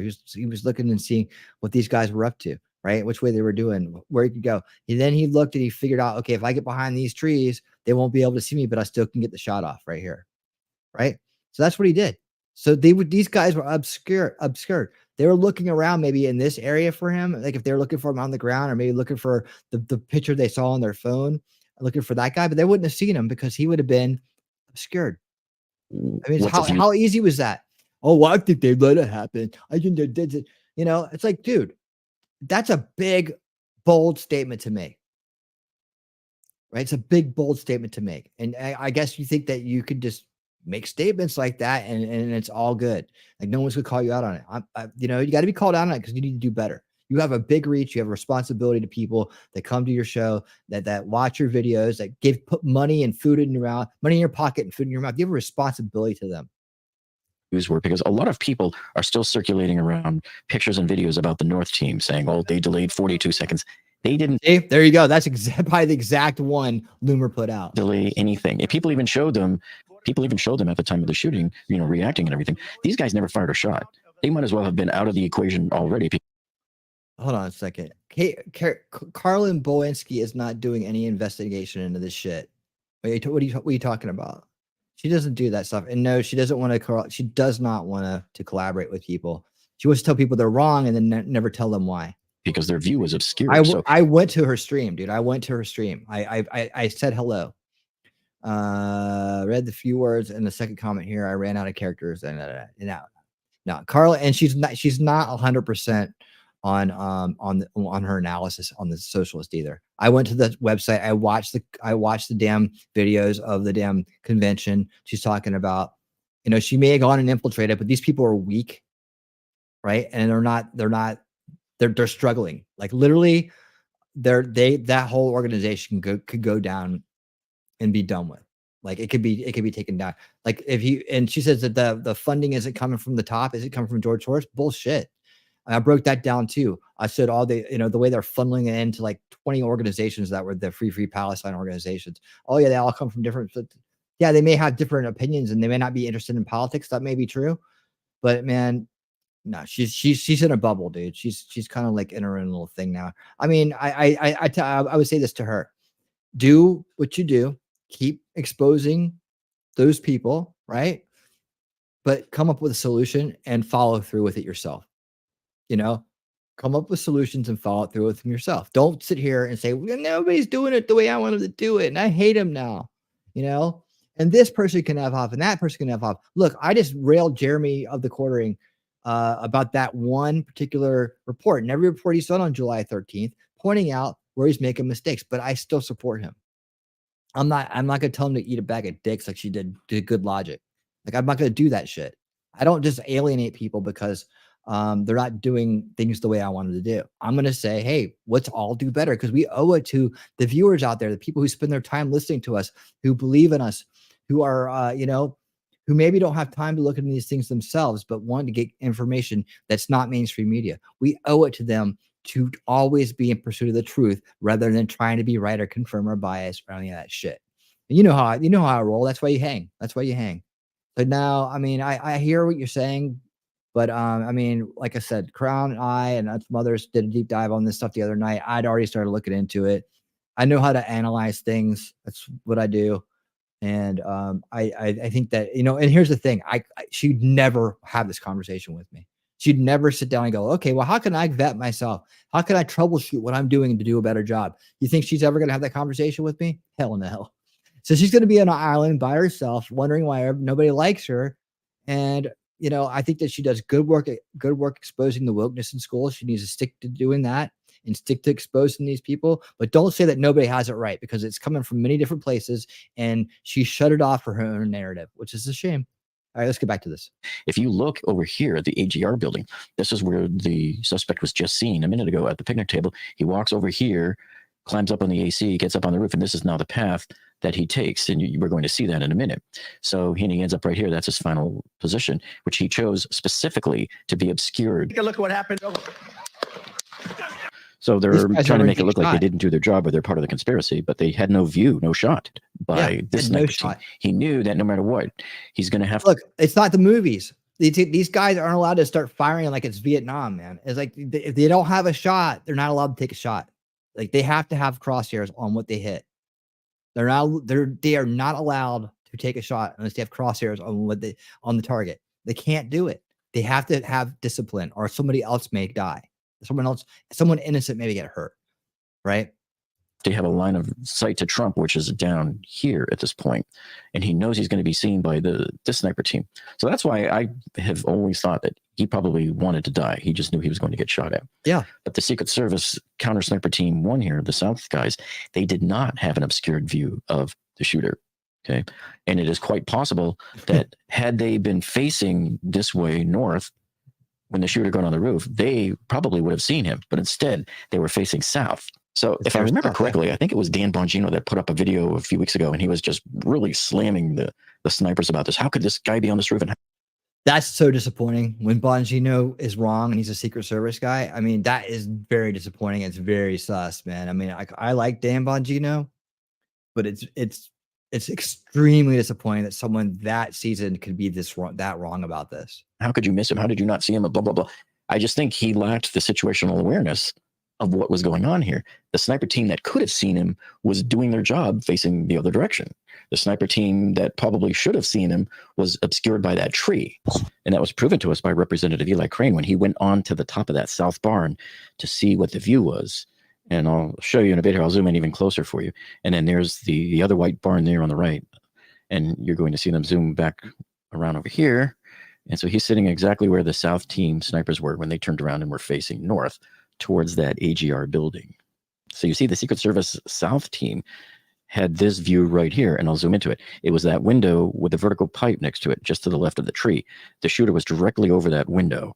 And so they barely had him in their horizontal viewing plane. They were just free of the tree enough that they did not have an obscured view like the North sniper team did.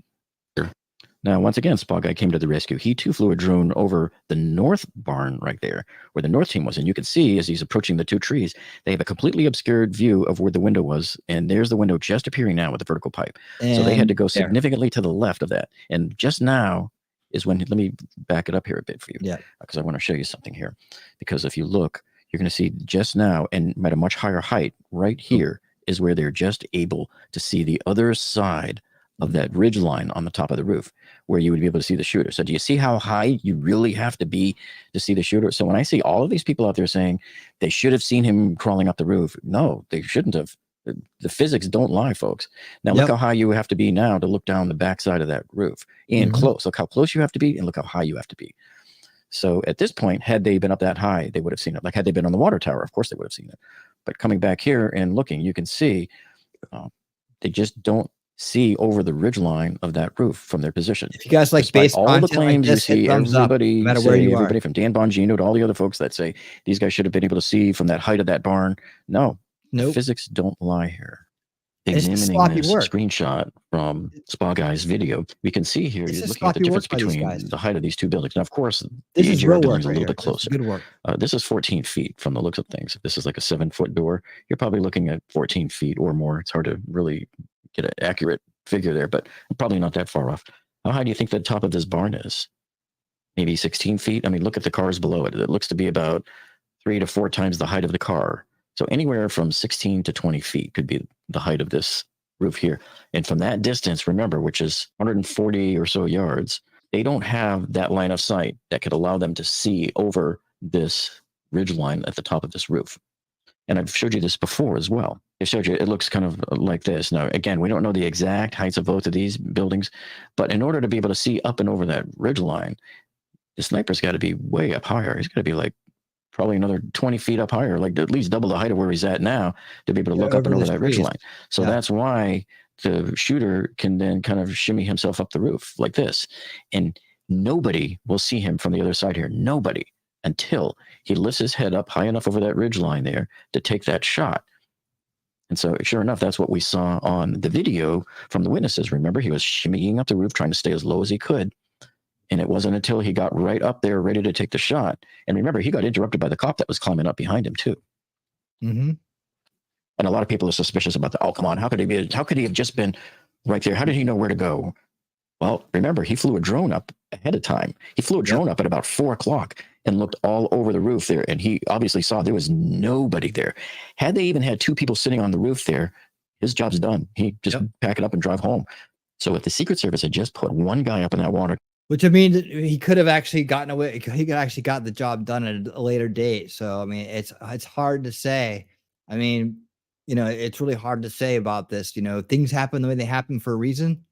Like it, you know, the lack of forethought, the poor choice of venue, the communication breakdown, the unprofessionalism of the Secret Service not showing up for their meetings, not getting their communication devices.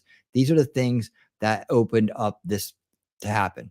And a very motivated individual who was technically savvy, who was prepared, and who was determined, right? Who was ready. He's ready to cash it all in for this moment, in this moment at the end of his life, right? To make this statement or whatever his reason is, right? Whatever drove this kid to do this is the real mystery. But it doesn't impact the results. It doesn't impact anything else.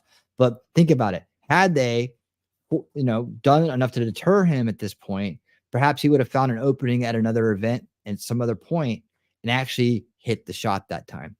You know, that's the way life works, man. You have to like kind of be like, you know, that's the whole thing about have no regrets. Oh man, I wish I'd done this. I wish I'd done that. I should have done this. I should have done that. Yeah, but you wouldn't be where you are today. Are you thankful and grateful for the things that you have? Like, you know, even through all the hell and mistakes and the things I've had to endure in my life, I wouldn't change a damn thing. I wouldn't change a damn thing because I wouldn't have my son today if I did that. You know, one little step in the different direction and your entire life changes, right? Just one choice could make the difference, right? Between where you end up, and it will make a difference between where you end up to where you end up, right? So one little choice in my life, one little thing I want to undo, one little thing I don't, you know, that could have altered everything in my path, and I wouldn't have them today. You know, I could name a few off the top of my head that, you know, where I was at a crossroads and my decision led me to the things that I'm grateful and thankful for today and would not trade in for the world. So it's just that kind of thing, man. People say, well, nobody let this happen. There wasn't more than one person there. His motivation was pretty damn clear. That has an excellent, you know, kill somebody. That's what his motivation was. And it is what it is. What happened. And by the grace of God, Trump narrowly avoided becoming a martyr. And where he's still with us. And that says something. That says a lot. But everything had to go right that day, including where they put the screen, including the fact that they did that bit earlier in the speech than they normally do, including the fact that they, you know, he was looking for updates on it. He was trying to read it, and he just happened to move his head at the right time, in a millimeter difference, right? History's changed. That's how life works. That's how amazing life is. It's crazy. An overview of the entire roof. That guy probably could have taken out the shooter. And if they just put a couple of other guys just sitting on the roof on chairs, then this whole situation, I think, would have been avoided altogether, because the shooter would have said, oh, that was my gig right there. There's no way I'm going to get in there now and take a shot. So he'd have to go home. Now, 3 minutes before the shooting. And then look on the far right of the screen. You could see one of the officers possibly walking. It might be a civilian. See that dude running? See, so both cops see him, and now they're both going to take off. Okay, so back to our who knew what slide. We have 3 minutes to go before the shooting. And it's at this point that the suspect was seen running on the roof, probably right around over here where the arrow is. So, of course, the guys here knew he was around. But at this point, they just now found out he's on the roof. We don't know where the two sniper officers are at this point. There's no cops in this building. There's no cops in this building yet. Over here, likely the SWAT officer might have heard him say it. I have someone on the roof. If he's on the same TAC channel as the other officers that were over here driving in the car, or the other officer that was back by the water tower, he's the one that radioed and said, I have someone on the roof. So it is at this exact time now that James Copenhaver was sitting back over here in the. Hey, thanks, Tom, man. Thank you. I appreciate it. And it's really nice to meet you. And I'm happy that you're here, man. I hope to see you around. Man. Make sure you hit the bell, because I'm shadow banned by YouTube because I do base content. But that way you'll get my notifications. But yeah, thank you and welcome. Everybody say hi to Tom that's here. If you're out there, Thomas Crown, everybody say hi to Tom. Stands and was just shooting at Trump on the stage over here and happened to capture it in the background as he's running. And you'll see when he gets up here, he's just going to poke his head up just enough to take a quick peek. See there? And then it'll go right back down. Boom. So he was visible for about a second, but the snipers can't see it.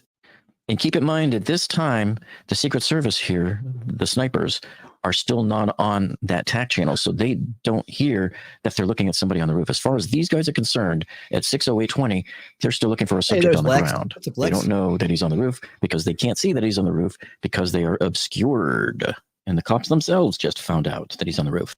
You remember what I showed you right here? So they were completely obscured and don't know that this guy, for the last 30 seconds or so, has been running along the roof line to this point over here. And of course, the south snipers are still facing south. Which could be why they adjusted too. So they have no idea either. They know that there's a suspect that they're looking for back at the AGR building, but they are still facing south. With 2 minutes to go, it's 6:09 p.m. And then, of course, all of the witnesses on the side of the building are trying to get the attention of the police to tell them that he's crawling up the building. But they already know, because about a minute ago, they've already announced it on the radios, and the cop cars are now pulling into the other side of the building. So they are already aware of it. See, this is the path he took. Remember, he climbed up over here and was on the roof and just strolling along, coming down here. He's probably laughing to himself, going, I can't believe I got on this roof. And the north team can't see me, and the south team is facing the other way. He had free reign, and he was unimpeded. And in fact, he wasn't even seen until that cop over there with the body cam over by the water tower was walking around and just happened to see him. If he hadn't seen him, forget about it, man. We would never have known he was up there until the shots were fired. And even then, there still wasn't enough time. So when we look at the who knew what slide, of course, everybody here on the police radios here, they know he's on the roof still. And of course, now the people over here on the grassy knoll area, they know that he's on the roof, and they're trying to alert the police already here. But the cops already know because they are by this time pulling straight ahead into this parking lot, and they've already gotten out of their cars. And you remember they were walking around here and then going back and tried to climb up here. And you can see the two Secret Service Hercules 1 team that's there on the roof. And you can see right at this moment in time, they just stood up and turned around. The clock was set wrong on this body cam video. It's 12 seconds off. So they really turned around at about 6:10 p.m. So remember, they were facing us before, and right up until this instant, they stood up and turned around, and they're now facing towards the AGR building. So they know there's something up. They don't know exactly what, but they know that the local police are working an issue. And watch this. So here we are zoomed in, and we're panning back over. And now look, they're turning around. See, they're getting their gear. They're turning everything around, and they're realigning and setting up towards the north. The guy's got his rifle up right there, the right side sniper. And he's getting ready to place it onto the tripod, and they are facing north. Oh, this is some incredible data right here. So now we know exactly when these guys turned around here. So it was at 18:10:10. And let's see. So now they are intently facing north, trying to get their bearings, trying to get set up quickly and see if they can't spot this suspect. Now, keep in mind, at this very time, they still don't know that the guy is armed, and they probably can't even see him yet because he's still crawling up the backside of that roof on top of the AGR building. So right now, they're not even going to know that he's armed until the shots ring out, unfortunately. These guys. And also, since they don't have clear communication with the local police over there as to exactly what's going on, they don't know where he is on the roof either. Now, about 30 seconds after the Secret Service sniper team, the South team, turns around, this is when the Butler officer is over on the AGR side, climbing up the roof and now sees him right there at 6:10:55. So several seconds later, a Butler officer gets on the radio and he says, he's armed. I saw him. He's laying down. Then he said he's got a long gun. It's 6:11 p.m. and there's less than 30 seconds to go before the shooting starts. And so far, it appears that only the police know that the shooter is on the roof in the prone position and armed. The Secret Service snipers cannot see him, and they don't even know he's armed, and they haven't even heard that he's on the roof at this point. It is now 6:11 p.m. and less than 30 seconds to go, folks. So over here, all of the cops on these TAC channels here, all of the cops around this area know that he's up there and that he's armed. And I've got the shooter shown right here on the roof in the exact position where he was. And of course, over here, I'm assuming this Beaver SWAT guy, and probably any of the other SWAT guys over here, probably heard on their radio that he is now armed. So everybody on this side of the fence knows that he's armed. Obviously, Sergeant Lentz is hearing that now in the command center, and he's trying to get on the phone to relay that to the Secret Service guys, because right now, the sniper team up here, or the North team, still doesn't know. Of course, they still can't see, so they still don't know he's on the roof. They haven't been told anything yet other than that, because the call that just went out about 30 seconds ago from the local police, once they discovered where he was up on the roof, that wouldn't have been enough time to even get to these guys in time. The South team, remember, the South team here, they still can't see him. Why? Because he's still behind the ridge line here. He hasn't poked his head up yet. So this has been a source of much debate amongst the people commenting on my videos. They're like, oh, come on, he was up on that roof. How come the Secret Service snipers couldn't see him? Again, he's below the ridge line. And so then they come back with the argument, how come he showed up in that guy James Copenhaver's video there? Well, because that was before. It was before the South team turned around. And of course, the North team could never see it because they were obstructed. So you see, this guy just kind of fell through every crack imaginable here. So I bet your next question is, okay, if he wasn't visible then, when did he become visible? Because how did that SWAT officer on the ground see him and know to take the shot there? So let's take a look at that. So that's why in this witness video, that's why these people were able to spot him, because they were at a much better angle to see him right at the lower end of the roof when he was first climbing up. They had a much better vantage point than even the Secret Service snipers elevated up on the barn, who still couldn't see over the ridge line. Keep watch right up here in the upper left. There he is. Boom.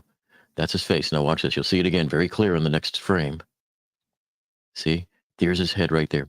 So he has to poke his head up above that ridge line because even he himself can't see the rally site, just like Secret Service snipers on the north red barn could not see him because they were blocked by the trees. And the south side snipers can't see him unless he pokes his head up like this. Yeah, so if you look here, here's the window and here's the lane, and they go up this way at an angle there. So this is the very first time you're seeing him, and it is now 4 seconds approximately before the shooting breaks out. See, and there he is again, perfectly clear. And again. So that's why they were unable to take him out sooner. The way we figure, they probably had 4 or 5 seconds before the shooting broke out is when he actually lifted his head up high enough that anybody would have seen him. But if you're not aimed directly at that very spot where his head was, and you don't even know at this point in time that he's even on the roof, remember, the snipers still don't know he's on the roof yet. They haven't gotten that memo yet. So that's how they missed it. Now, the other question is why did it take so long for them to shoot? Okay, so let's take a look at the audio here and help us figure this out. So I created this and blocked everything off in different colors for you to easily identify. So it looks like the shooting starts here at about 7.5 seconds. And let's just call it 8 to round it off there. So at 8 seconds, the shooting starts. And he fires 3 shots and then the 5 shots. And then right here, somewhere around 14, in between 13 and 14 seconds, is when the ESU SWAT guy comes in and fires that shot that disables the rifle.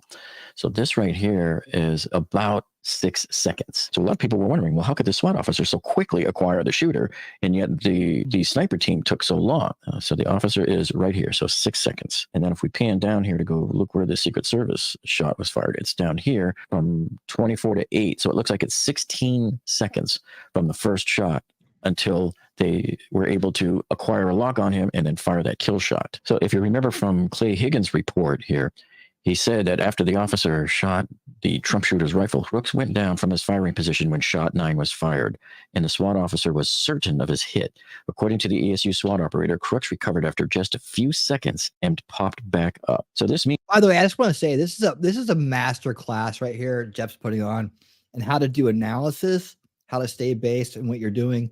But I mean, how to put a root cause analysis, how to put it together, right? And basically, how to put together things piece by piece and carefully, right?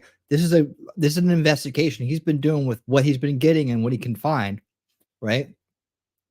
Other people that go out like Spa Guy that went out and did the drone stuff, right? That was awesome to help in the investigation. Well, Jeremy's like, well, why does it take so long to get any kind of information? I mean, but do you want some half-ass explanation, like some thrown together bullshit that you're like what you're putting out, or do you want the real deal? Do you want the truth? Do you really want to know what happened? I mean, Jeff's putting on a master class here, how you do it, Jeremy. I mean, you should watch this, dude. If you really want to be an investigator, you really want to put the time and effort like he does into doing this kind of stuff, this is the way it's done. Take notes. Means that for several seconds after the officer fired their shot, the Trump shooter was back down below the ridgeline again. Now, we don't know how many seconds, but he said seconds. So probably somewhere around here, he pops back up again. And now he's facing the crowd like I've shown you before. And he had his gun aimed at the crowd and was about to shoot the witnesses that were pointing him out to the police, probably out of revenge to try to take one last person with him. And then that's when the Secret Service snipers had acquired him. Okay, so a question that I'm getting asked quite a bit lately is, how did that SWAT officer down on the ground, how was he able to hit the Trump shooter within 6 seconds while it took an additional 10 seconds after him before the Secret Service snipers were able to hit him. So that one comes up quite a bit. So we're going to come back to this other slide here again. And I just wanted to point something out to you. A lot of people erroneously think that the Secret Service snipers here had a better vantage point being up here than the SWAT officer down here. I don't think that's necessarily true, because the Trump shooter up here, the second he puts his head up over that ridge line, both of these guys, in theory, could see him, and either one of them could easily hit them. I mean, these guys are trained professionals. That's what they do. So it's not that in this particular case, either one has, I think, has equal footing as to which one could hit the shooter. Now, in his case, remember, he heard on the radio just a few seconds before that the guy was on the roof and armed. And so he's already looking that way. And look where he's standing. He's way up over here by the fence, whereas Trump was back here 140 yards away from the shooter. The Butler SWAT officer is only 80 yards away from the shooter. But yet look back here at these guys. The Secret Service snipers are probably close to 250, almost 300 yards away. Who knows? But the fact of the matter is he was closer and was already facing it, much quicker able to see where the shooting was coming from. Who knows where these guys were looking? So all of these pictures going around the internet saying that they waited 42 seconds. Where did they get that 42 seconds from? How did they know what these guys were even looking at or what they saw? This guy was standing there, not even looking through a scope or anything. He was just standing there watching and saw the muzzle flash, raised his rifle, aimed and shot. And then 10 seconds later, these guys came in. So remember, in between his shot, the Butler SWAT, and the Secret Service sniper shot, which is about 10 seconds time frame between these two, is when the shooter went down momentarily for a few seconds and then popped back up. And when he popped back up is when Secret Service took the shot. So they probably didn't have a shot at him after the Butler SWAT guy shot at him. They had to wait several seconds until he popped his head back up again. And so, you know, the bottom line here is that Secret Service, A, we know they blew it because they should have not allowed Trump out on the stage at 5:51 p.m. is when they should have made that call. Nope, he's not going out until we find this guy. That's the main thing. None of this would happen. We wouldn't even be here talking about this. The second thing that happened was, remember, the Secret Service South team was facing south at the time that the Trump shooter was getting up on the roof.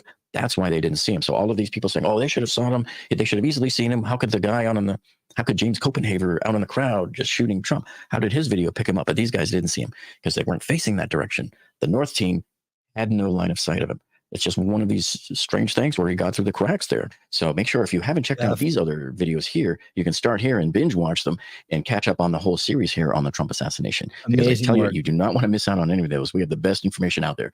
So thank you so much for joining us, and we'll see you on the next one. All right, dude. Thank you so much. I mean, seriously, man, it's amazing work. Like when you compare what conspiracy grifting kind of like content is versus real analysis, I mean, it's just night and day. I mean, it's night and day. I don't think enough people, this is the problem. Enough people don't get to see real analysis. They don't get to see real degrifting and real debunking and real deprogramming of false narratives, right? They're so used to accepting them. So many people are chased bias, right? Even on our side where we're supposed to be based and awake and, you know, outside of the establishment narrative, right? So many people fall back into that habit here in the second veil, right? And that's what the next awakening is about. It's about understanding that just because you're outside of the establishment narrative doesn't mean that you're safe from information warfare against you. Like even people on this side, right, knowingly, unknowingly, right, tend to fall back into that behavior pattern. Like some of the bottom of these conspiracy rabbit holes, right, these conspiracy grift rabbit holes, right, and you see how obsessed people get about them. Right, where we're talking about the chemtail grifts or all the other grifts they have out there these days, right? Where they conflate issues, they confuse issues, and and I'm not saying like I believe in conspiracies. I believe conspiracies are real. They're part of life. In fact, to talk about the biggest conspiracy out there right now, it's an open conspiracy. It's called Agenda 2030. It's coming from the UN and the WEF, and that's the most dangerous thing going on right now.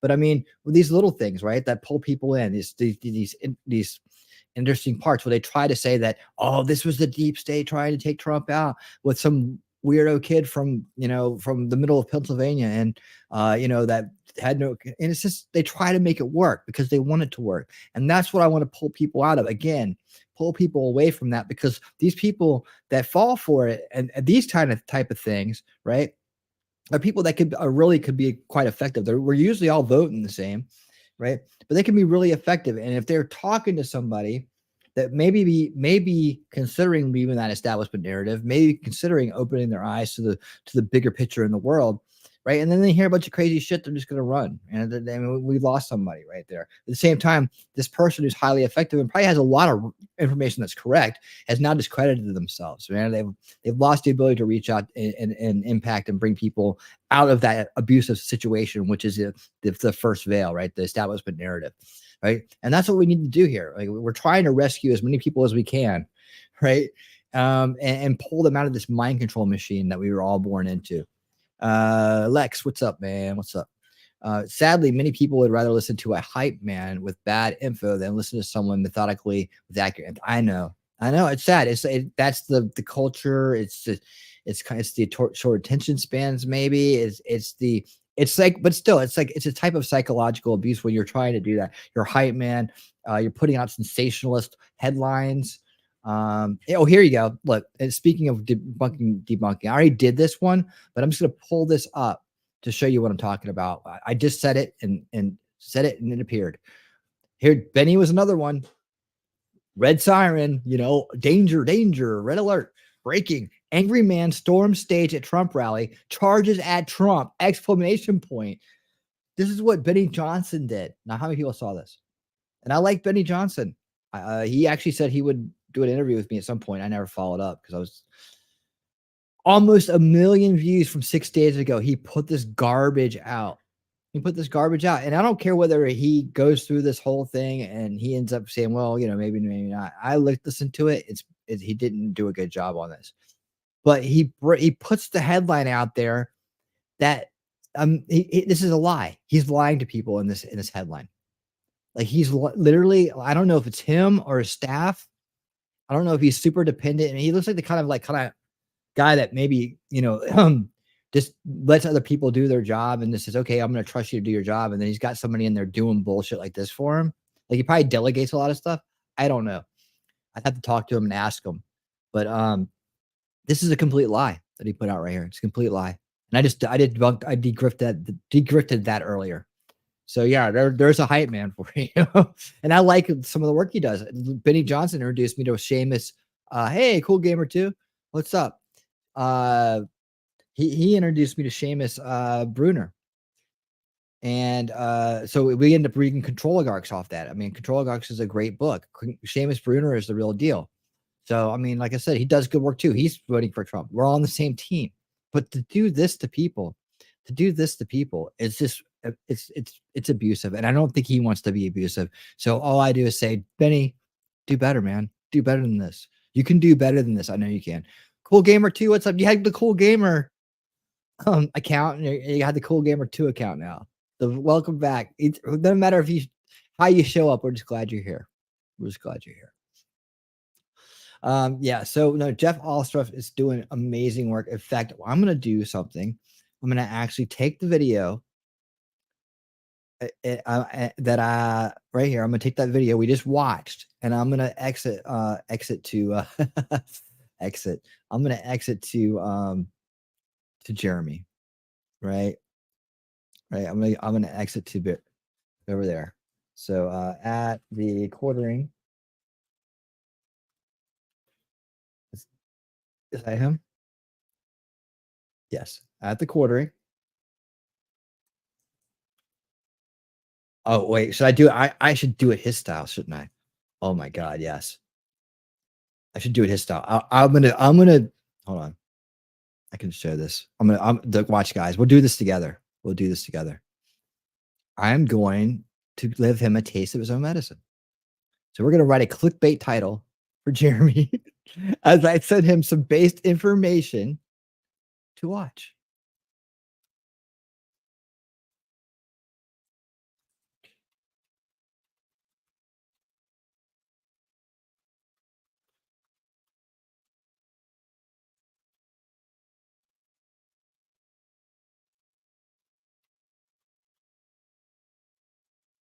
Watch.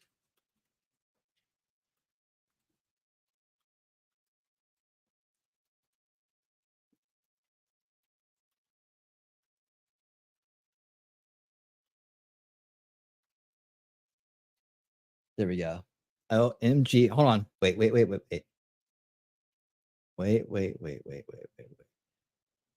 How do we do this?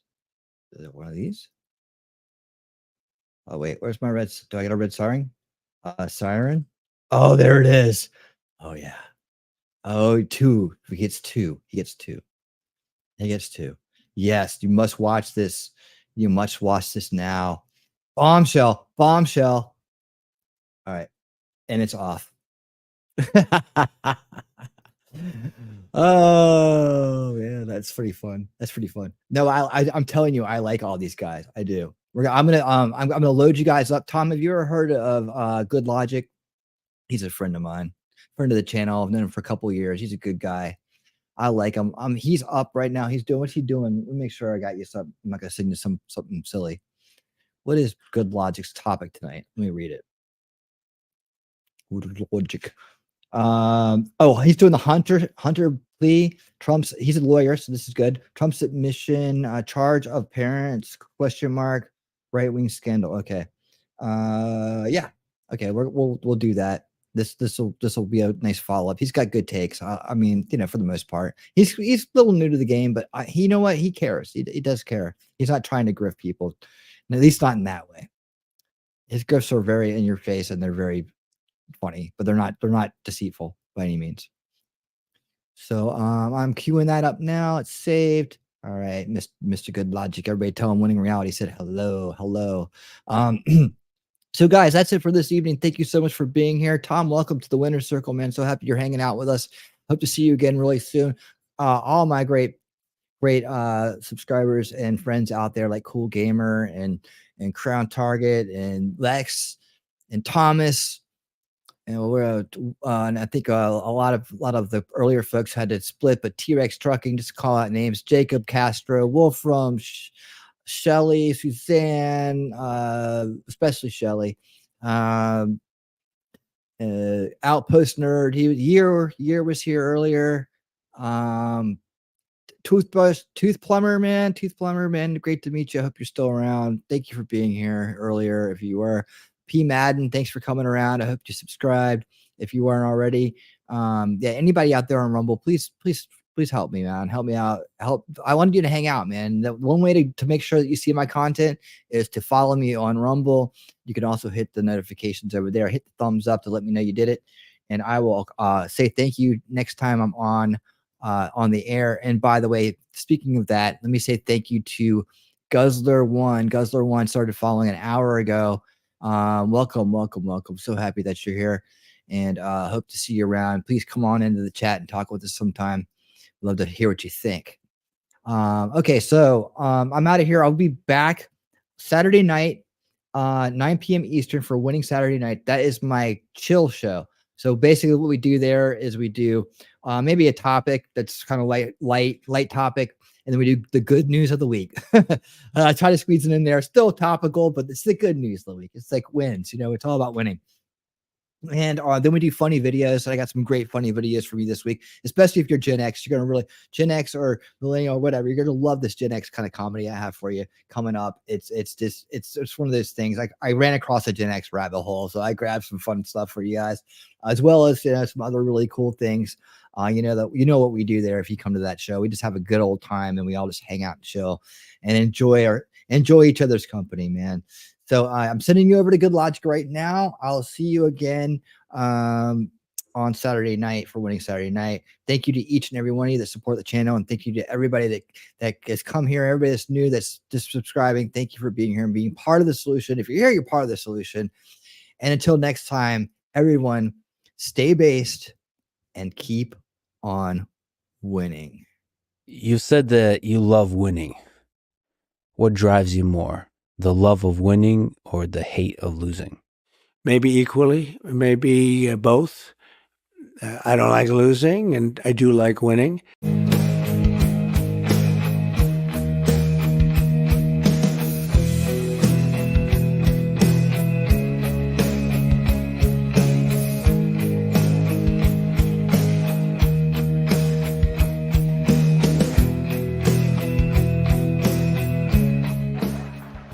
I'm going to leave you with this one final message. We're going to win the election. We're going to win it big. We're going to win it bigger than ever before. We're going to do things that nobody believed. It's going to be more important even than 2016. We are going to make America great again. Thank you. Thank you very much, everybody.